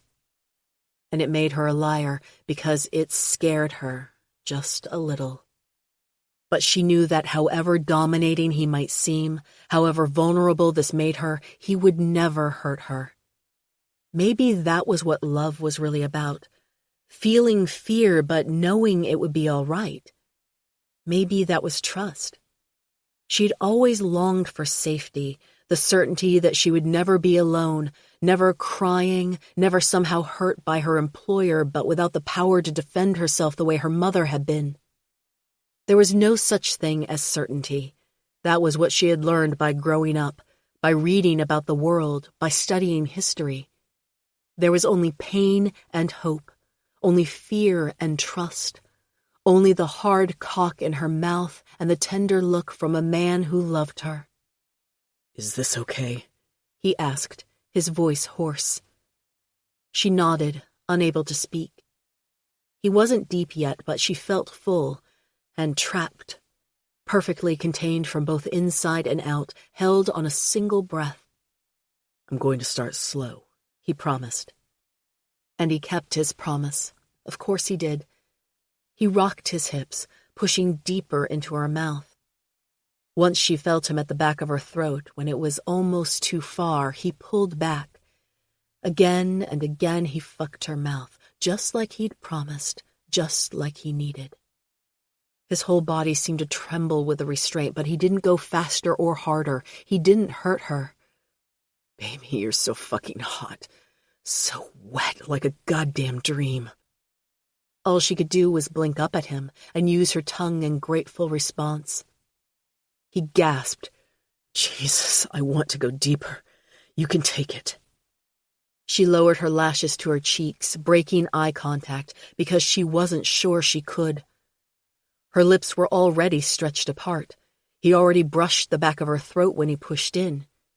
It wasn't all of him, but she wasn't sure how much more she could take. His voice was soft with understanding. "You can do this, baby. Just give me a couple more inches. I need you to nod for me. I won't take it." Nerves raced down her spine, but she wanted to do this. She nodded.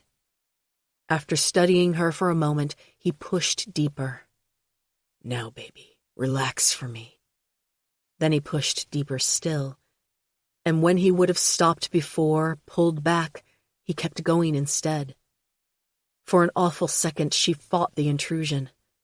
Even with her eyes locked on his, knowing he was going to be gentle, she struggled to get her arms free, to push him away. But just as quickly, the moment passed and she was able to relax. He held himself there for 3 beats and then pulled out slowly, letting her breathe again.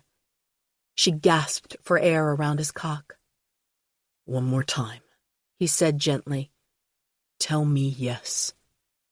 But she couldn't, not with his cock still in her mouth, so she only nodded. And then he was deep in her again, the short hair at the base tickling her nose. She held herself still until the sensation in her throat made her swallow. He groaned loud and rough, then swore under his breath. "Fuck, baby, fuck." He was already coming as he pulled out, his first load already down her throat and just a faint, salty flavor on her tongue. Then his body jerked and he spurted into her mouth, right to the back of her throat. She swallowed him down eagerly while he groaned above her. He pulled away gingerly, careful not to hurt her. But she was beyond pain now. All she felt was the throbbing in her pussy. "Shh," he soothed. "Let me take care of you." Tears sprang to her eyes. I need. Her voice was too hoarse, and she didn't know how to say it anyway. Didn't know how to explain that she'd go insane if she didn't come in 2 seconds flat. Instead, she grabbed his hand and pressed it between her legs, the move crude and telling. His expression softened with understanding. His fingers dipped between her pussy lips where she was impossibly slick for him. He gathered wetness and drew it up to her clit, sliding around the hard nub, making her clench her legs. It was too much, her flesh too sensitive, but at the same time she wanted him harder, faster. He shifted to kiss her lips, the soft press a sharp contrast to the invasion of his cock. He said again, "Let me take care of you." He moved so that his thumb was beside her clit. It was almost a pinch, and then she was beyond thought, moaning as she came, bucking against him. She had only just collapsed back onto the bed when the door swung open. She squeaked in embarrassment and horror. Before she could fully process the ice queen at the door, Blake had thrown a sheet on her. "Jesus," he said. "Don't swear. How was I to know you would be in bed at this hour?" There was a pause where she imagined him shaking his head. "Give us a minute, Mother, or 60 of them." The door closed again, and Aaron remained hidden under the sheet. She knew her cheeks would be bright red. God, talk about embarrassing. That wasn't even the kind of story she could tell people about as a joke. Footfalls crossed the floor, followed by a small sound, and she knew Blake was locking the door. The bed dipped as he sat beside her. Finally, he tugged at the sheet. After a moment, she reluctantly peeked over the edge. "I'm sorry, I should have locked it last night." "Your mom," she trailed off, unsure of where to go with that. Obviously, there were issues here. And while she wasn't a big fan of his mother, and it didn't seem like he was either, she didn't want to offend him by saying the wrong thing. "She's always been a little invasive. I'm just sorry I didn't protect you better from it. I'm used to it. I'm just pissed she did it to you." No, it wasn't your fault. And he had protected her. Now she understood why he hadn't brought her. It wasn't embarrassment of her like she'd feared. If anything, he seemed embarrassed for her to see where he came from. A rush of tenderness made her lower the sheet and take his hand. "Don't worry about it," she said. "Really, we'll just get through today and leave tomorrow." He shook his head ruefully, looking down at his naked body. "At least now she can't complain about not seeing enough of me." And when Aaron laughed, she knew they would be okay. Whatever happened, they had each other. Blake. Blake leaned back. The antique chair whimpered under his weight, clearly ready to retire after probably 70 years of service. Everything in this house was old, from the walls themselves to the Ming vases against the wall. He remembered not sitting on this chair as a child. He remembered not touching those vases, not drawing on these walls. He'd almost grown up in a museum, learning from a young age not to touch, to move, to speak above a whisper. Enlisting had been half about rebellion, half about finding his place in the world out of his father's shadow, and it had blown his ideas about everything apart. Soldiers constantly moved and fought and shouted. It was the exact opposite of everything he'd known before. He'd left the army a broken man, and the worst part, the sickest part, had been the look of veiled triumph in his parents' eyes. That he'd set out to do something for himself, something different from what they'd wanted him to be, and he'd failed. Rebuilding himself had been a slow, painful process. Painful because the burn scars would be there forever, always restricting his movement and sending sharp pain into his skin. Slow because he'd fought with himself the whole way. Only when he'd met Erin, when he'd fallen in love with her, when he'd needed to be good enough for her, had he been able to step out of his own way. The pain would never go away, not completely, and it would be a long road for him. but he had the most beautiful woman he'd ever seen at his side, a woman so smart and kind and good that he no longer cared if he was deserving. He would keep her, and in that way, she would become the best part of him.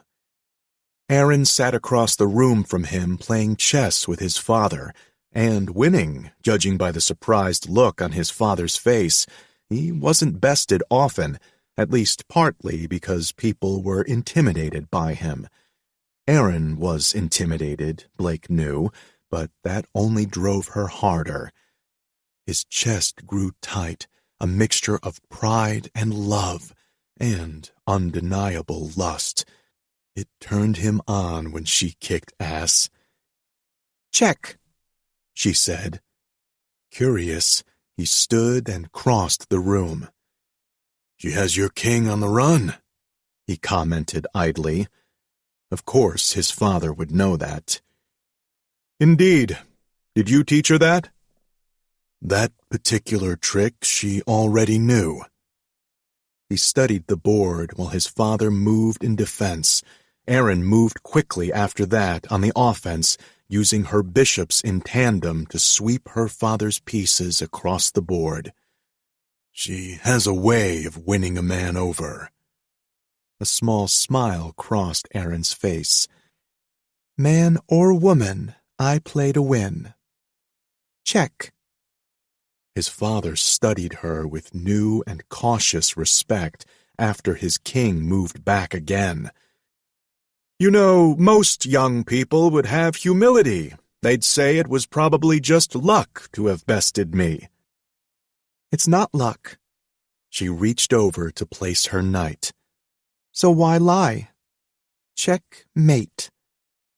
His father studied the way he'd gotten trapped on the board and the way she'd almost hidden the knight behind a rook, so that in his hasty, single-minded retreat, he hadn't noticed until it was too late.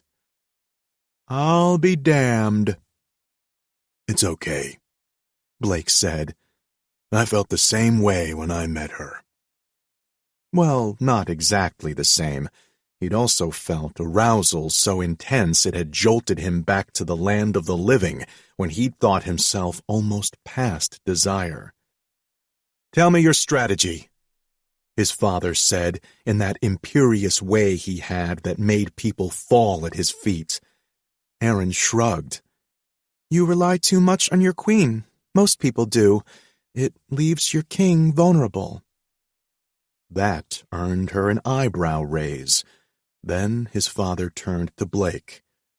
"She's a lovely young woman, and smart, too. Probably even smarter than you." "Definitely." "Well, you made a good choice. I wish you both a long and happy life." Blake's chest ached because he wanted more than anything for that to be the truth, for his father to be a stern and emotionally remote but ultimately good man. But he couldn't ignore what Aaron had told him. He deserved for her sake, for her mother's sake, even for his own sake, to know the truth about what had happened here. He lowered his voice. "Could I speak with you a moment?" His father's forehead creased.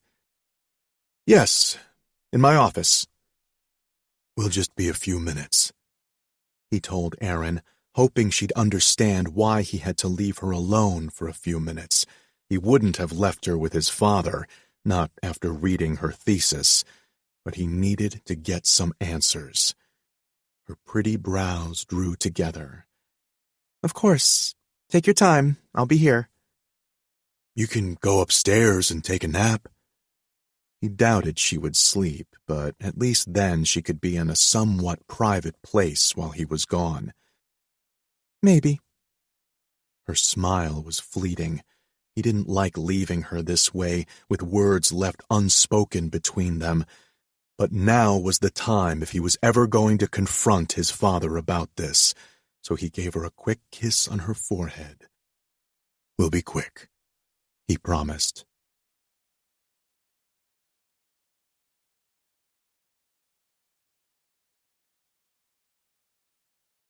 Chapter 14. Aaron. Aaron stared at the empty doorway where Blake had just been. What was that about? He'd been quiet after lunch, sitting apart from them while they had played chess.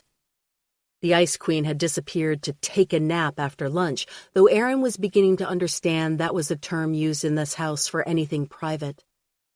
Suddenly she heard footsteps. Was Blake back already? He had said they would be quick. But these didn't sound like his footsteps. Blake's mother appeared in the doorway. The Ice Queen. Shit. She wished desperately that she had agreed to take a nap when Blake had offered. Then she wouldn't be sitting here like a sitting duck, actually. Which made Blake's mother the hunter. There you are, sweetheart. Where are the boys? I think they went to Mr. Morris's study. Oh. Mrs. Morris moved deeper into the room, a faint smile on her face. You know you can call him Jeb and call me Belle. Aaron knew their names were Jebediah and Belinda. Old names, beautiful names. The people themselves were both old and beautiful, and intimidating too. She had no desire to be here, alone with Belle, with the Ice Queen, and maybe that was unfair of her. Maybe the woman was good at heart, with hopes and dreams and fears of her own. Undoubtedly that was true, but she couldn't shake the feeling that she had singled out Aaron as her enemy, and something told her Belle was a dangerous enemy to have. You know, Blake suggested that I go take a nap, and now that I think about it, I am tired. I think I'll go... Aaron stood up and gave a pretend stretch to make a point. Stay. Belle smiled again, sending a shiver down her spine. Her tone left no room for discussion. You're only here for tonight, after all. So little time to get to know you. Aaron forced herself to sit back down in her chair while Belle sat down on the antique-style sofa nearby. Very nearby. There were only inches between their knees, and it made Aaron uncomfortable. Was she overreacting? Probably. But knowing that didn't shake the tightness in her chest, the dread in her throat. Maybe she could still fix this, if she used the same tactic Blake had used with his father. I'd love to hear about your life, she said, feigning enthusiasm. I'm sure you have lots of stories as the wife of a senator. Belle laughed. Oh, I do. Stories about Jeb. You wouldn't believe some of them, I'll bet. They would shock you. Or maybe they wouldn't. You seem like a girl who understands the world and its darker sides. That sounded ominous. She tried to steer the conversation back to lighter topics. Maybe flattery would help. You must have gotten to meet some important people. I have, darling, but I'm much more interested in you. She swallowed. Me? I'm afraid I haven't done much that's interesting. Haven't you? You already snagged Blake Morris, after all. Aaron stared, unsure what to say, what to feel. Technically, it was true. She had snagged Blake, who was a catch. Smart, kind, and hot as hell despite what he thought about his scars. Of course any mother would think that her son was a prize. And yet she couldn't help thinking Belle was talking about Blake's money more than anything else. I'm glad to be with him, she said carefully. I love him. The smile seemed a little too sinister, but no less beautiful. Of course you do. They're lovable, our Morris men. What did that mean? I think so, she said, hoping that was the right answer. There were undercurrents here she couldn't see. She could only feel them. Some might say too lovable. I'm sure you know what I mean. Aaron was sure she didn't. She would also rather be anywhere but here. The doorway beckoned her, and she wanted to run right through it and hide upstairs, except that would be childish. It also seemed like a smart option. They'll be out any minute, she said in a rush, almost a prayer. Because, God, she hoped so. Belle didn't even acknowledge that. Her eyes narrowed. The important thing with men like that is to know where their loyalty lies. Well, this was getting unnerving. Okay, she said. That's good advice. Now I really think I'm going to head upstairs and take that nap. Do you know where Blake's loyalty lies, Aaron? She knew she was being baited, and yet she couldn't help but respond. Blake wouldn't cheat on me, if that's what you mean. Maybe not. You're young and pretty, and he's not quite the man he was. Some injuries can never be repaired. Excuse me? Shit just got real. She may not have known the man Blake was, but she knew the man he was now. I don't know what you're talking about, but Blake is an amazing man. He's honorable and brilliant and 15 years older than you. You aren't fooling anyone, sweetheart. Definitely not him. He knows what he's got in a pretty little co-ed with a crush on the professor. Erin gasped. She didn't want this woman to mess with her head, but that was her fear. Not that she was using Blake, but that he'd think so. Not that she didn't truly love him, but that he didn't truly love her. No, she wouldn't let Belle mess with her. You're obviously angry and bitter over something, but you don't know me, and I'm thinking you don't know him. I know enough. I know he's rejected everything we've ever stood for, including a life in politics, including our friends, including the kind of woman who would have been a good wife to him. Instead, he'd picked you in some kind of adolescent rebellion. I will be a good wife. And I know you came from trash. That's all you'll ever be. Blake. Blake didn't look forward to spending time in this office where he'd been lectured many times for some dumbass antic or another. He had quite a rap sheet at the prep school he'd gone to, ironic considering he was now a professor. His father didn't sit behind his desk. Instead, he sat in one of those high-back leather armchairs by the fire, and Blake joined him there. Equals?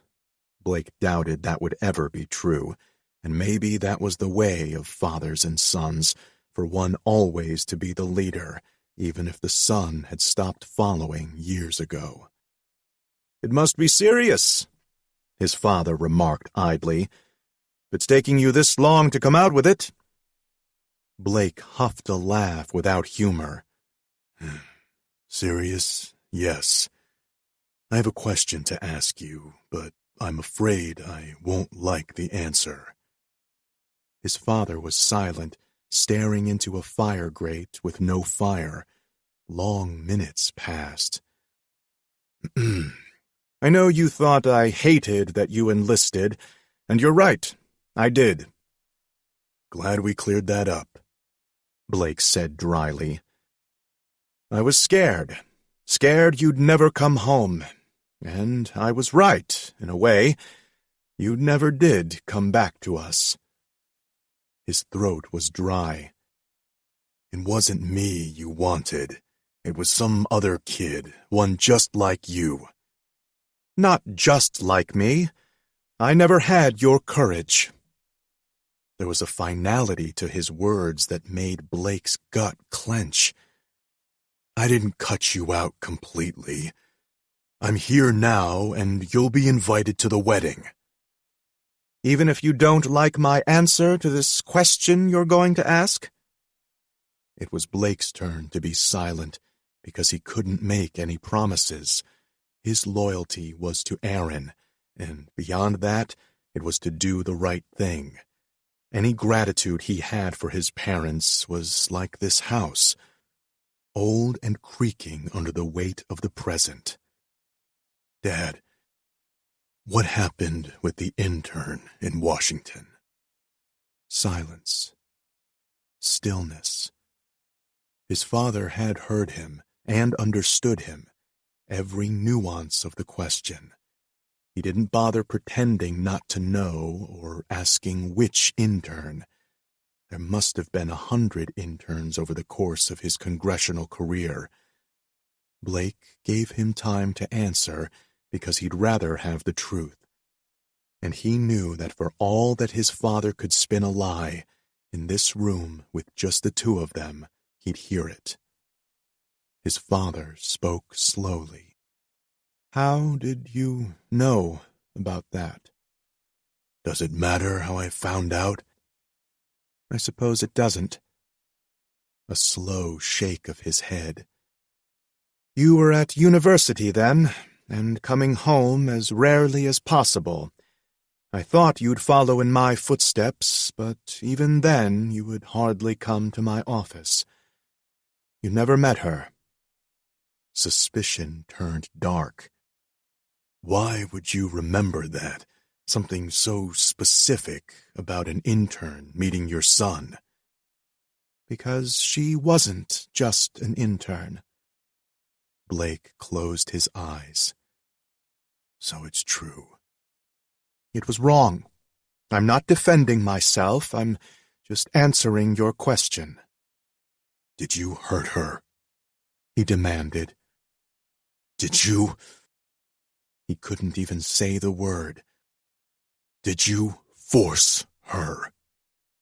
"What?" His father turned to him, a rare, shocked expression on his lined face. "Christ, no! I would never force anyone, never hurt any woman, and definitely not her." Jesus. He supposed his father could lie to him, but Blake believed him. An affair with an intern was still bad, but not as terrible as forcing a woman. "Do you know what Erin's thesis was about?" A muscle ticked in his father's jaw. "She's the one who told you?" "She didn't tell me a damn thing, probably because she knows it would hurt me. Though there was a dark possibility that she thought he wouldn't believe her. I had to request a copy of her thesis from a colleague. That's how I found out." "I cared for that girl, a great deal." "That girl?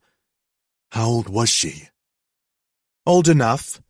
I think that's a stone you can't throw, considering who you brought home." "I wasn't a senator. She wasn't my intern." "You were her professor and her employer. Give me some credit. You may not call and give me regular updates, but I care about what happens to my son." Blake's stomach churned. Had he become his father after all? The worst parts of him, the part that would use a woman for sex, that would intimidate her. "What happened to her?" "Your mother found out. She didn't confront me, though. She waited until I was out of town and then confronted the girl. It was a bad situation. I blame myself." "No shit," Blake said, his voice hard. "By the time I got back and realized what happened—" His father sighed, looking more tired than he'd ever been. "It was too late. Your mother had spread the rumor that she slept with me, and there went any chance of her having a career in Washington. The worst part is that I couldn't refute it. No, that's a lie. I could have tried. I didn't stand up for her." Blake agreed, but he was too sick over the whole thing to say so. In the end, he understood the irony of him accusing his father of wrongdoing. Blake had fought his attraction to his young maid, knowing it was too improper, that she was too young and beautiful and good for him. And in the end, he had given in to his desire, just like his father. There were differences, too. Blake wasn't married. He hadn't broken any vows to be with Erin, and when it came to defending her against anyone, he would fight a fucking army. His father sighed. "Our marriage had its issues. I can't even say it was the first time I strayed, but it was the only time that meant anything. Your mother somehow knew that. It changed her, She became more bitter, more angry. God, keeping the assault charge under wraps became a full-time job for a while. The assault charge? His father looked grim. Yes, that's why she waited for me to leave. She didn't just confront the girl. She slapped her, pulled her hair so hard she bled. Holy fuck. I told her. His eyes darkened with pain. When I got back, I told her it was my fault. Mine. She couldn't stop blaming the girl, and blaming every young woman who slept with an older man as if it wasn't my goddamn fault for touching her. Was that why his mother was so cold to Aaron? Was it why she walked in on them having sex this morning? He had left Aaron in the living room undefended. If his mother was determined to hurt Aaron, this was the perfect opportunity. He needed to find her now.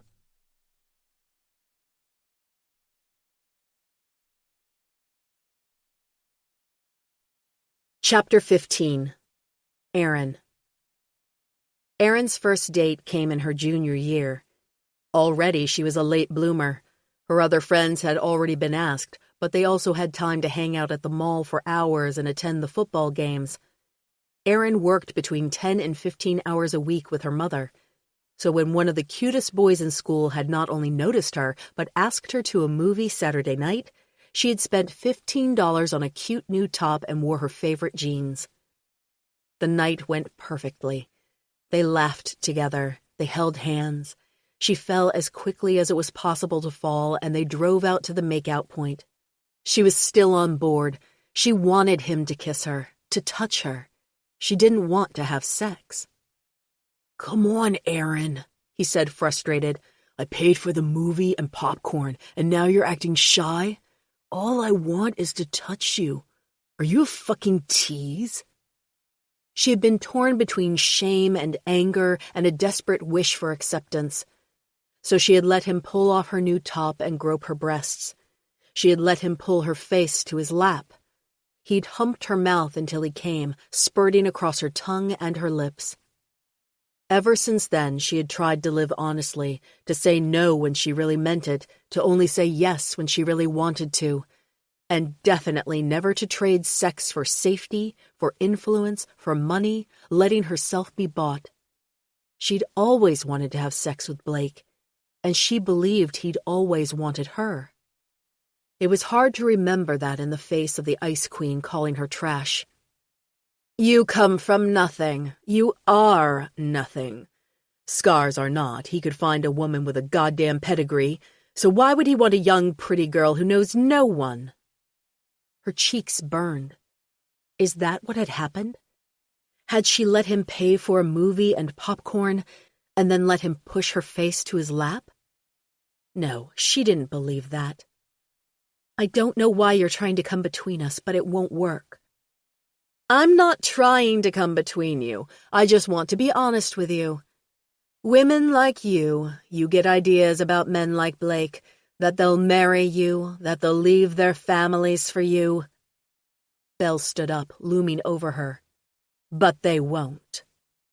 Aaron tried to stand, but Belle was blocking her with her body and was surprisingly strong for her thin frame. The older woman clamped a hand on her wrist. Aaron was too shocked to fight her off. "Let go of me," she whispered. Belle twisted her fist, sending pain down Aaron's arms. "When push comes to shove, they don't want you. They want me. Women like you are just good for a fuck." Aaron wasn't 16 anymore. She was a grown woman, and she was strong, and she wouldn't cower or let herself be hurt, even if she would be rejected by the man she loved in the end. She yanked herself free, sending Belle sprawling on her knees. "I said, let go of me," she said with remarkable calm. "And don't ever speak to me that way again." Blake appeared in the doorway. "What the hell did she say?" As Aaron looked from Belle on the floor to Blake and Jeb standing in the doorway, shocked, she couldn't even speak. It was too awful. She was too much the outsider here, too much like Belle had described, young and pretty, only good for a fuck. She started to leave, pushing past Blake. He caught her wrist and she winced, cradling her arm close. His eyes widened. "Did she hurt you?" "It doesn't matter," she said, her voice too wobbly to be believed. "I just want to go. I need to leave. Don't worry about me." "How dare you!" He practically roared at his mother. "How dare you put your hands on her? How dare you even speak to her?" His mother didn't stand up, barely even looked up, wouldn't meet his eyes. "She's a little tramp, Blake. Everyone can see it. It's embarrassing you bringing her here." "She doesn't exist to you, not anymore, and neither do I." Blake turned to her, his expression like stone. "Go upstairs and pack. I'll meet you there in a few minutes." He was going to continue defending her, and judging by the dark look in his eyes, it was going to be awful. Awful enough to ruin any chance of reconciliation between him and his parents. Even if he didn't mind that thought now, he might eventually. She wouldn't be responsible for that. She couldn't. "Please," she begged, "come with me. Take me away from here." Jeb stepped forward, his eyes somber. "Take care of her. She's the most important. Your mother and I will have words. Don't make the same mistakes I did." Blake looked torn. He gently pushed a piece of hair out of Aaron's eyes. "She can't treat you that way. We should call the cops, press charges." "I didn't let her," Aaron said. Her voice grew stronger. "I stood up for myself, but now I just want to leave. There's nothing for me here. The cops can't help me now." He took her in his arms, careful as if he knew she might be sore. And she was, though more in her heart than from anywhere his mother had touched. "My beautiful, brave girl. Let's go. Let's get you out of here." Blake drove without any idea where he was going. Their original plan had been to spend one more night at his parents' house. Then they'd head to Aaron's mother's house in the morning. Instead, they'd hastily packed their bags and tossed them in the trunk. It was 9 o'clock at night, and he was barreling down the highway without a plan. It occurred to him that he might not be in a good frame of mind to drive. He saw the road, but it was mostly a blur, a dark blur. Well, he wasn't about to ask Aaron to drive, not after she'd been berated and insulted, not after she'd been fucking assaulted. God, he still couldn't believe his mother had gone that far. It was despicable. It was unforgivable. It was a wonder Aaron had even gotten in a car with him after what he'd subjected her to. But then again, it had been the fastest way out of that house. Had he lost her now? Had he really managed to fuck up the best thing in his life with one small final act of loyalty to a family that didn't deserve it? He should never have brought her for a visit. He found himself pulling off on a familiar exit. He'd driven this way so many times that it felt like second nature, even though it had been years now. The manicured plots and bright storefronts quickly gave way to a dark, tree-lined road. It might even be spooky if he didn't know how cheery the dappled black concrete and yellow stripes looked in the daylight. He had no idea what Aaron thought about this turn of events. She hadn't spoken much since they'd left, just a few nods and murmurs when required. "Away," had been her answer when he'd asked her where she wanted to go. He didn't like the idea of driving to Sophia's house tonight. For one thing, it would take a few hours, so they'd be exhausted by then. For another, Sophia wasn't expecting them, so it might inconvenience her. And lastly, he didn't want to force Aaron to confront her mother when she seemed somehow fragile. He knew they were close, definitely nothing like his relationship with his parents. But this particular issue hit a little close to home. And so he found himself heading toward Lover's Point, a plateau with a great view of the city. By day, it was visited by hikers along a 5-mile trail. By night, it served as the premier makeout spot. He had no plans to make out with her, even though she'd never been more beautiful, more desirable to him. She also seemed somehow untouchable, ephemeral in the moonlight coming through the window, her skin pale and eyes fathomless. Plus, he couldn't trust himself to be gentle right now, not with his rage so close to the surface. Still, it would be a quiet place they could sit and talk, if Aaron would even talk to him. The car bumped along the dirt path, well-traveled by high schoolers, including himself, but still plenty uneven after every rain. All the cars, all the years, couldn't smooth out a land this ancient. When he reached the grassy clearing, he stopped the car. The city stretched out in front of them, a blanket of lights to a city already abed. "It's beautiful," Erin said, her voice soft. He couldn't even look directly at her because she made his chest tight and his face tight and his body tight. All he could do was look out at the city. "Yes." "Thank you for bringing me here." She was thanking him? No, he needed to be on his fucking knees, thanking her for being with him, for staying with him, thanking her for fucking existing, because she was his light. Not a single one in that city shone for him. Only the woman sitting next to him lit up a damn thing. "Baby," he said, "we need to talk about what happened." "Do we?" She sounded sad, almost lost.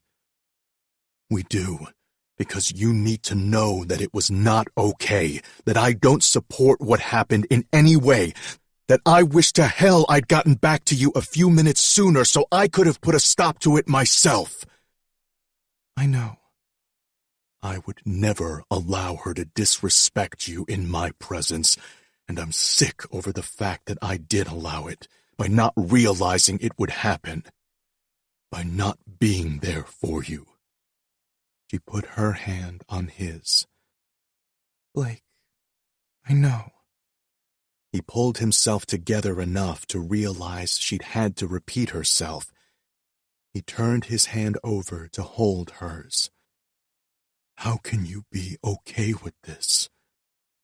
"I'm not okay with what happened, but it wasn't your fault. You couldn't have predicted she'd act like that, and once you realized, you got me out of there." He studied her arm, looking for any signs of bruising. It was too shadowy in the car to see. "Where did she hurt you?"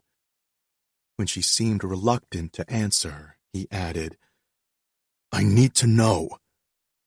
"She grabbed my wrist, that's all." "That's all? That's a big fucking deal." "I didn't mean to—" "Okay, yeah, I meant to downplay it. I just meant I'm fine. It will be tender for a little while, no medical intervention required." He still didn't like how casual she was being about being manhandled, but he recognized she wanted to drop the subject. And short of taking her to an emergency room, which would be more traumatic for her, there wasn't anything else he could do. He ran a hand through his hair. "I read your thesis." That got her attention. Her eyes widened, 2 dark ponds in the night. "That's what I was talking to my father about. According to him, it was an affair, a consensual affair. He claims to have cared about her, the intern. But when my mother found out, things got ugly, as he put it. I guess we saw a taste of that today." "God," she breathed. "I'm sorry. I didn't want you to know." My father has done some brave things in his lifetime. Even though I didn't get along with him, I looked up to him, knowing what he'd accomplished. But in that moment, he was a coward. He didn't stand up for the woman he cared for, didn't protect and defend her. She squeezed his hand gently until he met her eyes again. "You're not him," she said softly. "You did defend me. You always protect me." He let out a breath. "Jesus, Aaron, I want that to be true." "It is true. You're strong and capable and incredibly intelligent, and you use all of that, the entire force of you, to make my life better. Sometimes I don't feel deserving." Suspicion formed in his gut. Is this what my mother said? Aaron looked away. "Some of it. Maybe I was already worried." "Aaron," he said, putting steel into his words. He knew this was uncomfortable for her, but he needed to know what had been said, especially since it made Aaron like this, curled up and somehow ashamed. Instead of answering, Aaron opened the car door and stepped outside. She might have murmured something like "need some air," but she didn't pause to make sure he'd heard. The car door slammed shut, and he was quick to follow her into the night. He wouldn't push her to talk. He realized that much. If there was a risk she would run away from him, he would just have to live without fucking knowing what his mother had said to upset and hurt her. She stood looking out over the city, and he was struck with a sense of déjà vu for all the nights he had woken up from a nightmare. They hadn't been sleeping, but in essence that was what Aaron had just done, woken up from a nightmare. Her arms were wrapped tightly around her middle, warding off the cool breeze. Her gaze was far away, unseeing. He came to her from behind, putting his arms around her. He held her gently and kissed the top of her head, the same way she had kissed the middle of his back. "You okay?" he murmured. "Getting there." She twined her arms over his, locking them together. "This is helping." Good. The night air was cool, borderline cold, but soothed him. Still, he pulled her in close to keep her warm. "We can find a decent motel on the highway, stay the night, then head to your mother's as planned in the morning. Does that sound okay?" "Sure." She sighed. "I mean, it sounds like a really good plan. Sorry, I'm kind of distracted." "Christ, Aaron, you keep apologizing." "Sorry, She laughed. "I'll stop." He shook his head, a slight smile on his face. God, this woman. He couldn't get enough of her. He wanted to hold her, breathe her in. In all honesty, he wanted to fuck her. He was hard as the fucking rocks around them. Apparently, his body hadn't gotten the message about extreme emotional distress, or actually it had gotten the message, but it interpreted his adrenaline rush as arousal. Here he was, holding the most beautiful, sexy woman he'd ever known, and his dick had no idea why it couldn't be in her. He cleared his throat and took a half step back to make sure she wouldn't feel the erection against her back. When she rocked her hips back in a sensual, knowing sway, he knew it was too late. She already knew. Now wasn't the right time. She was vulnerable and hurt. He shouldn't touch her. But her body invited him in with a soft moan he barely heard over the crickets and the pounding of his heart, and he was helpless to refuse.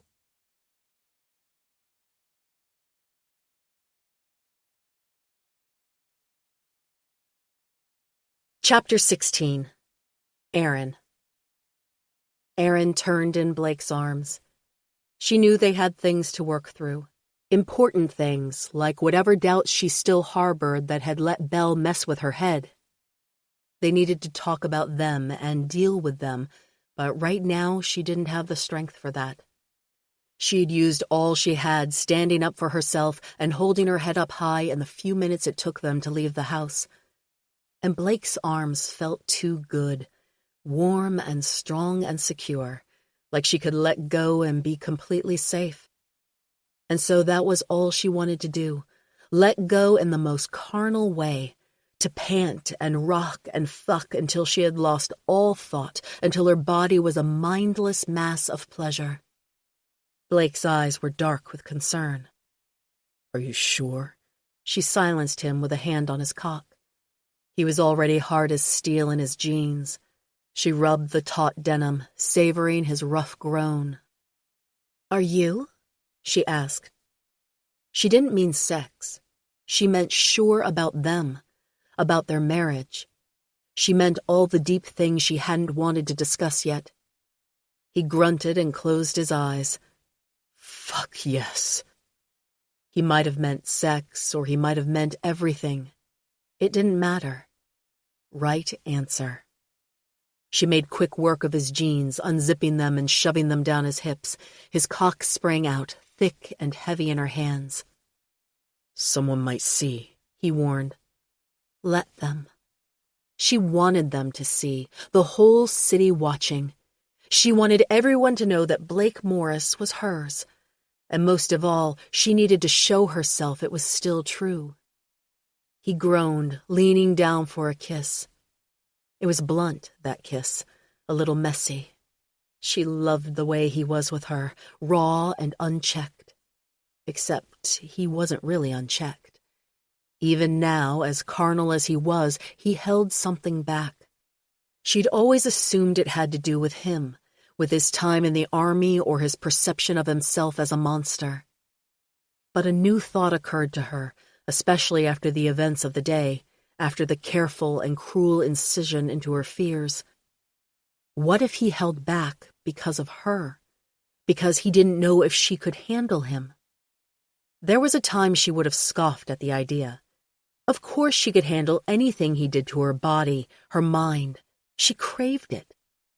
But now, feeling stripped down and abraded, she wasn't so sure. And yet that didn't stop her from wanting him. If she was going to break, she wanted him to be the one to break her. "Fuck me," she whispered. What? He pulled back to meet her eyes. It wasn't the language she usually used with him, and there was a question in his eyes. Did she really want this? Was she too upset to make decisions for herself?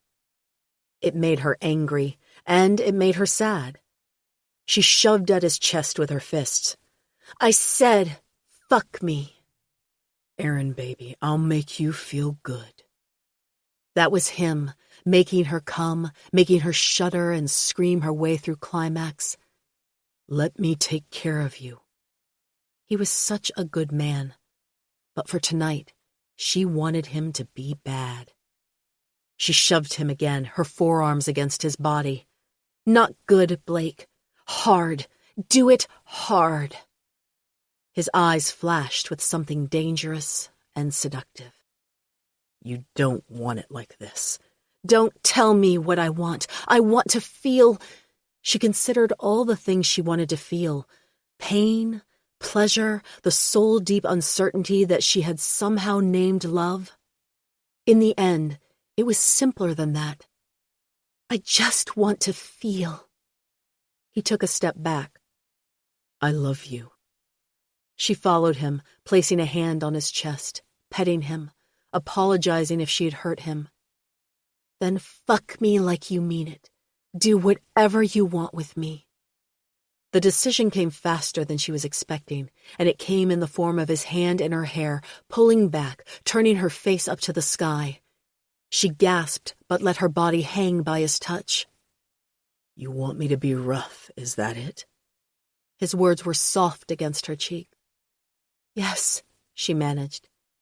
You want to see what I'm really like when I don't hold back? Yes.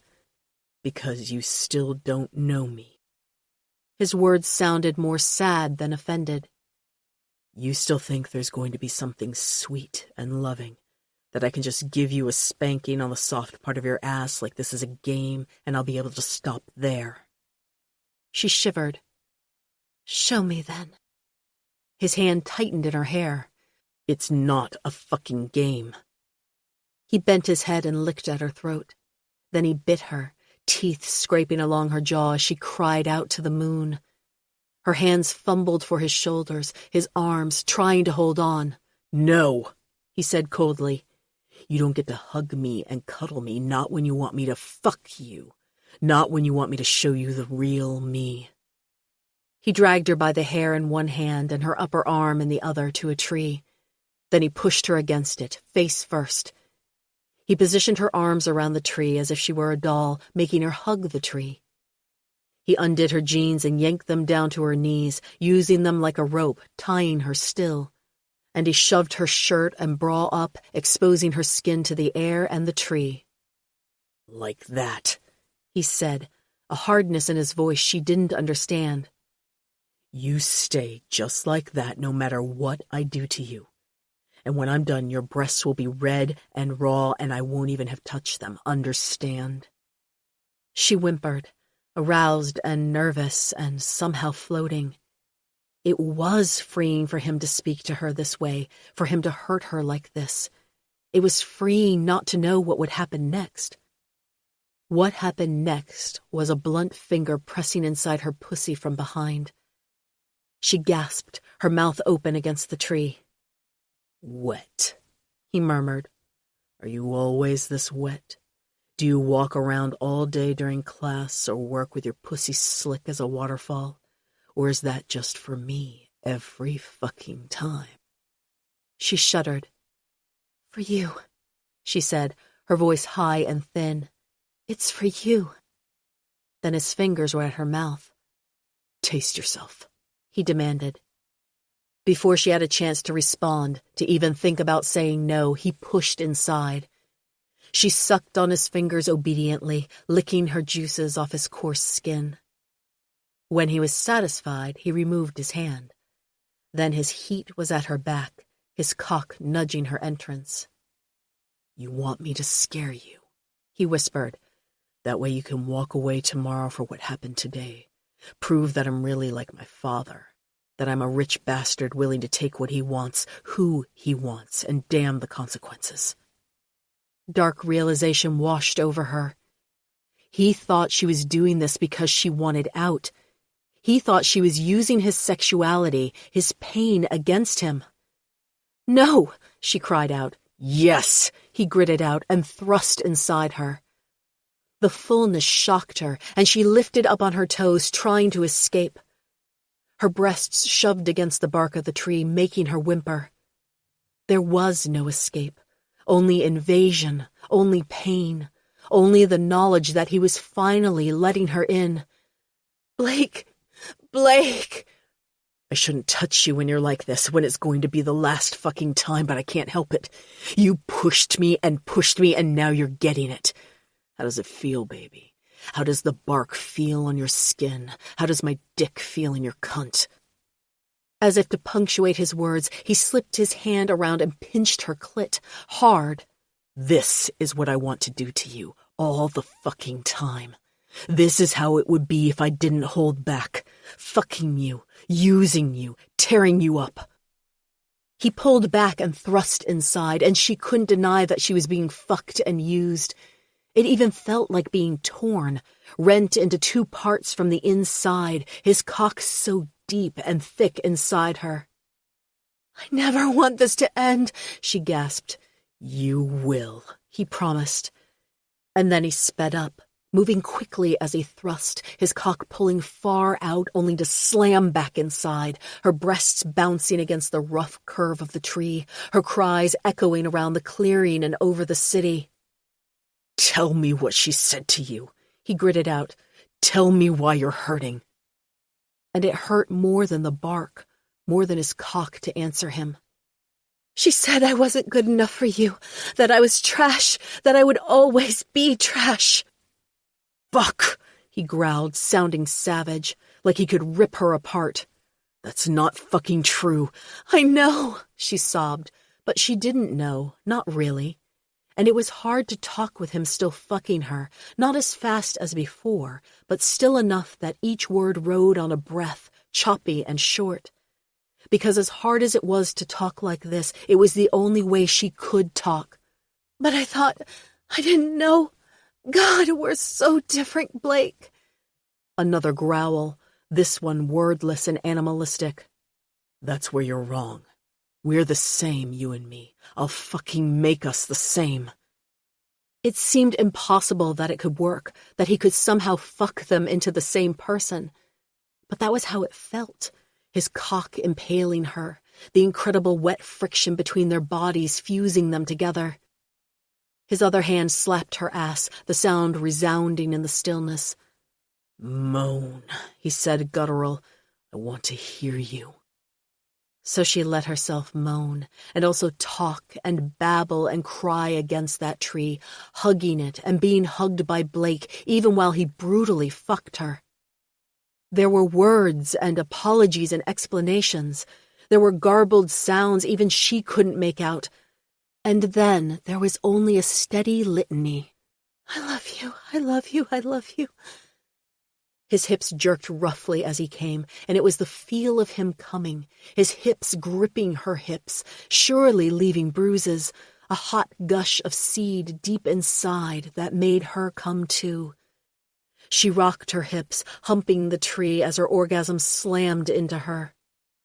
He rode the last of the pulses with languid patience, letting her pulse and spasm around his cock, feeling his seed slide down on him. When she had finished and slumped against the tree, he gently pulled away. He righted his clothes and then hers, and then placed a kiss on her nape. Thank you for telling me. She smiled into the dark, her face half hidden by the tree. Thank you for fucking me. It's bullshit, you know. The idea that we're so different, that you're not good enough. He turned her around and leaned her back against the tree, letting her rest against it, but looking her right in the eye. When I look at you, I see everything I want to be. She let her eyes fall shut as he kissed her forehead. I love you. Love you too, baby.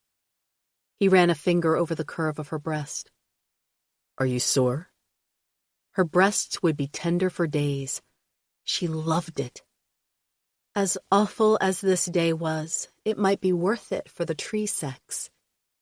He laughed softly. You know, there are a lot of trees on the property back home. We should probably draw a map for surveying purposes.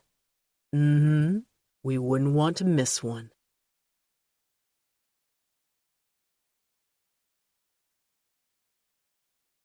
Chapter 17. Blake. Blake took in the thin carpet of the apartment hallway, the faint smell of mold overlaid with something sweet. Chocolate.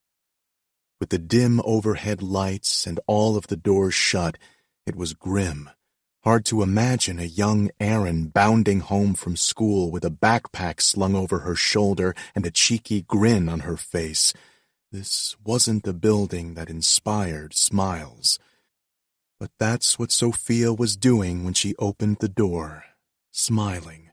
She had a huge smile on her face as she embraced her daughter. Oh, Mama, I missed you so much. Sophia turned to him, and he was shocked to see tears in her eyes. Then Sophia collected him in a hug. Somehow it happened exactly like that, despite her being shorter and smaller. He found himself embraced and even squished by her. After a beat of surprise, he hugged her back. Erin looked at them with tears in her brown eyes, so like her mother's, and he knew this was how they both looked when they were happy. His voice was surprisingly thick when he said, "It's good to see you, Mrs. Rodriguez." In his life, he'd been a son and a boyfriend and a fiancé. But he had never been hugged, only hugged, until Erin and her mother. He supposed this is what family felt like. "You don't know how much I worried about Erin," she said. "She is so strong, too strong. I worried she wouldn't let anyone in." It felt like she was giving him her blessing, and it was a gift. He was grateful when she didn't make him respond, just nodded as if something had been decided there in that dingy hallway. He picked up their bags and followed both women inside. In the bright light of the kitchen, Sophia gasped, "Erin, what happened to your face?" Guilt raced through him because across her jaw was a raw red mark from the tree. Apparently his own scars couldn't shock Mrs. Rodriguez, but the evidence of their sex would need to be explained. A pink blush covered Erin's cheeks. "We took a detour to a hiking spot Blake knew. I ended up face first in a tree." She sent Blake a secret smile. "Clumsy." Sophia seemed to consider her daughter. After a moment, she relaxed. "I'll get some ointment. It doesn't look too deep, but just to be sure. Meanwhile, both of you have a seat and have some cookies." He and Erin obediently sat at the small kitchen table where a plate of warm cookies sat waiting for them. She grinned at him as she took one. "Busted." He blinked. "The sex? Your mom didn't know." Erin took a bite. "She knows." "No way." "I got my trailblazer patch when I was 8. I've hiked all year round. I don't run into trees. But don't feel bad. She knew and she let you stay. That means you're in." A warm, full feeling entered his chest. It didn't help that the cookie tasted like sugar and heaven. This felt a little like he'd thought home should feel, and family, and the childhood he'd never had. In some ways he'd grown up privileged, and for that he felt both shame and gratitude. But in other ways he'd never known until now the quiet, powerful contentedness of belonging. Chapter 17. Erin. Erin lay awake, unable to sleep, even as Blake rumbled peacefully through a dream behind her. A few minutes later she gave up and carefully slipped out of his arms. She padded out of the bedroom to find her mother sitting on the sofa with a book open in her lap, eyes staring sightlessly in front of her. She snapped her attention to Erin as she entered. "What's wrong? Do you need something to eat?" Erin laughed softly. "Definitely not. You stuffed us both full of enchiladas, and then tres leches cake.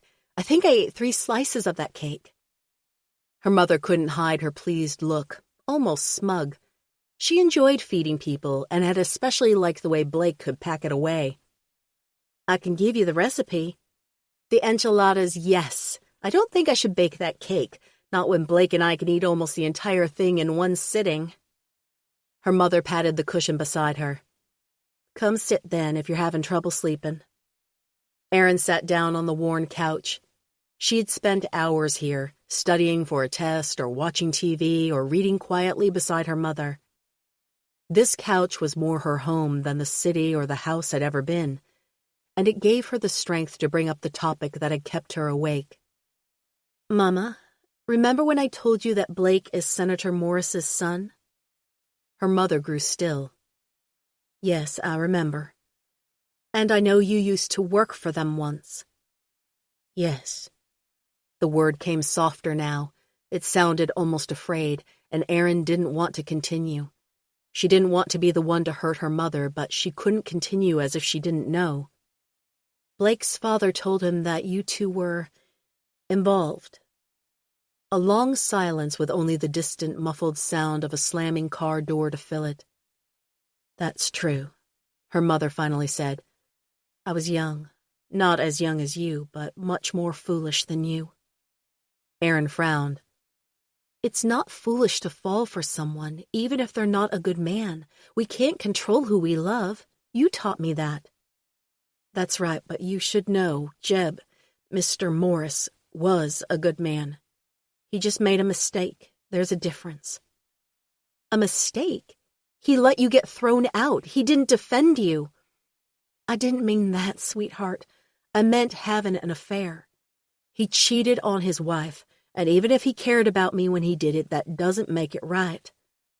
Erin had a hard time sympathizing with the Ice Queen after their encounter, but she knew her mother was right. I guess. And I knew he was married too. I shouldn't have gotten involved with him. I risked my job for that, and I lost it. I risked our family's income and being able to care for you. Her mother sighed, shaking her head. Like I said, foolish. Erin took her hand. She knew how strong her mother was. Cleaning houses was intense physical labor, and yet her mother's hand felt small, almost frail. She squeezed. I'm sorry for how it turned out, but I never would have wanted you to hold back, to not take a chance on love just because you had me. Now you understand why I worried for you, that you saw me as a role model, holding myself tight, afraid to be hurt. I feared you would do the same. In some ways, Erin had done that. She had blamed being busy with school and work for her lack of relationships, but she could have tried more if she'd wanted to. She could have taken a chance on love, just like she had told her mother. Even with Doug, she had held herself back. It hadn't been until Blake that she had been able to do that. Seeing him every week and then every day, learning the kind of man he was, knowing that he would always protect her, and finally letting go.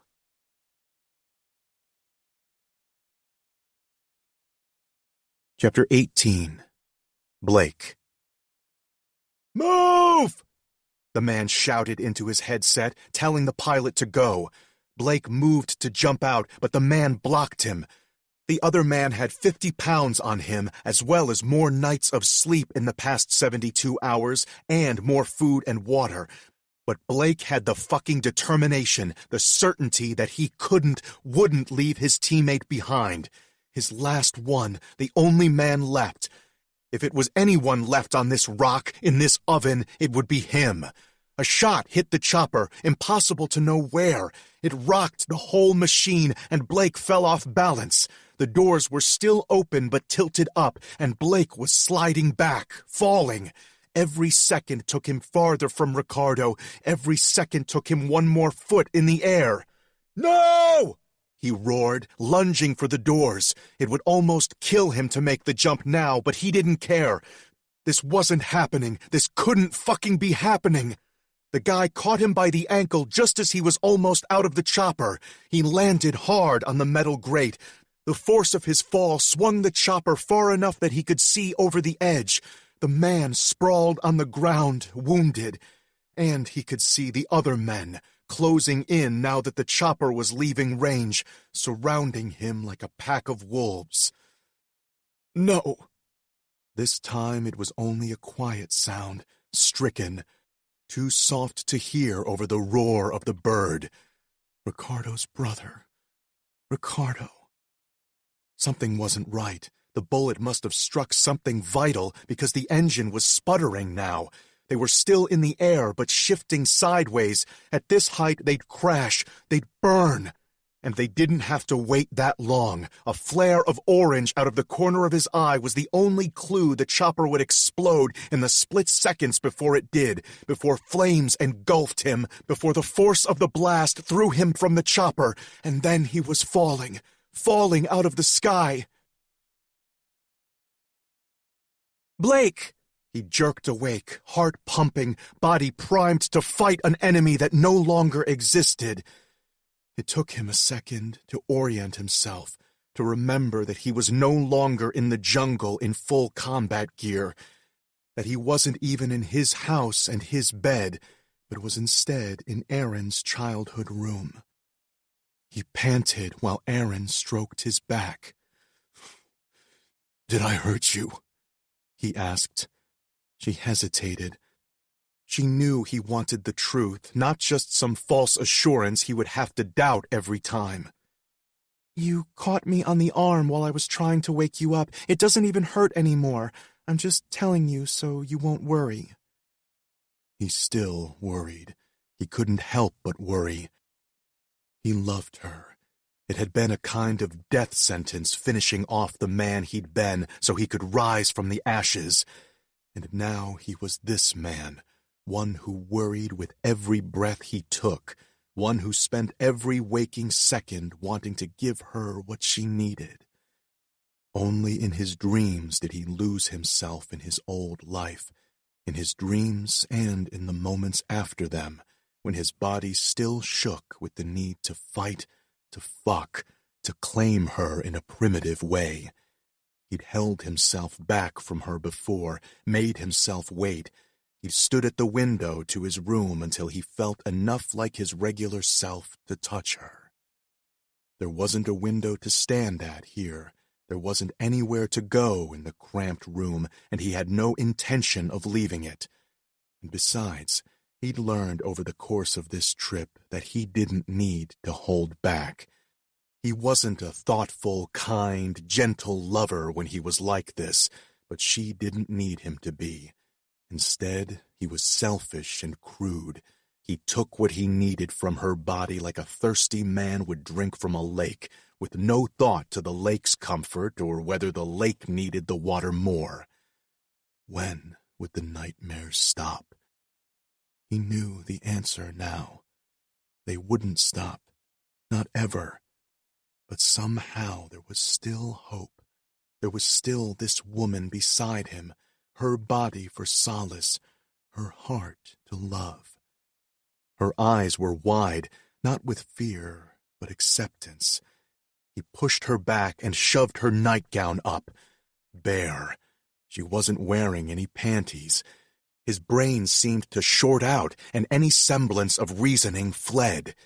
He shoved his pajama bottoms down and pressed his body between her legs, forcing her legs wide. He stroked his cock once, twice, while she lay spread for him, waiting. He didn't say anything to her. He was beyond words. He dipped his fingers into her pussy and took the wetness there. Not for her clit, but for his cock, fisting himself with her arousal. Then he braced himself over her, fitted the head of his cock to her opening, and drove himself home. She gasped and reached for him, but that wasn't what he wanted. Any other time he loved for her to touch him, loved for her to be free, but this was about using her body, her heart. This was about taking what was his. And so he grabbed her wrists together and held them over her head. He used his other hand to hold her hips steady as he fucked her hard enough to shake the bed. He fucked her until his body was covered in a sheen of sweat, until his muscles were wound tight, until her pussy spasmed around him 3 separate times. Her body was limp beneath him, wrung out, and he still kept fucking her. This was what he was, an animal, a machine, a soldier. Something that could thrust and invade and fight for hours, and that was what he did. "Can't," she whispered, but he felt her tightening around him already, felt the gush of liquid heat his cock. He had no mercy in this moment. It was why he'd never touched her like this before. She'd wanted him, the real him, even at this time, and he knew that she could take it, so he gave it to her. Hips pistoning, hand on her wrists, holding her on his cock, forcing her to come again. It brought her to life, the orgasms, making her limp body buck and rock against him, shaking her breasts loose from the lacy fabric of her nightgown. Her brown nipples were stark against her pale skin, and he reached down to lick them. Only then, only sucking her firm, pebbled skin, did his balls clamp down, did his cum shoot deep inside her, did a groan rip from him, helpless with relief. Even after he had come, he remained in her, thrusting lazily, enjoying the wet slide of her around his softening cock, using her to wring the final pulses of pleasure from his body. "You okay?" he asked, his voice like gravel. Yeah, She answered, breathless and sleepy. don't move, okay? Stay. He could do nothing but obey her, his woman, his salvation, and remain inside her as he drifted off to sleep, knowing he was too heavy but unable to stop the slide, shifting just enough that she'd be able to breathe. "Forever," he promised. In seconds, her breathing evened out, and he knew she was asleep. He followed her down, still joined, her legs cradling him, her pussy cradling him, her breasts cradling him. And he took without remorse all she had to offer, all her comfort and softness and beauty. He covered her in both possession and protection, knowing he would never let her go.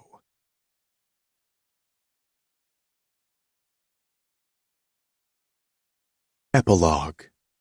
Blake. 6 months later.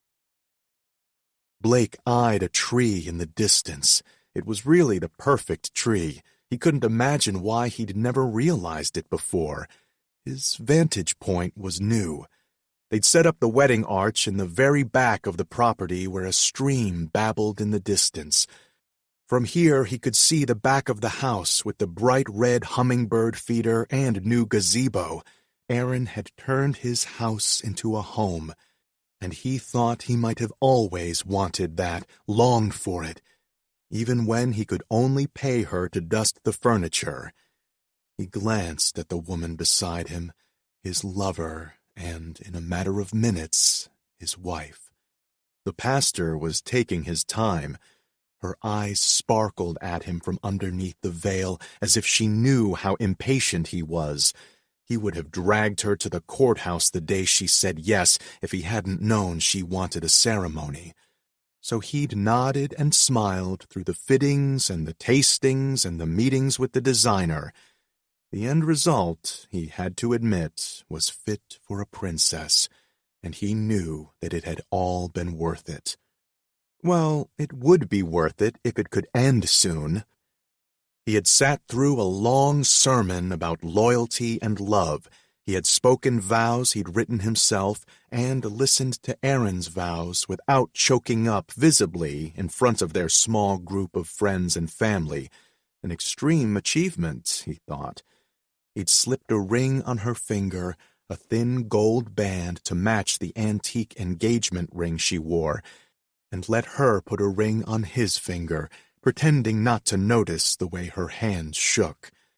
And after that had begun the longest pronouncement of a union he'd ever heard.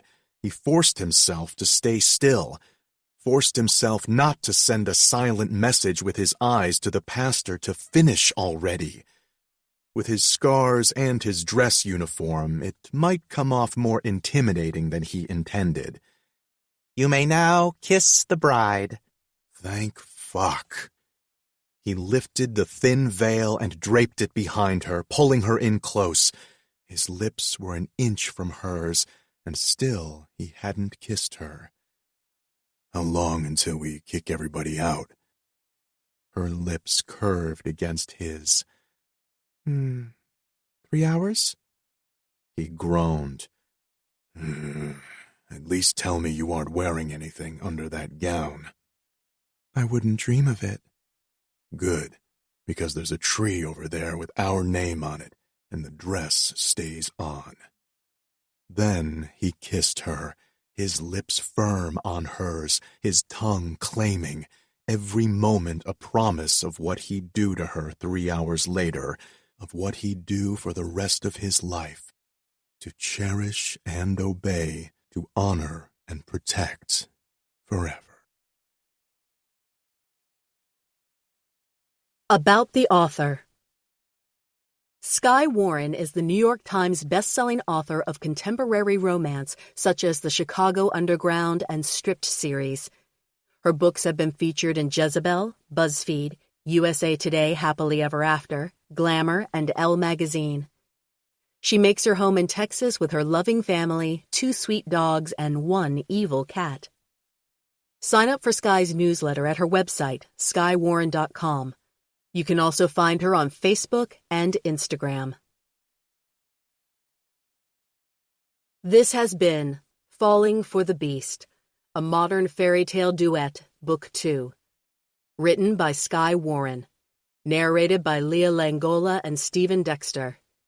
Produced by Airbending Media Productions, LLC.